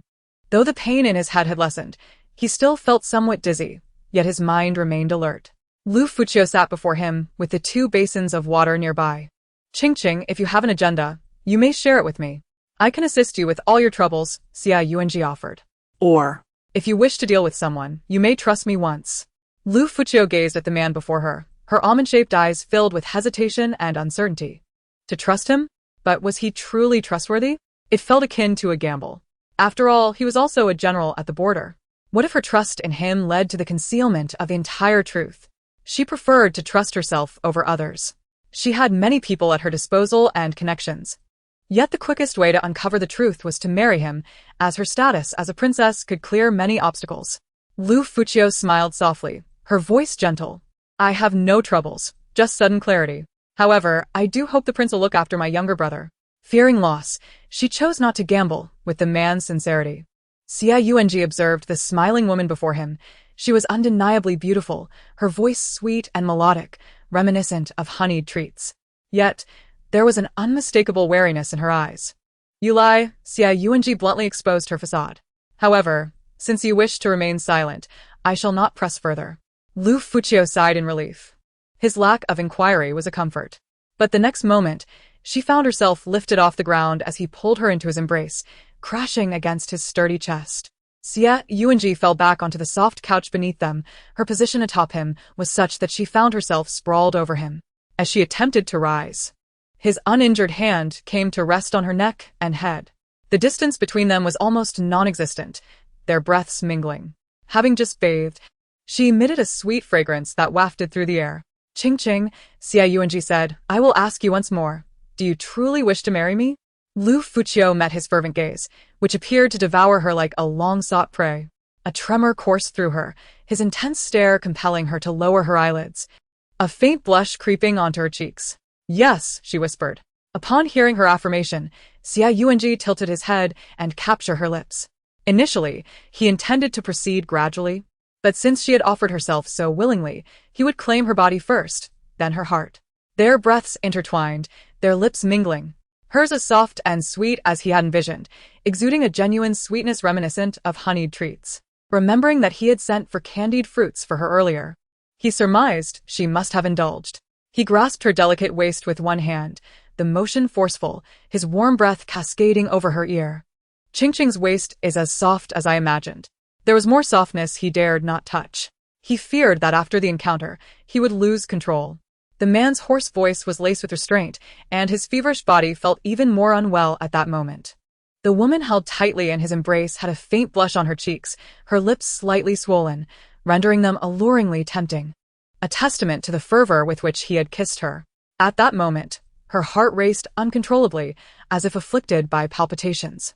After all, she was merely an unmarried woman, and prior to this, she had never been so intimately close to anyone. Xia Yuanji propped her up by the waist, sitting upright. His long fingers delicately caressed her chin, and his phoenix eyes sparkled with mirth. When you arrived just now, did you indulge in candied fruits? Liu Furong met his gaze. Her reflection mirrored in his deep, captivating eyes. The young girl blinked her watery eyes, her slightly swollen, rosy lips parting. The medicine is bitter. I took 2 pieces. I shall have another taste. The candied fruits were sent by you after all. It wouldn't hurt to sample them a bit more, would it? Chapter 62. The imperial edict. The following day, As Liu Furong languidly awoke from her slumber on the soft couch, the man beside her also roused. She tidied her wrinkled garments, her cheeks still bearing traces of lingering warmth from sleep. Xie Yuanji remarked, "After breakfast, I shall have Qifeng escort you home." Upon hearing this, Liu Furong replied, "Then allow me to check your pulse first, my lord." She raised her hand, her fingertips resting on his wrist.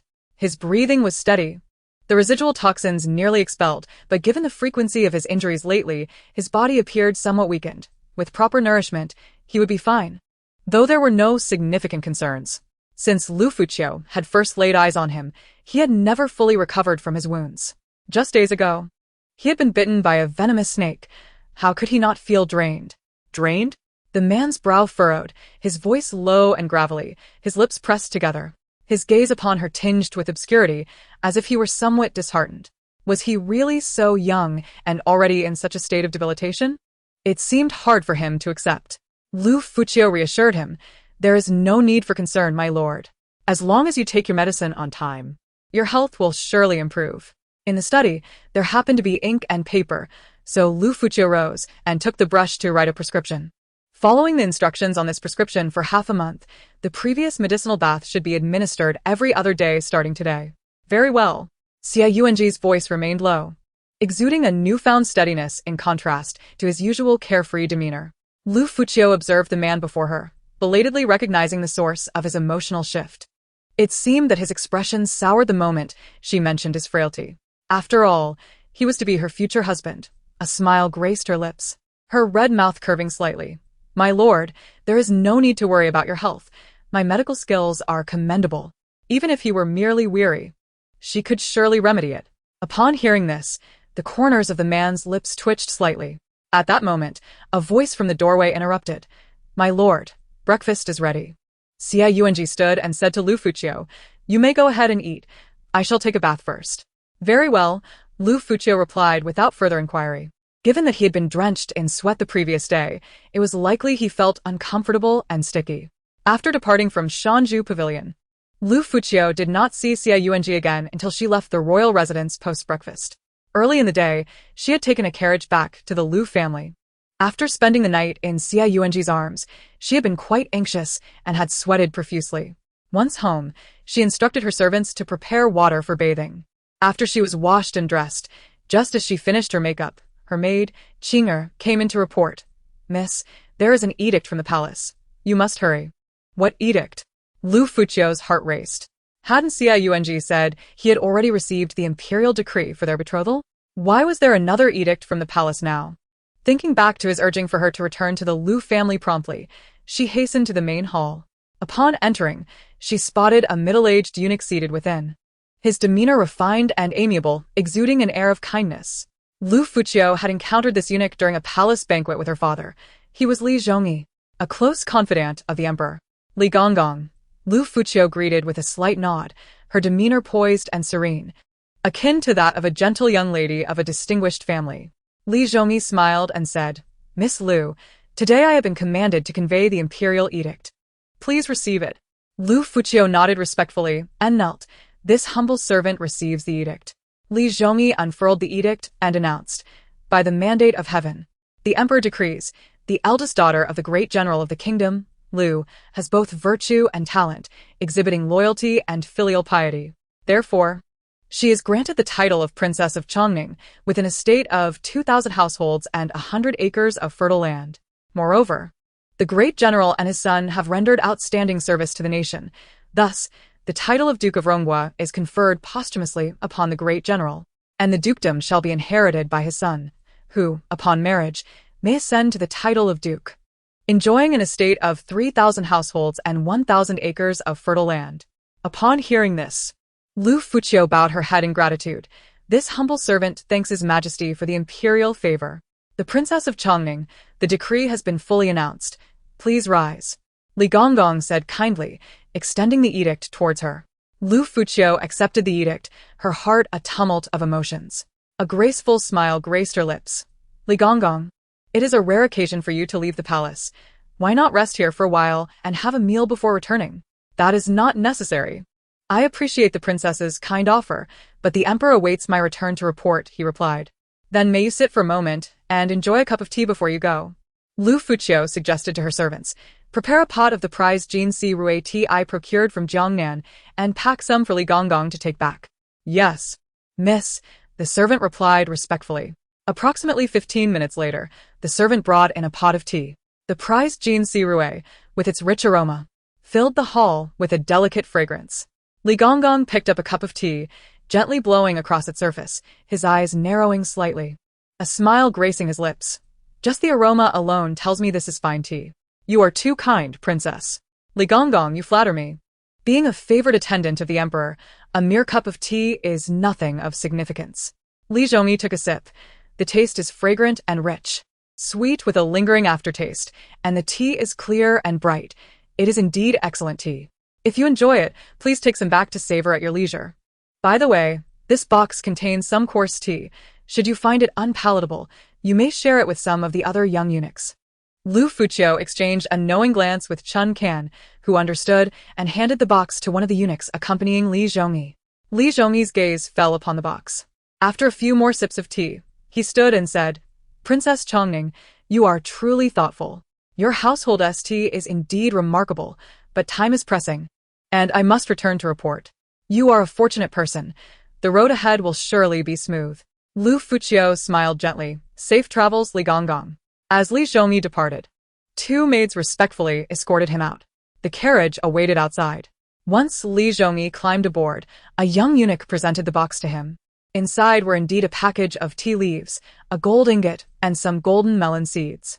The tea leaves were, of course, the finest Jinsi Rui. Li Zhongyi lifted the gold from the box, took a bite, and gently blew on it. This Princess Chongning is truly a clever woman, he mused.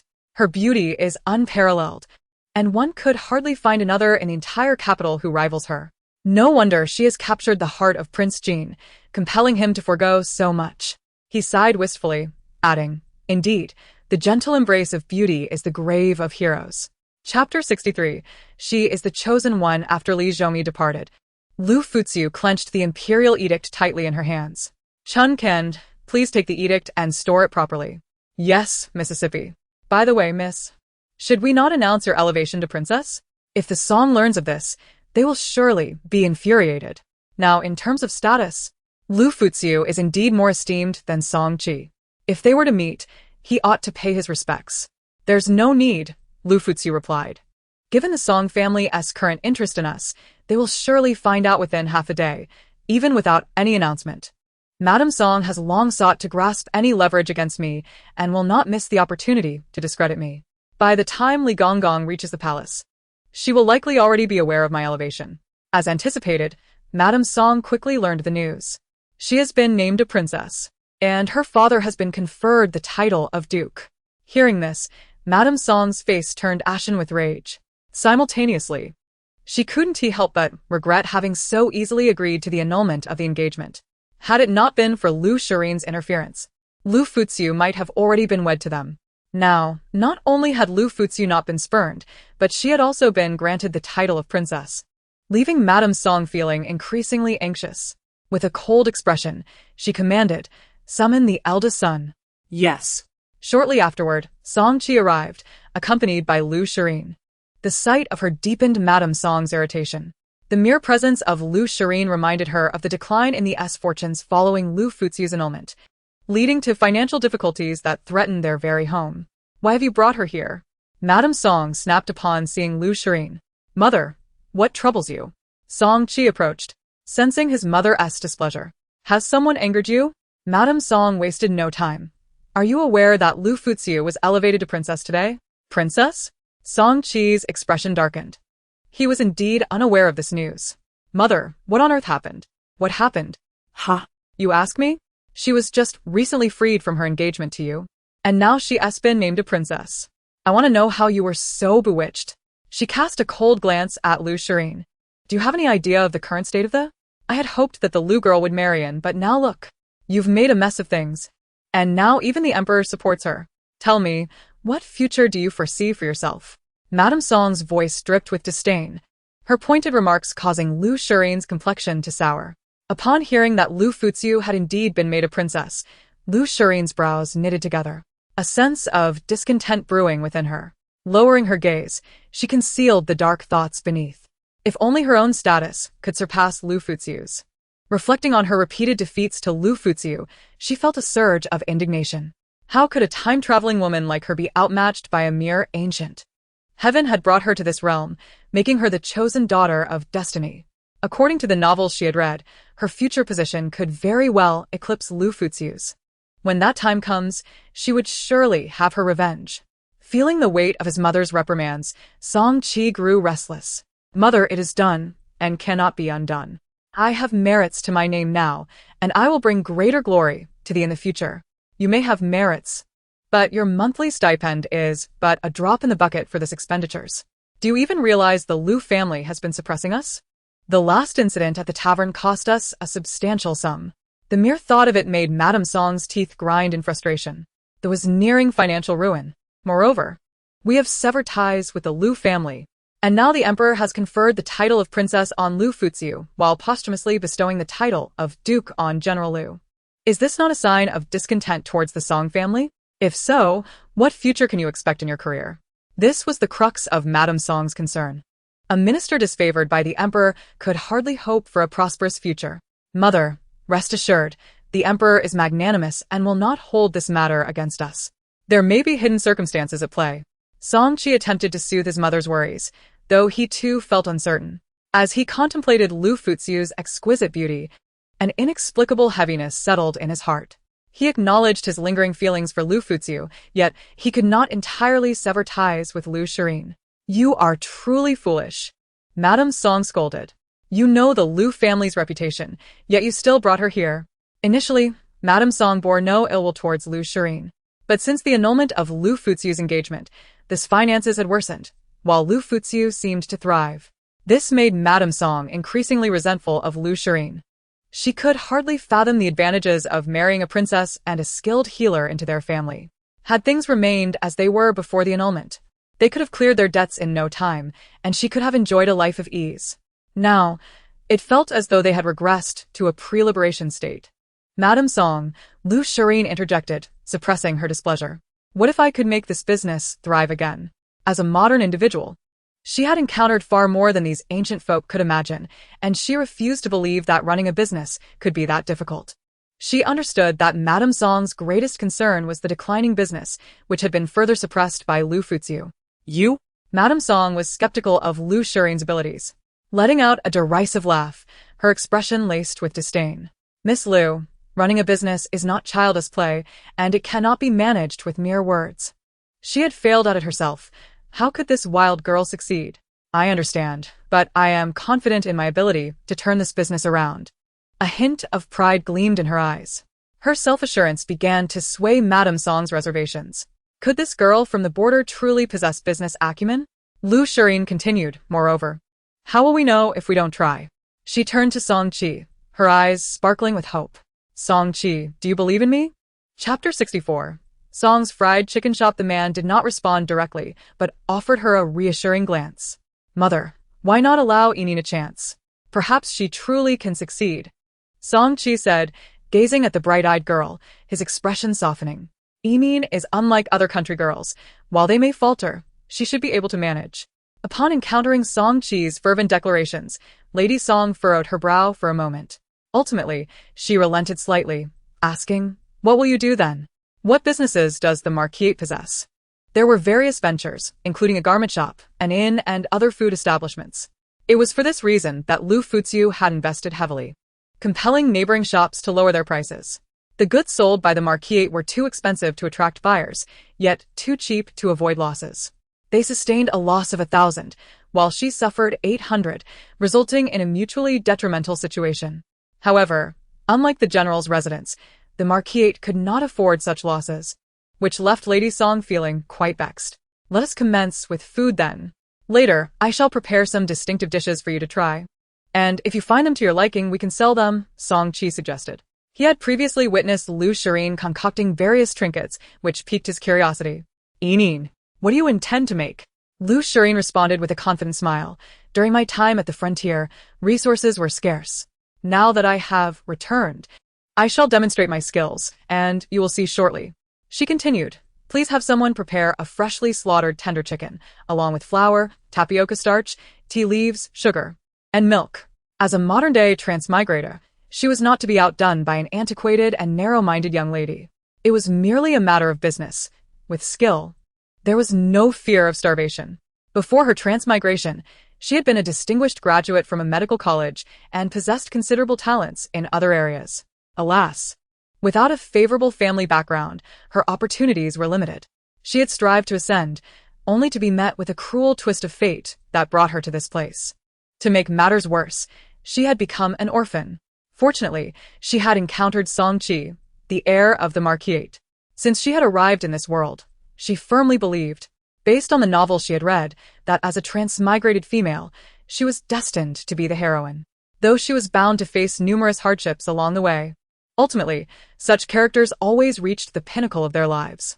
The disdainful gaze of Liu Furong only fueled her resolve. She would one day stand triumphantly over her. 5 days swiftly passed. Today, Liu Furong was to conduct her usual account inspection. As she passed along a street, the sound of drums and gongs caught her attention, creating a lively atmosphere. Unable to resist, she lifted the curtain of her carriage for a better view. "Miss, that's the tea house under the Song residence. It appears they are reopening," Chun-kan remarked. "Reopening? I wonder what new offerings they have. It seems there are quite a number of patrons," Dongwei added. "Should we continue to suppress them?" Liu Furong inquired. "Let us first observe their actions and see what tricks they are playing." As the carriage passed, she noted the bustling scene inside. Several attendants were enthusiastically calling out to passers-by, "Come and take a look. Our establishment is newly opened. All prices are at a 20% discount, and you can enjoy a free sample. Don't miss this opportunity. Indeed, try it before you buy," they exclaimed. "We have newly launched milk tea and fried chicken, unique to this city and utterly delightful." The promise of free samples drew a steady stream of people eager to indulge. Liu Furong caught sight of the sign reading Song's fried chicken shop. Fried chicken and milk tea? Her expression momentarily shifted, clarity dawning in her eyes. She finally understood why Liu Furong had looked down on her so disdainfully. How amusing! Shall we continue our inspection? Of course, let us go, Liu Furong replied, lowering the curtain. After finishing her accounts, she passed by the Song's fried chicken shop once more, where the queue had stretched out to the street. Upon a second glance, she spotted Song Qi and Lady Song, their eyes gleaming with delight at the throngs of customers. As their carriage rolled by, Lady Song suddenly cast a glance in her direction, meeting Liu Furong's gaze, yet offered no further acknowledgement. The carriage continued toward the Liu residence. "Mother, What are you looking at? Song Qi asked, noticing Lady Song's fixation on a particular carriage. "That carriage belongs to Liu Furong," Lady Song replied, her expression darkening as she focused on its silhouette. Hearing this, Song Qi's gaze shifted to the carriage as well. After a moment of silence, he chose not to voice his thoughts. On the inaugural day of the shop's opening, business was thriving. Liu Furong emerged from the kitchen, addressing Song Qi and Lady Song. "What do you think? Is the business satisfactory?" Observing the continuous line of patrons, Lady Song nodded, her earlier irritation dissipating. "Indeed, it is quite impressive. I mean, I underestimated you. This fried chicken and milk tea shop was the only one of its kind in the capital, and she was eager to see how Liu Furong would attempt to undermine them. What's the big deal?" Liu Furong chuckled lightly. "It's merely a fried chicken shop. Once this business stabilizes, we can open several more." "That is a splendid idea," Lady Song remarked, her lips curving into a smile at the thought. "Do you possess any additional skills?" Lady Song inquired, impressed by the turnout on the first day. "Indeed, I do," Liu Furong pondered briefly before continuing. "I can design clothing, and if you are willing, we could experiment together. If successful, we may create a high-end custom clothing shop favored by all the nobility. The styles I design will surely be refreshing and eye-catching." "Excellent. Once things settle down in the coming days, I shall take you to the garment shop for a trial." Lady Song beamed, hoping to use this opportunity to counter Liu Furong. She was aware that Liu Furong also owned 2 ordinary garment shops. If they could surpass her, it would be all the more satisfying. Chapter 65. He has arrived. Upon returning, Liu Furong sat in the main hall for a while. "Chun-kan, how has the young master been faring at the princess's residence recently?" "Miss, the young master is doing well at the princess's residence, diligently studying every day." "That's good to hear. Liu Furong took a sip from her teacup, then added, "By the way, go to Song's fried chicken shop and buy something to try." She was curious to discover just how delectable Liu Furong's fried chicken and milk tea were to attract such a crowd. "Yes," Chun Kan replied before departing. Returning to her study, Liu Furong continued to review the account books. The general's estate had extensive holdings throughout the nation. If not for her mother's teachings on arithmetic, which were simple and easy to remember, she would have struggled to manage these accounts. Without her early exposure to such skills, she would likely have spent an entire day just trying to tally them. If Liu Furong were present, she would certainly recognize the contents of the notes laid before her. An hour and a half later, Chun Kan returned carrying 2 boxes of food.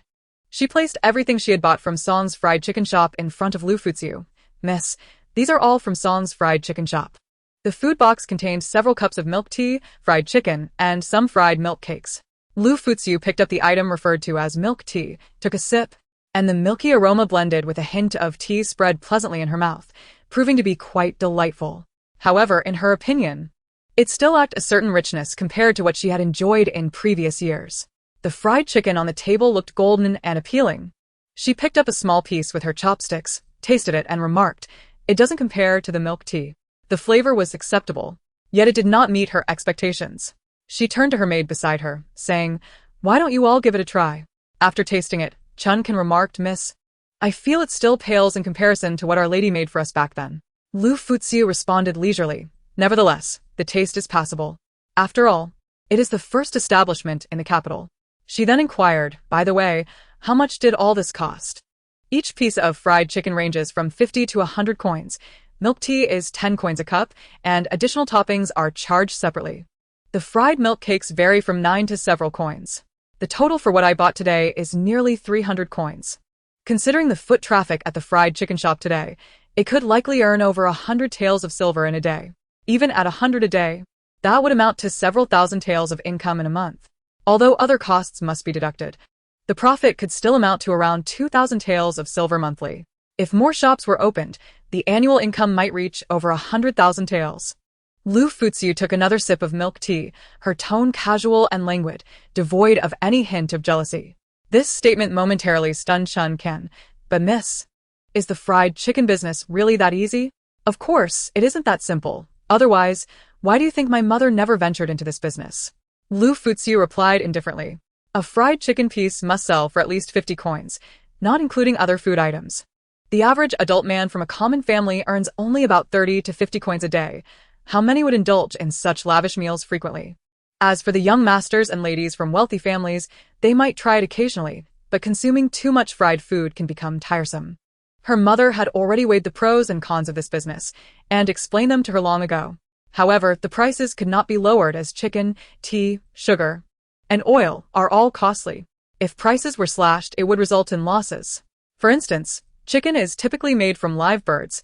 If costs were to be cut, only dead chickens could be used, but where in the capital could one find so many dead chickens?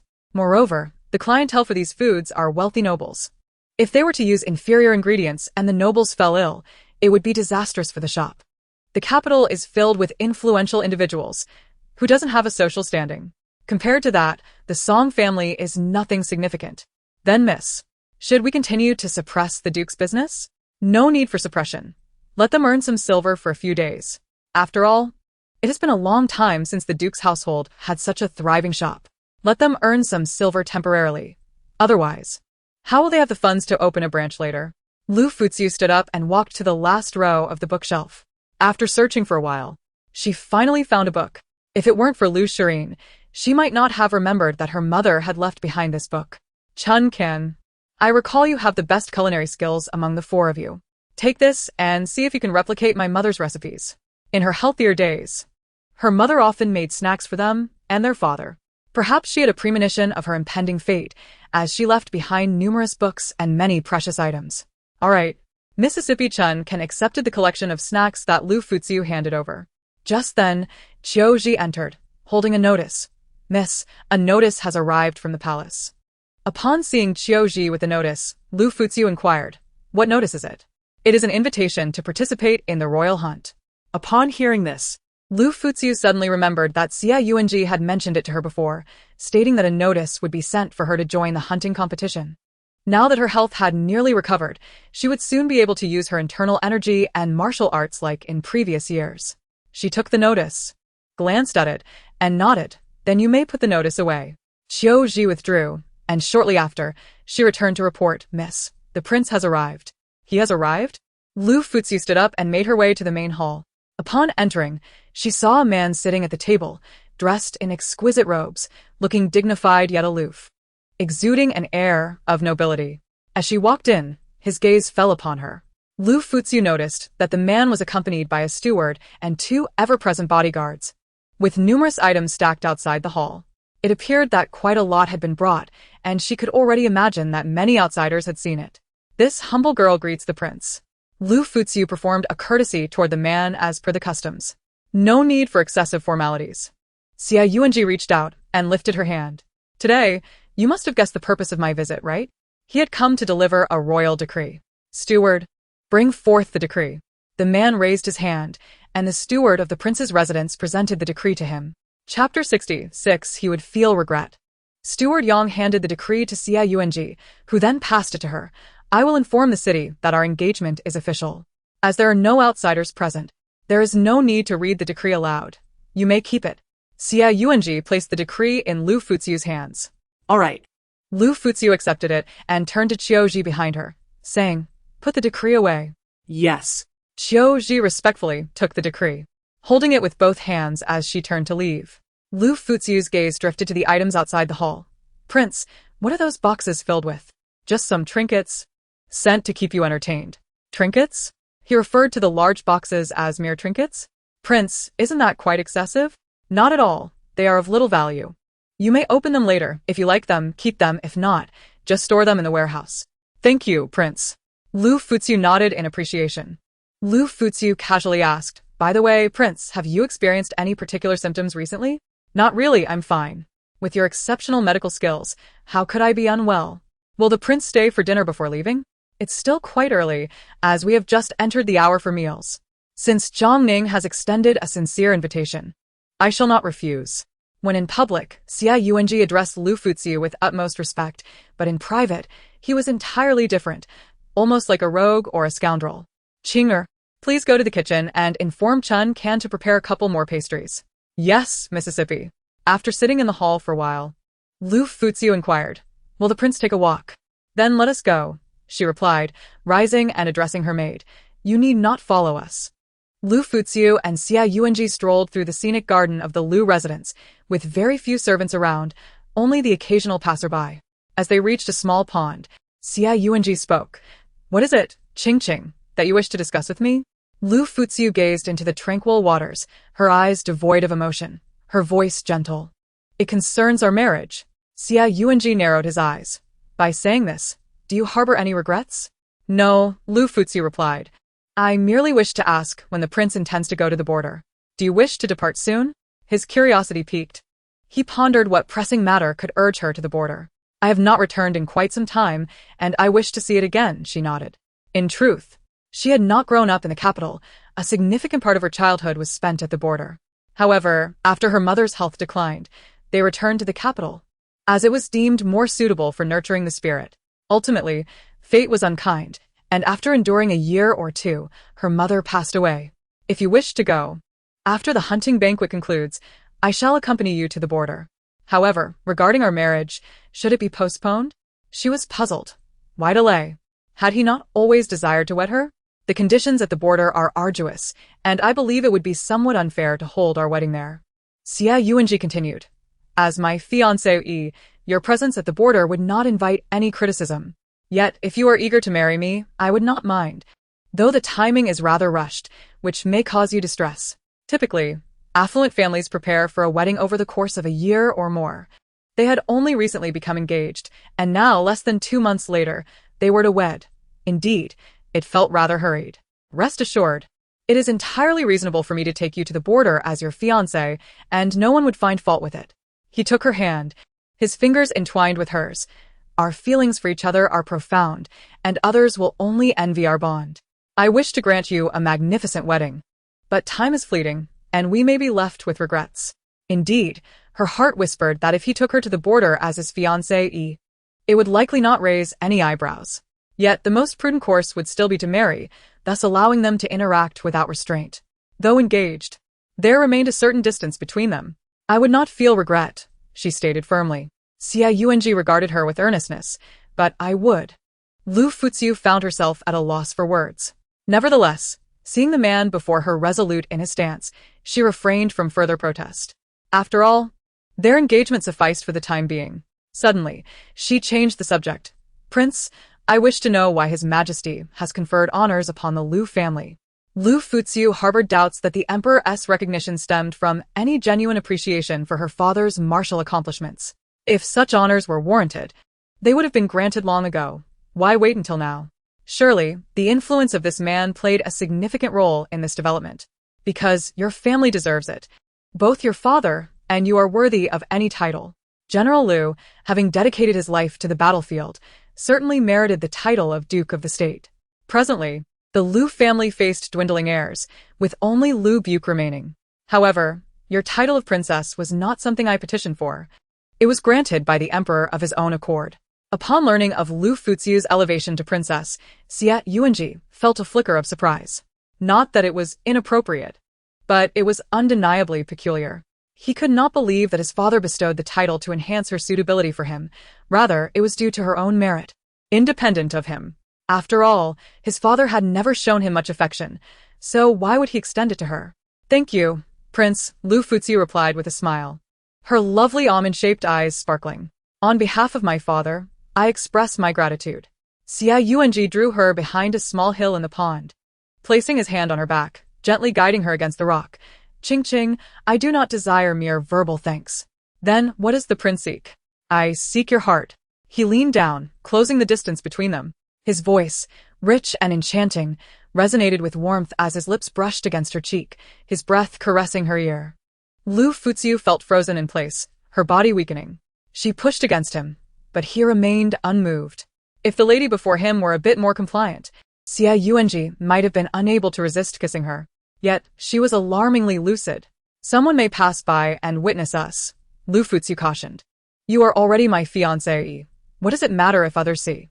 She shot him a sidelong glance, her gaze mild, and pushed him away once more. This time managing to create more distance, the princes mentioned it is an engagement. Xia Yuanji was not angered, a smile playing at the corners of his mouth. So, are you upset that I have not married you sooner? You jest, Prince. Until recently, we were strangers, and I had been bound by another engagement. But you have since broken that engagement, and now you are truly my fiancée. Chapter 67.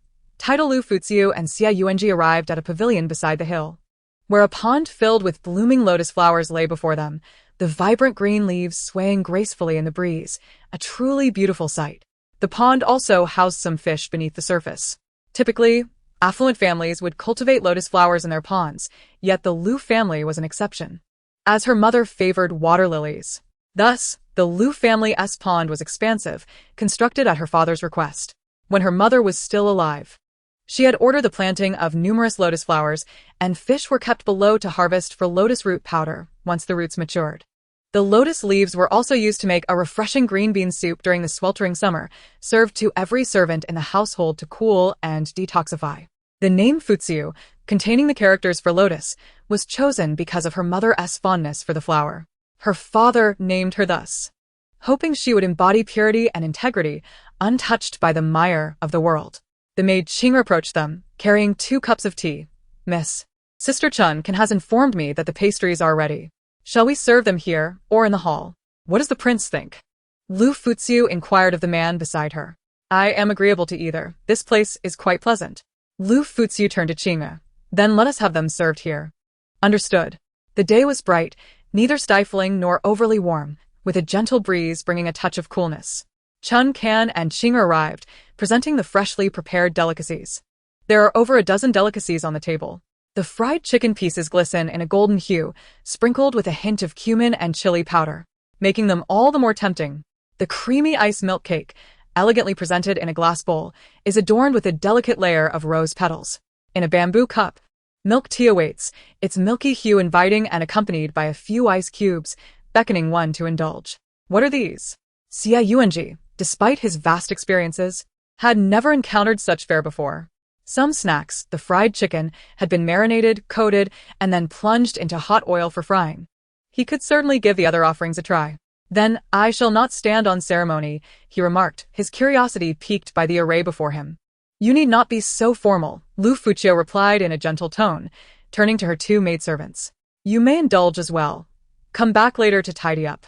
Growing up alongside Chun Can and the other maidservants, although they bore the title of servants, their attire and provisions were quite fine. While she did not dine with them, the delicacies she enjoyed were often shared with them as well.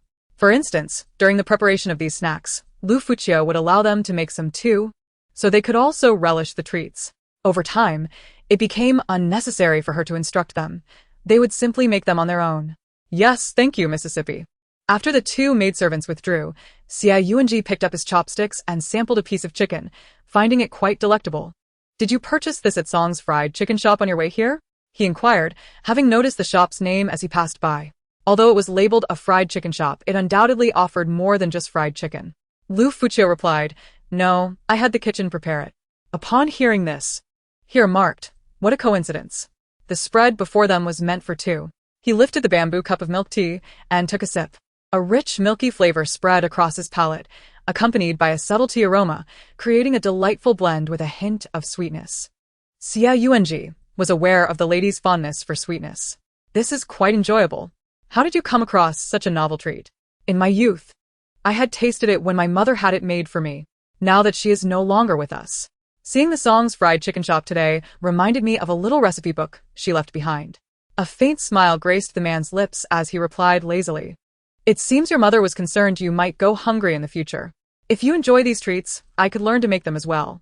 Should I ever cease to be a prince, I could open a snack shop to support you. The young lady gazed at him with her almond-shaped eyes, her crimson lips parting slightly. Your Highness's words make me suspect that my father's title as Duke was exchanged for your royal position. Her voice was natural, as if she spoke without thought, yet her gaze remained fixed on the man. He paused momentarily, betraying no unusual expression. Yet Liu Furong's heart sank. She suddenly found herself questioning whether her decision to marry him was right or wrong. She candidly acknowledged that her intent in marrying him was devoid of genuine affection. It was purely for utilitarian purposes. Yet this man had secured a noble title for her father. This title could be passed down to Liu Furong, ensuring that even if he did not achieve scholarly success, his noble status would prevent him from being looked down upon, especially since, during the title conferment, there was to be a reduction in rank. However, the emperor had graciously permitted Furong to retain his title without any reduction, as if to convey to the world that the royal family still valued the Liu clan. Yet, in truth, Liu Furong found it somewhat ironic. Without her father, their status, though superficially that of a noble family, was, in essence, that of commoners. The position of Grand General was her father's. Historically, anyone who occupied such a role during their lifetime would have been granted a title, not necessarily a duke, but even a county marquis would suffice. Yet, even after her father's demise, no titles were posthumously conferred, leading Liu Furong to realize that the Liu family had fallen from the emperor's favor. The adage people leave, and tea cool seemed all too real. The man before her, though not particularly favored by the emperor, had still managed to secure a dukedom, stirring a complicated mix of emotions within her, along with a sudden sense of guilt. She did not know what price he had paid for it, but she was certain there was a cost. Previously, when she had asked him to look after Liu Furong, it had not been merely an excuse. Yet she had never anticipated he would be so attentive. Her beautiful eyes shimmered, her luscious lips barely pursed, her gaze fixed on him, igniting a yearning in his heart. Xia Yuanji chuckled lightly. I am, after all, a prince, having achieved considerable military accomplishments. Even if I wished to relinquish this position, my father would never permit it. Liu Furong, upon hearing this, chose not to delve further, sensing that she would eventually uncover the truth. If he did not wish to speak, she would refrain from asking. Their relationship had not yet reached a stage where they could afford to quarrel. She spoke softly, her melodious voice enchanting. Then your highness should indulge further. If you find it to your liking, in the future, should you desire these treats again, simply send word, and I will have them prepared and delivered to you. Her gaze toward the man carried a newfound sincerity. She was not heartless. How could she remain untouched by his gestures? How troublesome. It would be simpler for me to enjoy these treats after marrying you. Xie Yuanji added, however, if these delicacies were sold in a tavern, they might sell quite well. Such snacks are particularly favored by women. Most women delight in these little treats. Fresh and delicious offerings would attract even the most discerning of young noblemen. Liu Furong nodded slightly. In truth, that is exactly my intention, but now is not the right time. Chapter 68. Seeking his assistance since Xie Yuanji's visit. The news of her betrothal to the Prince of Jin had spread throughout the city. However, these rumors had yet to be confirmed, leaving many in doubt. Liu Furong was not particularly concerned. As long as she truly had an engagement with the esteemed General Wang, that was sufficient. One day, Liu Furong invited Xie Jingji to the Liu residence. They sat in a pavilion within the scenic garden, surrounded by an array of snacks. Is this the recently famous fried chicken from the capital? Xie Jingji inquired as he sampled a piece. It is quite acceptable. Not exceptionally delicious, but it satisfies a craving. And indulging once in a while feels refreshing. He continued, however, you summoned me here for more than just tasting these snacks, did you not? Liu Furong nodded. Indeed. There is a matter at hand. Junior sister, I have heard that you have been betrothed to Chang'an. Is this true? Xie Jingji had only just learned of this news the day before, coinciding perfectly with Liu Furong's invitation. Yes, Liu Furong affirmed, I wish to marry him. Why? Xie Jingji asked, somewhat surprised, yet he offered no strong objections, given Xie Yuanji's esteemed status and appearance. He merely jested, so soon to have your affections swayed. It seemed to have been enchanted by Chang'an's looks, for, apart from marrying him, there was no other better option available. Liu Furong spoke. I am aware that senior brother currently holds no official position in the court, which is why I have invited you here today. I wish to ask for your assistance. Xie Jingji paused, quickly discerning that the situation was more complex than it appeared, and inquired, what assistance do you require? I would like you to make a journey to the border. As the son of a prince, your enlistment in the army there would be perfectly reasonable. However, I implore you to keep our relationship confidential. For a long time, very few knew that Xie Jingji was a disciple of the divine physician. Almost all who were aware of this were members of the imperial family. Xie Jingji did not refuse. Ninth junior sister, what is your intent? You must understand that although I am without an official title, I am indeed quite busy. Liu Furong replied, I recognize your commitments. Yet this task is best suited for you. Once you have completed it, I will request Master to accompany me for a period. Liu Furong was well aware of what he was preoccupied with and the feelings he had kept hidden. However, she was uncertain whether Master was aware of this matter. As her words concluded, Xie Jingji promptly agreed without hesitation. Very well. Although I am busy, I can certainly spare some time to assist you. Thank you, senior brother. Liu Furong said with a faint smile. Feng Wanluo had 9 disciples, of which she was the youngest and the most gifted. Additionally, for various reasons, she was also the most favored disciple of Feng Wanluo. The eldest disciple, Xie Jingji, was the son of Prince Yao, holding a prestigious status. The second disciple, Sheni Zhao, and the third sister, Yu Qingyao, were a married couple from a gentry background in Jiangnan, having been childhood sweethearts and married a few years ago. They enjoyed traveling together, rendering their whereabouts rather elusive. The fourth brother, Liang Shaocheng, and the fifth brother, Ouyang Xiao, were orphans whom Master had rescued from near starvation during an outing. Both exhibited considerable talent, and having endured a life of hardship, preferred to remain within the medicinal valley, seldom venturing out. The sixth sister, Nan Xinhua, had a contentious relationship with Liu Furong. She was the daughter of a merchant, proud and arrogant, but had since been expelled from the sect for harming her fellow disciples. The seventh sister, Liu Fangfei, and the eighth brother, Su Su, hailed from the neighboring country of Beixia. It was said that one was a renowned orphan whose family had been annihilated, while the other was a prince condemned to death. They survived through hardship at a young age until they encountered Master, who brought them back to the medicinal valley. Now, they had returned to Beixia, preparing for vengeance. Among the 8 senior brothers and sisters, Xie Jingji shared the closest bond with Liu Furong. Xie Jingji stated, just tell me what you wish to accomplish. Liu Furong laid out her plans before him. As he listened, his expression gradually turned serious. If this matter were indeed true, he would undoubtedly lend his full support, both for Liu Furong's sake and out of loyalty. Xie Jingji nodded. I understand. Rest assured, I will do my utmost to investigate. Liu Furong continued, barring any unforeseen events. I will travel to the border next month in the capacity of the Crown Prince's fiancé, Prior to that, I have already sent several individuals ahead. When you arrive, someone will be there to assist you. Understood. Xie Jingji's expression was somewhat complex as he addressed Liu Fuhua. Ninth junior sister, you need not sacrifice your lifelong happiness. If you do not wish to marry, there is still time. It is too late. The imperial decree has already been issued. Besides, Xie Yuanji has long sought to possess me, as if he has been plotting for some time. Even if I am reluctant to marry, escaping his grasp may not be feasible. She bore too many concerns. Since escape was not an option, she might as well live in the moment. At least for now. Xie Yuanji still held affection for her, did he not? If she were to marry him, her life might not be so dreadful after all. Liu Fuhua smiled faintly, reassuringly saying, there is no need for you to worry, senior brother. At the very least, he does indeed have a fondness for me.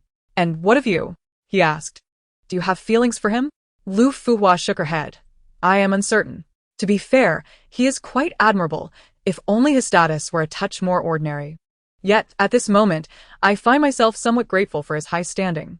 Otherwise, I would have no idea whom to turn to. As of now, it seems that only Xie Yuanji possesses the rank necessary to take me to the border. As for others, they are either of insufficient status or already married with children. I cannot bring myself to become a concubine or entice another's husband to abandon his wife. In truth, if Chang'an were to express interest in you, you might very well consider giving your heart a chance. Although he is a prince, he is not frivolous. To my knowledge, he has not taken a single concubine thus far, maintaining a commendable integrity. Chapter 69. Lu's fried chicken shop. After Xie Jingji departed, Liu Fuhua reflected on his recent words, falling into deep contemplation. After a considerable time, she summoned Chen Kan to inquire, how has business been at the Song's fried chicken shop lately? Miss. The business at Song's fried chicken shop has remained quite prosperous. The daily foot traffic continues to be significant. Based on my estimates, their daily earnings range from 100 to 200 taels of silver. Over a month, that amounts to several thousand taels. A single fried chicken shop is equivalent to several establishments under the Song family S banner. That is indeed considerable, Liu Fuhua nodded. I recall there is a tea house adjacent to the Song's fried chicken shop. Please arrange for it to be redecorated. We shall commence selling fried chicken as well.